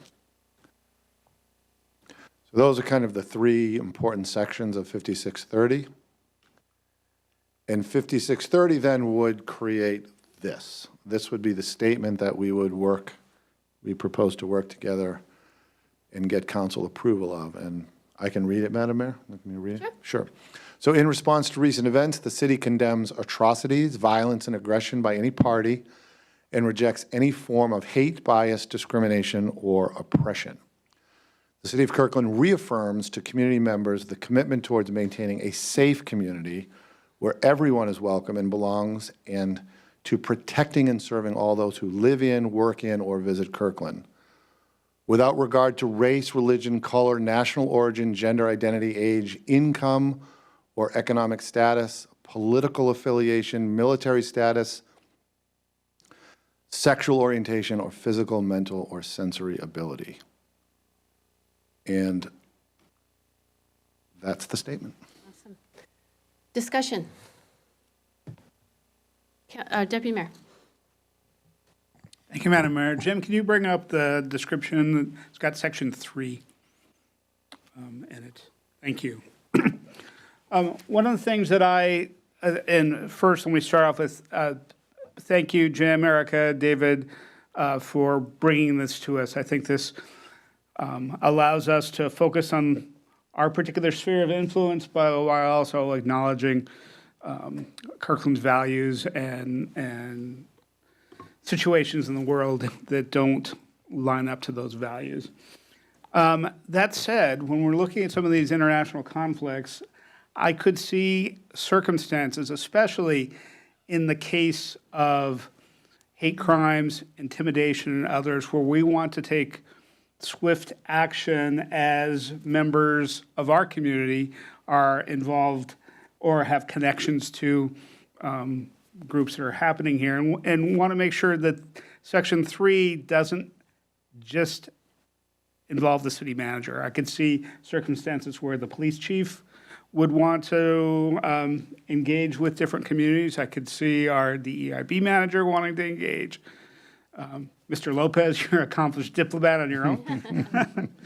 So just would like to see some language that would allow all of our resources to be applied under the direction of the city manager on that, to allow some flexibility and also allow some allow these people in key positions to take some initiative on this. So maybe some language of city manager and designees, or others like to see what would be appropriate there. Thank you. Thank you. Thank you. Councilmember Falcone. Thank you, Madam Mayor. Well, I concur with Deputy Mayor Arnold on that, so thank you for raising that, Deputy Mayor. I like this and we'll support it. Thank you again to everyone who worked on this. I like that it provides a streamlined process for us to make a statement to show that we care and to release a statement in a timely manner. I like that there's flexibility built in to make statements to express support and or take a position, so to have stronger language or more specific language than what's in this when we deem it necessary. Also, just a reminder that this is a resolution in reference to the city stated positions, but as individual elected officials, we can also make our own individual statements. We always have the right to do that. And I also want to make sure in this resolution that it's really clear that our intent is not to avoid any sort of controversial or tough topics. Historically, we have taken up and taken stands, and I'm proud of that on controversial topics. I think of reproductive health care, I think of marriage equality, I think of Black Lives Matter, really important issues that do directly impact our community members here in the city of Kirkland. So I want to make sure that, that in this resolution that we clearly state that our intent is not to avoid controversial or tough issues. And anyway, so can we make sure that we have language in there? Perhaps it's another whereas statement or something. I don't know, Deputy City Manager or City Manager, if you have ideas for that. But I just want to make sure that's really crystal clear and we don't prevent ourselves from doing that in the future. Thank you. Yes, we can definitely work on that. Thank you. I like that. Councilmember Black. Thank you, Madam Mayor. So I'll just echo everyone's thanks for all the hard work that went into this, and it's a great idea. I will say at the outset, I've really read this in the context of it's an organizational statement on international conflict. So my comments are really in that vein. So I appreciate the comments from Councilmember Falcone about things that could be happening domestically and particularly in our community. In my mind, that falls outside of this. So in that vein, I have no comments on the statement itself. I appreciate the process that's around it and the little bit of flexibility that the Deputy City Manager talked about to sort of craft it so it's appropriate to the request that we actually get. Where I wanted to focus also is on Section 3. And if you don't, before we talk about Section 3, if you could just quickly go back to the purposes of development of this. There's a slide. Yep. So here, a couple of the key goals here. One is clarity in the form of sort of avoiding ambiguity and creating potential confusion. And the other is allowing the city to sort of focus on addressing the pressing needs of our community here. When I read Section 3, one of my reactions was, wow, we kind of we used the recitals together with the Section 1 and Section 2 to really narrow the purpose and focus of this, all consistent with these goals. And then we kind of, with Section 3, we kind of opened it up in a way that I'm not really worried about how the city manager or the city manager's designee would sort of exercise their authority under Section 3. It's going to be a future council. It's going to be a future community. That's going to go back and look at this resolution, try to understand what that authority is under Section 3. And if you read it, actually, if we could go there now. Yep.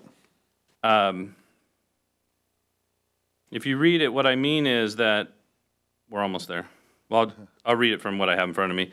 The city manager may engage in dialogue with community leaders who may have connections with those on either side of the conflict to understand and identify ways in which the city might support the community during such times. That could be a lot of things. So suddenly the expectation of the community is, despite what you said in your statement, you've given the city manager authority to do a whole lot more, and we expect you to do a whole lot. We expect the city manager to do a whole lot more. So I want to make sure the expectations by future councils that are reading this and the community for what the city manager is actually able, or what we actually expect the city manager to do in this context, is sufficiently narrow. I don't want to overly narrow it. I just want it to be consistent with the path that we set for ourselves as we walked our way through this resolution. So I know we're not adopting this resolution tonight, so this is simply a recommendation for edits to the next version. And what I would add for my colleagues, after we get to identify ways in which the city, it would say, comma, within the scope of its powers and functions and consistent with its stated values, comma, might support the community during such times. We came prepared, Councilmember Black. We're editing as you speak. Thank you, David. So again, the authority is still there. City manager and the city manager's designee will still have this authority, but it'll be clear to everyone who has expectations for this process that we set out that conversation will still be within the scopes and powers and functions of a municipality. And it will ultimately, whatever the city manager or the city manager designee decides, will be consistent with our values as a city. So we're not going outside that. So I hope that makes sense to everyone. That's what I was going to recommend to staff, that they bring back to some version of that in the resolution proposed to us for adoption at the next meeting. Thank you. Councilmember Tim Chisholm. Thank you. The Washington Law Against Discrimination, RCW 4660010. I'm going to go to Section 2. The paragraph 3, religion, color, national origin, gender identity, age, income, or economic, political, military status, sexual orientation. The Washington Law Against Discrimination uses the phrase honorably discharged veteran or military status. Oh, thank you for that. And I think our statement should be consistent with the WLAD, the Washington Law Against Discrimination, to include veterans. Thank you. Thank you. Anyone else? Okay. Oh, Councilmember Falcone. I thought I didn't have any more comments, but I do in relation to what I just heard. I would want to know more about why we're specifically calling out honorably discharged veterans. There are veterans with challenging circumstances that we're dishonorably discharged, and oftentimes due to behavioral health issues or other things. And I just want to make sure that we're not actually discriminating in our intent to be non-discriminatory. May I? Okay, thank you. Councilmember Tim Chisholm. I simply read that from RCW 4960.010, which is the Washington Law Against Discrimination.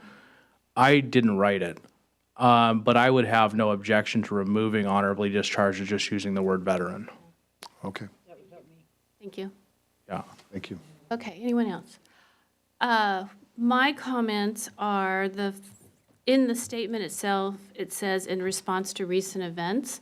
I think we need to add the word international, because we are being very specific that we are talking about international events, and that's to reflect Councilmember Falcone's comments that we do weigh in on events that impact our constituents.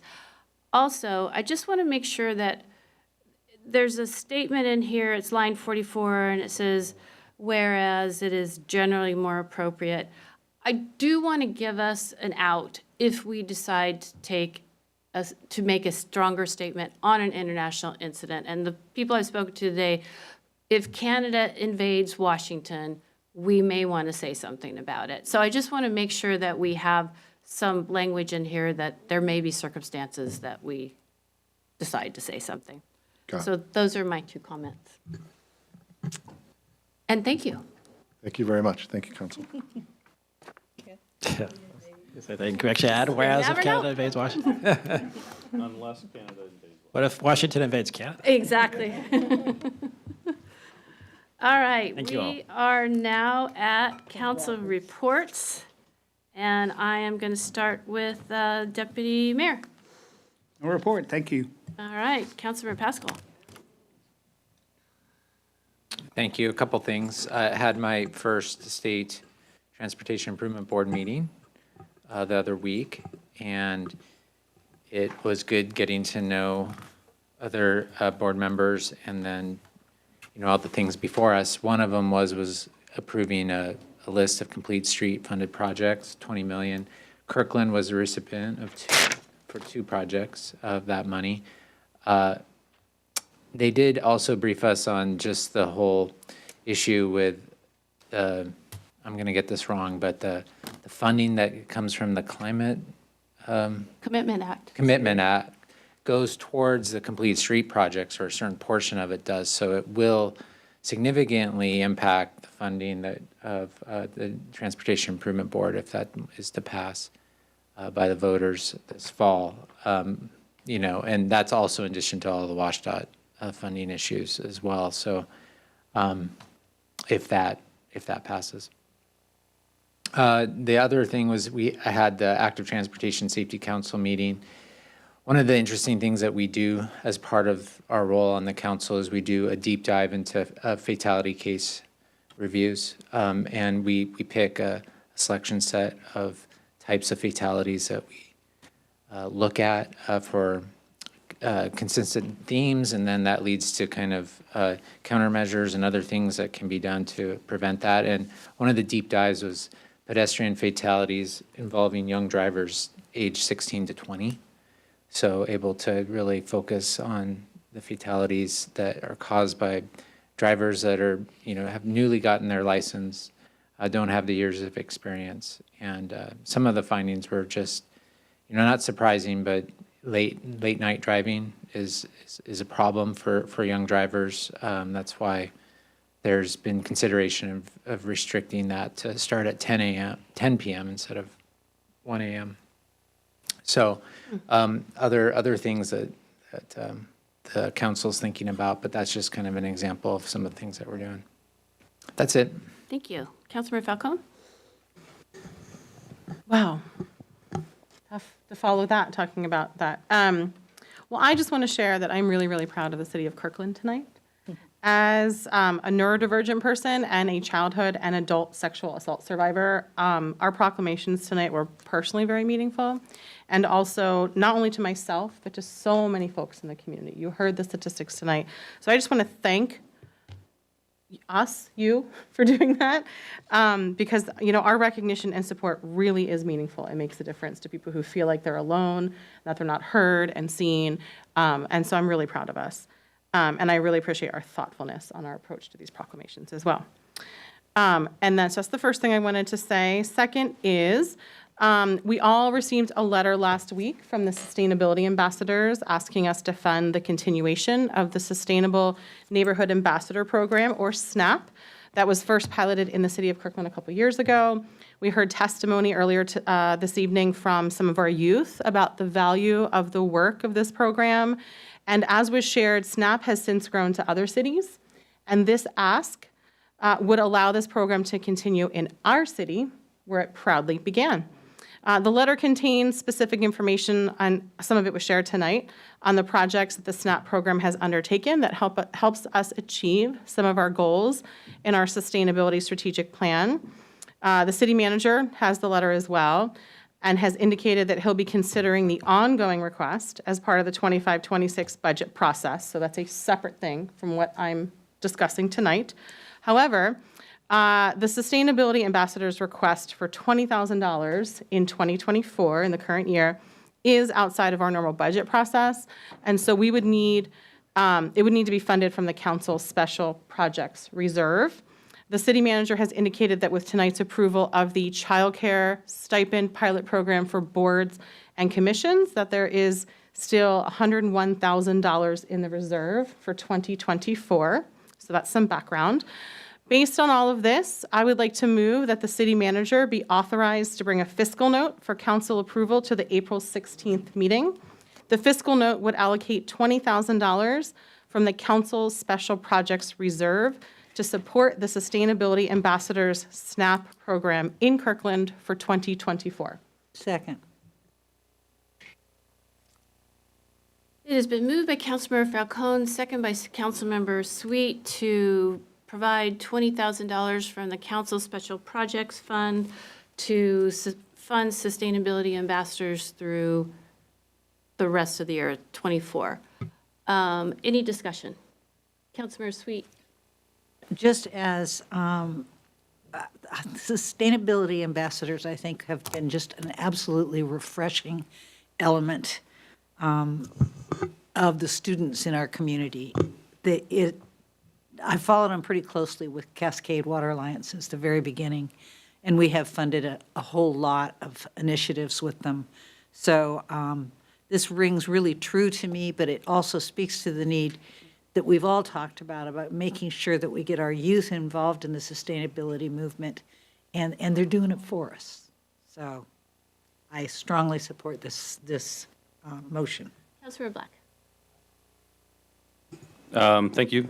I guess Councilmember Falcone already really spoke to her motion. I just want to get a clarification. So this is not approving, this is instructing the city manager to come back with a fiscal note? That's correct. And would that, I guess this is a question for city manager, would that typically be accompanied by any kind of brief memo? It would. I mean, in this case, we would just add the letter as an attachment and a brief description of the letter that the council received.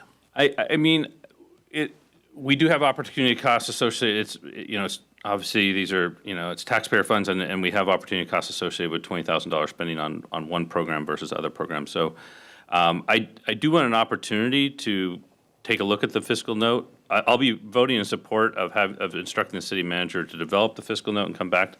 I am looking for an opportunity to sort of have some kind of conversation about the opportunity costs associated with funding this organization and this cause over others. We had a conversation earlier today with the Human Services Commission about, really trying to understand exactly what the highest priorities are. And I would add, real understanding what the meaningful substantive outcomes are from some of the grant funding that the city does do.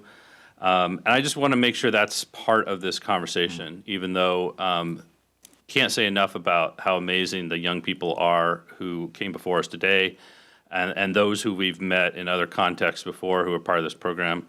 But we still got to be, reasonable and have a discussion about how this compares to our other priorities. And I just want to make sure we will have at least an opportunity at the next meeting to have that conversation. So I'm hearing be helpful to have maybe some additional background as to the current city experience with SNAP, like the programs we have used and what we think the impacts have been. Yeah, I guess Not I'd just like the to- letter requesting them. Yeah, I'd like to the extent there's any, I don't expect it to be fully quantitative data on results and outcomes, but a little bit more from the city's perspective, some kind of qualitative/quantitative discussion brief of what outcomes we've seen from the investments we've made in the group. Thank you. Councilmember, or Deputy Mayor Arnold, then Councilmember Pascal. Thank you, Madam Mayor. The original motion that Councilmember Falcone has mentioned referenced some email that the council has gotten just for folks on here. I think that the background that folks that may be listening, the background that Councilmember Black is requesting will be helpful.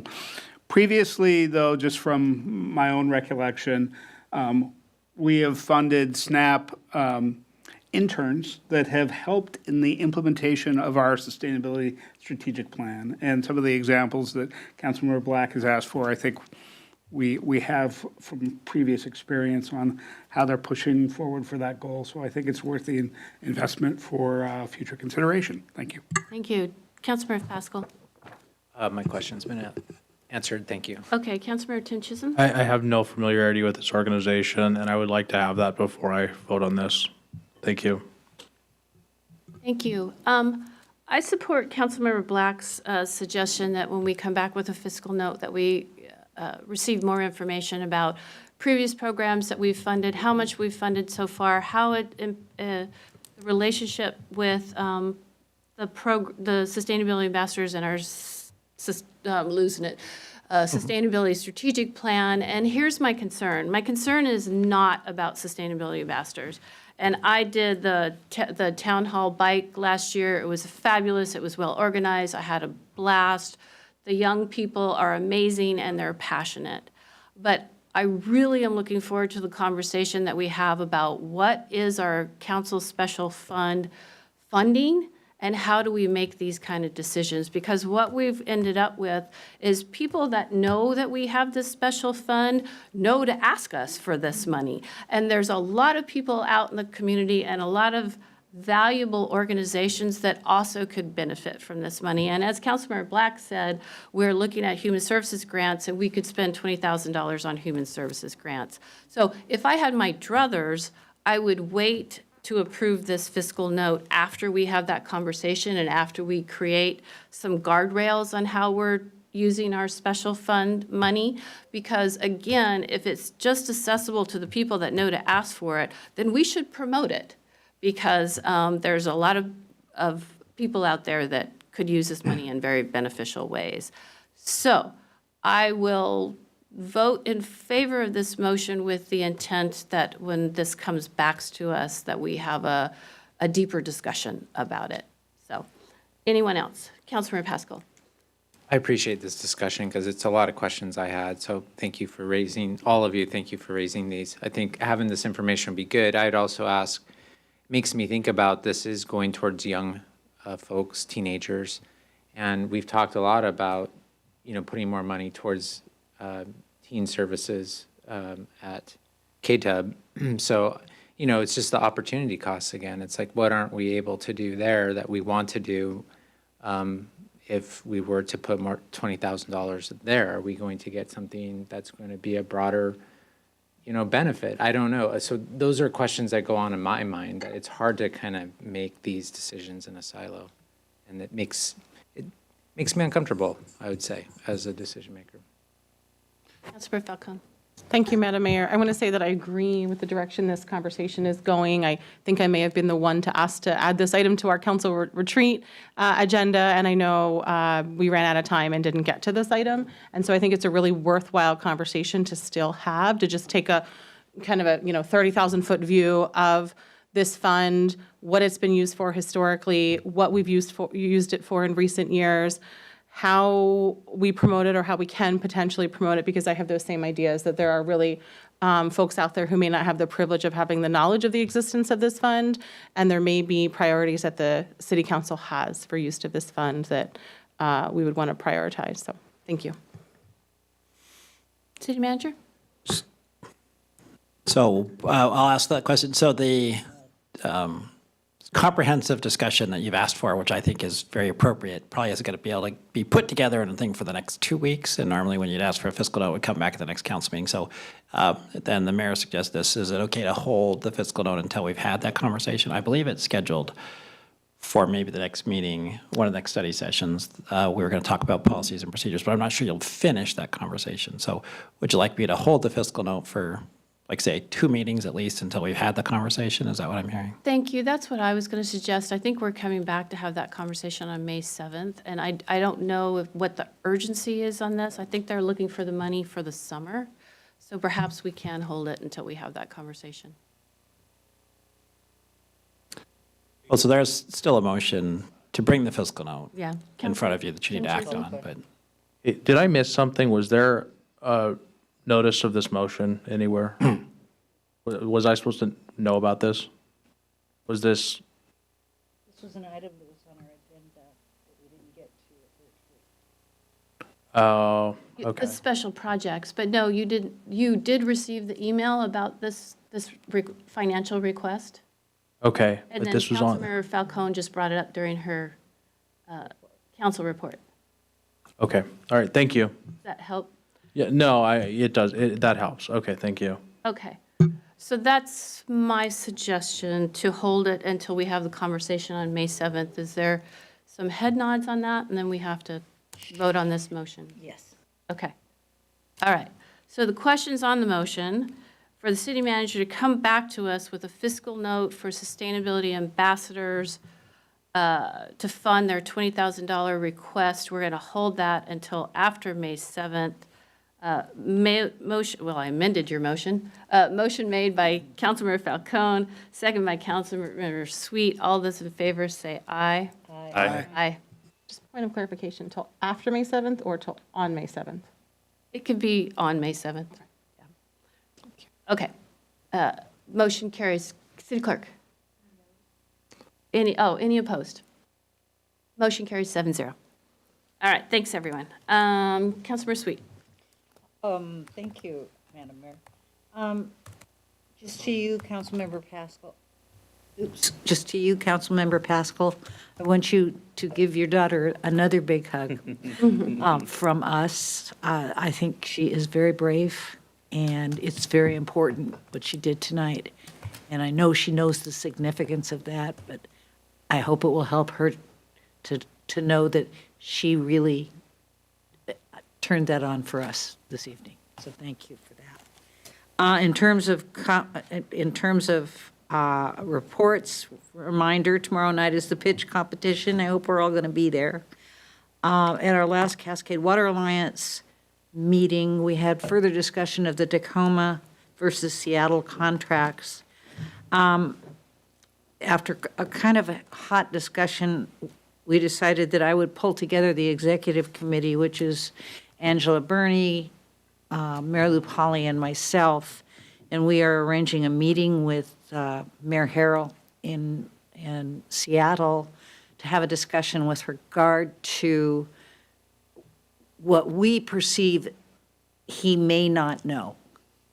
So it's a courtesy kind of thing in recognition of the fact that we're talking about 1/4 of their system customers walking away to Tacoma, and the long-term benefits of being able to think strategically as a region. I have no idea whether that will change anything right now. The way the contracts are rolling, it's in our financial interest and in the long-term sustainability interest of the region for us to go with Tacoma. But we decided that it was only appropriate for us to have this conversation with the mayor of Seattle. Make him drive to Kirkland. That's all. Councilmember Black. Thank you, Madam Mayor. Well, I got something in my eye for the second time tonight. The first was when Emma was talking, and the second was when Councilmember Sweet was reminding her how brave she was today. So thank you for that. Couple things. One, I want to thank staff member Rachel Conradi for attending the Rye 8 Salmon Recovery Council meeting last week on behalf of the city. She prepared a summary and I circulated it to the colleagues. Unfortunately, we had conflicts with our council representatives, but there was nothing really to highlight out of this month's meeting. Did have the meeting of the Regional Transit Committee. I previewed that for you all at the last meeting that we were going to talk about the K-line, which obviously is incredibly important to Kirkland. Nothing really new to report there. The main thing was to go into that meeting and not hear something shocking and surprising from Metro, and I didn't hear anything shocking or surprising from Metro, so that's good. I mean, it's not great news, but it's nothing new that you guys haven't already heard before. It's not going to come soon enough for anybody's preference. But that's not news. The Regional Law, Safety, and Justice Committee. I did want to highlight. There was a very interesting conversation about what organizations that work with youth in the region are seeing coming out of the pandemic related to school attendance and truancy, and what that's contributing in the way of some, resulting in some delinquency. And there's a big movement by folks who are part of the Regional Law, Safety, and Justice Committee and the folks that they work with to really try to understand that issue and make sure the region is addressing that. I just thought I'd highlight that for my colleagues. And then the other thing I wanted to highlight, it did not come up in the Regional Law, Safety, and Justice Committee. It came up in the SCA caucus to the Regional Law, Safety, and Justice Committee. And it stems from a conversation that I understand is going on at the Sound Cities Association related to the Washington State Bar Association's proposal to update the guidelines for misdemeanor caseloads for public defenders. That is a topic that has a meaningful potential impact on budgets for cities who contract with public defenders. And it is naturally sparked a great deal of interest by local leaders who have a concern about budget impact. I'm not part of, this won't, although I'm a member of the bar, I'm not actually part of the part of the Washington State Bar Association that has made these recommendations. I can only suggest to my colleagues and other local leaders that you may talk to that any proposal like this coming from the Washington State Bar Association to the Washington State Supreme Court has a great deal of thought has gone into it. But that said, despite the great deal of thought that has gone into it, and the fact is that it has to do with access to justice for those who are accused. But obviously, access to justice, there's also an important element of this is access to justice for victims and survivors. So it's a complex issue of access to justice. It has to do with, it really affects how quickly justice is had, for lack of a better term. And we all know the saying that, justice delayed is justice denied. So this is a really important issue. I think I'm assuming with some confidence the Washington State Bar Association leaders are putting a great deal of thought into this proposal, but it does have impacts on cities, and cities need to be aware of it, and that's why I wanted to bring it up to my colleagues. And we have staff members here too who, this is something that we may have to start having a conversation about and make sure we understand what it means for the city of Kirkland, and potentially figuring out if we have a position we want to take in regional discussions or statewide discussions about this topic. So I wanted to highlight that. RIA, Regional Transit Committee, Regional Law, Safety, and Justice Committee, that's it. Thanks. Thank you. Councilmember Tim Chisholm. Thank you. Councilmember Black's comments on this issue are well taken. It's an issue I've been following, and I hope we're able to address it maybe when we delve into a greater conversation on the criminal justice system in Kirkland like we talked about on a retreat. I spent my day at the Kraken facility, had fish and chips, fries, and had a great time. Thank you. Thank you. I also want to echo that Emma was amazing tonight, so please share that with her. I want to thank all the community members that applied for our boards and commissions. We are blessed to have so many people willing to share their talent with us and the city. The Finn Hill meet and greet was fun, and I can't wait till you guys get a chance to do it. I've been reelected as chair of the GMPC. Our work program coming up this year is to continue to support the Affordable Housing Committee work. We're going to be defining a growth target reconciliation process, which it means when people say we can't take our housing units and how we're going to figure that out. Countywide center designation, UGA amendment proposals, and school siting coordination. So simple, easy topics. This is a season of fundraisers. I don't know about the rest of you, but I am tapped out. And on Friday, after I meet with the TDC, we will have the final legislative work group debrief. I will be handing the chair over to Councilmember Black. And I just want to remind everyone that now we are kicking off our interim work. So Diana will be reaching out to all of you to get your feedback on the process this year, policy positions that we took and that you may want to take, any bill ideas you have, any legislation. So think about it, this is your time to provide input to the legislative work group. And that's it for me. Oops. Councilmember Black. Thank you, Madam Mayor. Since you brought up that topic, Yes. I just want to, can I piggyback off what you just said? Absolutely. And just, if there, yes, so there will be the process over the summer where Diana and government affairs staff are going to be meeting with each of you individually like they have in the past to understand what your priorities are for the interim and for next session. So think about, what some of those things will be that you want to prioritize, because those go into the very first draft of our legislative agenda, priorities agenda. And then also, as Mayor Curtis just said, the legislative work group is meeting for a debrief on Friday. If there's anything that you're already thinking about from the standpoint of processes or procedures, that you already have a suggestion for an improvement, hopefully you can bring that to either me or Councilmember Sweet or Mayor Curtis. I'm struggling with you guys right now.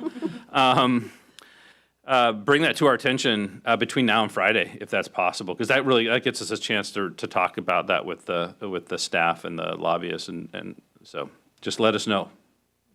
That's not anyone's last opportunity to suggest improvements, but it's certainly a great opportunity if you've already got some things in mind. Yeah, Councilmember Falco. Thank you. I was just saying, I have a piggyback as well on Councilmember Black. Thank you for raising the maximum caseload for public defenders issue. This is something at the last SCA board meeting. We had a very interesting meeting. We heard from, I believe it was the representative of the city of Kent on this issue, and then we heard from the Burien mayor on legal issues. It was a fascinating meeting. And the request from that briefing was for the SCA board to send a letter expressing city's concerns about this and basically saying, don't do it. And a couple of us pushed back and said, we need to learn more about why this recommendation was made, what's behind it. We understand the potential budget implications, and we need to know more, and we need to have a more nuanced letter. So a couple of us pushed back on that. And that said, I'd really like to be better informed going into the next SCA board meeting. Perhaps, city attorney and Councilmember Black, we could sit down and talk about this so that I better understand the impact for the city of Kirkland. I think I've heard from some of the other North Caucus cities that I represent in that seat, but I would like to better understand the impact for the city of Kirkland and kind of what our initial thoughts are on that. So if that's okay with you two, I'd love to set a meeting up. Thank you. We have our very own resident defense attorney over here, but in Councilmember Tim Chizen. Did you call on me, Madam Mayor? I didn't, but go ahead. Thanks, but I've lost control. It's 11:06. so thanks, but no thanks, Madam Mayor. No, I mean, thanks, Madam Mayor. I just wanted to say, yeah, maybe this is an opportunity to sort of have a ad hoc subject matter expert confab cohort convening to help make sure that Councilmember Falcone has what she needs to engage in this conversation. I'm going to be asked, as a chair of the SEA caucus at RLSJC, to have an opinion. I've already been asked my opinion on this. So I think it would be helpful for us just to have this conversation. So the city attorney gave me a big thumbs up, so that's promising. Councilmember Pascal? Well, I think you know that this is a big interest of many of us here. So I don't know. I mean, I'm interested in learning more and understanding. So if somehow this could be raised to the full council level, I think that was then, part of the intention around, what we talked about at the retreat was learning more is kind of the first step. And then if we're going to be communicating our thoughts as a city, I'd like to make sure I have input on that before you share take a position at the SEA level, right? Because you're taking a position based upon Kirkland, not as an individual, right? Not on the city of Kirkland, to represent all of the North Caucasus cities. So I want to you understand are- Kirkland's position. Well, and I think it's going to come up at PIC. It's going to come up in the majority of our meetings. So There is some time sensitivity, my understanding. Thank you for entertaining this, Madam Mayor. Our next board meeting is April 17th, so there is some time sensitivity. So perhaps there's multiple layers of this. Perhaps there's like a smaller group that meets just I feel like I need to get up to speed a little bit. Maybe not any decision made on positions formally to prepare for that meeting. And then perhaps it's also more council engagement as well. City Manager? So we have not actually talked about this in much detail as the staff, so we have our directors meeting tomorrow, so let me get more information. I'll get an email out to everybody, but I think certainly informing people as the status of things without necessarily a decision, I saw is something that we can do before the 17th, and the reasons and background behind why the proposal's being considered. And then we can figure out what next in terms of bringing it in front of the full council. But I'll email everybody about what we come up with after our meeting tomorrow. Okay. Deputy Mayor? And just as Councilmember Falcone, you bring this up at Sound Cities, Sound Cities previously has been very valuable as a convener in educating people about issues, and I'm sure that as we've learned about this issue, we've said, wow, we need to learn more. I'm sure many of our colleagues around the region are in the same boat, so perhaps that may be something SEA can help with, where everybody's getting the benefit of this information. Good idea. Councilmember Black? Thank you. Sorry for this. Yes, and there may be actually be talk of an SEA Lunch and Learn on this topic, so just be aware of that and look for that invitation. And then we also are uniquely in a position, we have a municipal court and we have a municipal court judge. I would like the staff at least to think about whether it's appropriate and how we might seek input or seek the thoughts of our own judge on this topic too. I appreciate that's probably not just obvious that we're going to pull in the judicial branch of our local government into this conversation. So I understand that, but if we could at least think about whether that's appropriate and how we might do that. Councilmember Black, I will have that conversation with our judge. Ask him if he's be comfortable being involved in that discussion. Okay, thanks. Good. Anyone else? And I will say when this issue was first raised, I believe you sent us an email after we forwarded it to the judge just to say, hey, just FYI, this information is out there, but we haven't had a follow-up conversation. Okay, thanks. Hey, I think we're done with council reports. City Manager? I have three quick things. The first, I was gone on Friday, so I didn't get a chance to tell all of you this, but you may have heard it, but Andriana Campbell had her baby at 10:43 a.m. on Friday, Nolan, who's 9 pounds, 9 ounces, and 22 inches long. So, Awesome. and baby and family are doing fine, and the older brother is very happy so far. Oh, good. So, Yeah. so far. I can't speak for the dog. Luna may or may not be happy, but then secondly, just those of you probably know this, but just want to remind folks that we have the State of the City speech with our new mayor giving the speech on April 11th, next Thursday. So if you haven't seen that invitation, just want to make sure it's 11:30 to 1, a week from Thursday. And then also, oh, sorry. City Mayor, can I make a request? Would you ask Amy to contact the chamber and be sure that we are copied on all of the chamber communications? Sure. I would forward them all, but, I mean, they're enough and it's appropriate, so. When you say all chamber communications, what do you mean? The communications they send to their membership, I'm sure that John and I get them all as members, and I suspect John Pascal does as well. Maybe Neil. Okay, forget it. Well, No, I don't get them. And I did tell Jessica that. They do go to my private email, my company email, not my public email, because I'm a member. The council should just be on their listserv. I think Yeah. we should too. Yes, Councilmember Falcone. Thank you, Madam Mayor. I just want to extend our meeting and keep talking. I'm I kidding. know. It's like, I just want to share first, I thank you to the Chamber of Commerce for hosting our State of the City address. And at the same time, also want to comment that that is a barrier to the public being able to access that State of the City. I remember the first State of the City address I attended. I had my preschool age daughter, I believe, and it was at City Hall, and it was open to all, and it was free for all.